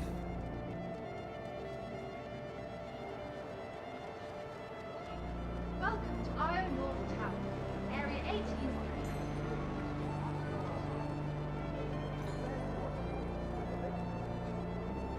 Yeah, I don't know what's happening with NPC crew, man.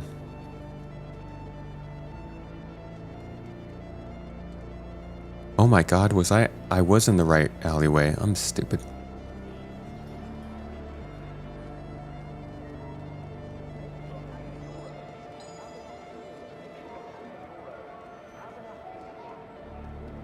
Any of our associates for help or rental opportunity.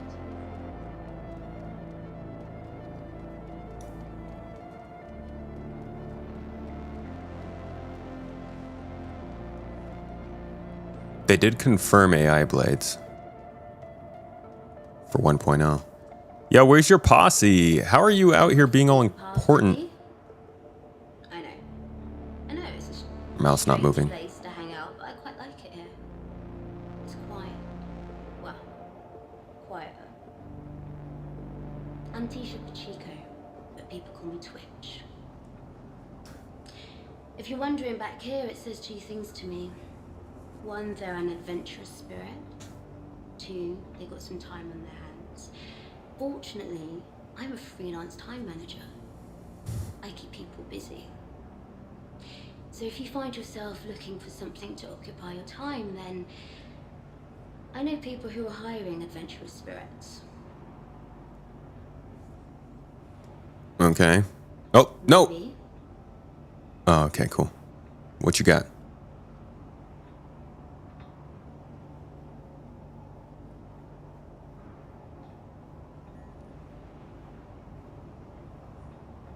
You gonna... Hello? You're kind of off the beaten path, aren't you? What? I know. You're just starting over? It's a strange place to hang out, but I quite like it. Oh my god. It's quiet. Well, quieter. Ma'am, this is an Arby's. I'm Tisha Pacheco. Sake. People call me Twitch. If you're wondering, back here it says two things to me. One, they're an adventurous spirit. Two, they got some time on their hands. Fortunately, I'm a freelance time manager. Can you guys even hear her talking? Busy. So if you find yourself looking for something to occupy your time, then I know people who are hiring adventurous spirits. Alright, I want to select this one. Let me see. Give me work.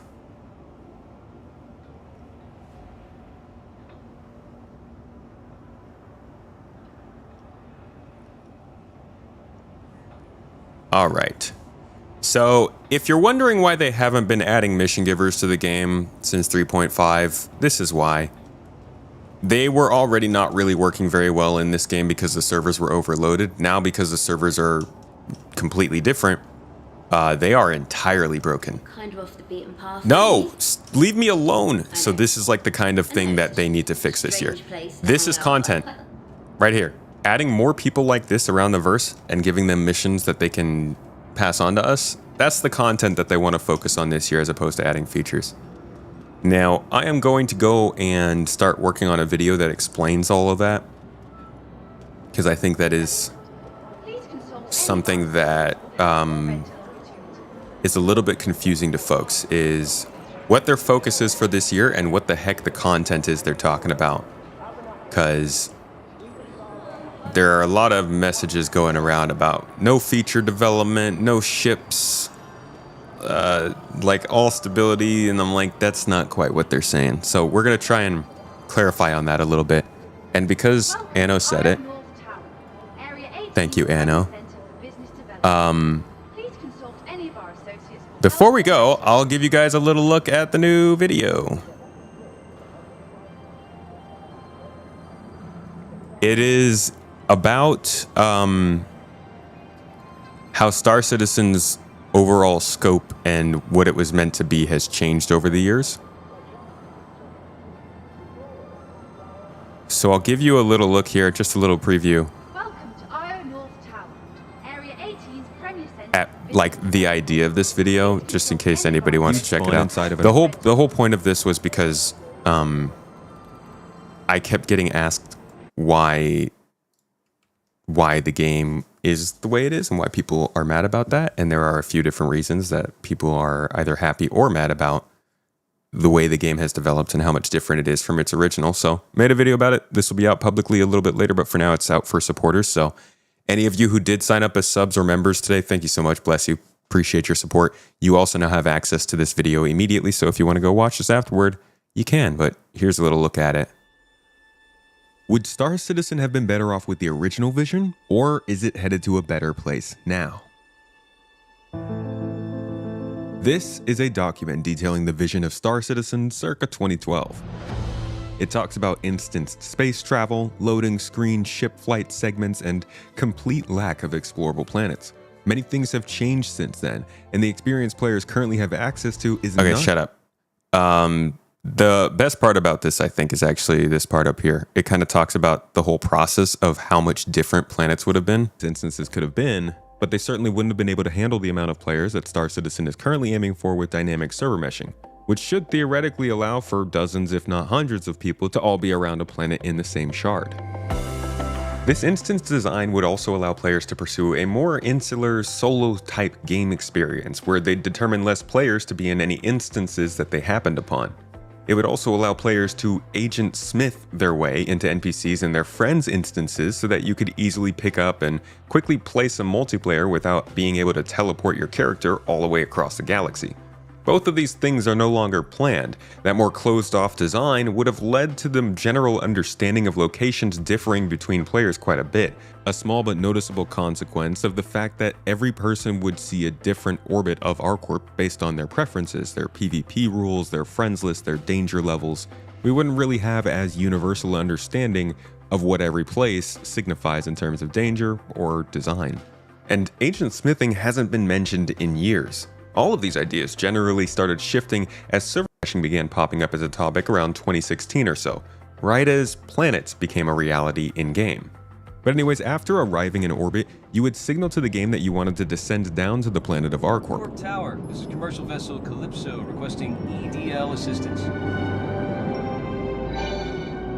Instead of flying down like we do in the game now, a cutscene would play as the game figures out a city instance for you to load into, based again on your friends list and your preferences.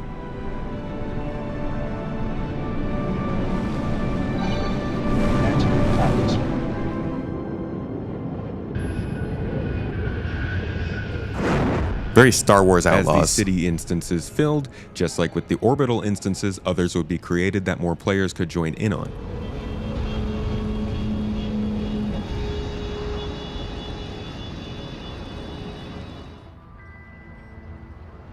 From there, you could walk around the city, trade, find missions, and interact with others. But that was the only place on the planet that you could visit. No planetary activity. I'm not going to have you guys sit through this whole video. I just wanted to give you a look. That's the idea of what the video is. Thank you, everybody, for being here. Thanks if you were active in chat. I know it was pretty quiet today. Y'all are busy. I understand. Doing some things. Y'all have a good day. Thank you so much for being here. If you were supporting, really appreciate it. Y'all are wonderful. Have a great day. Treat yourselves well. I'll see you all later.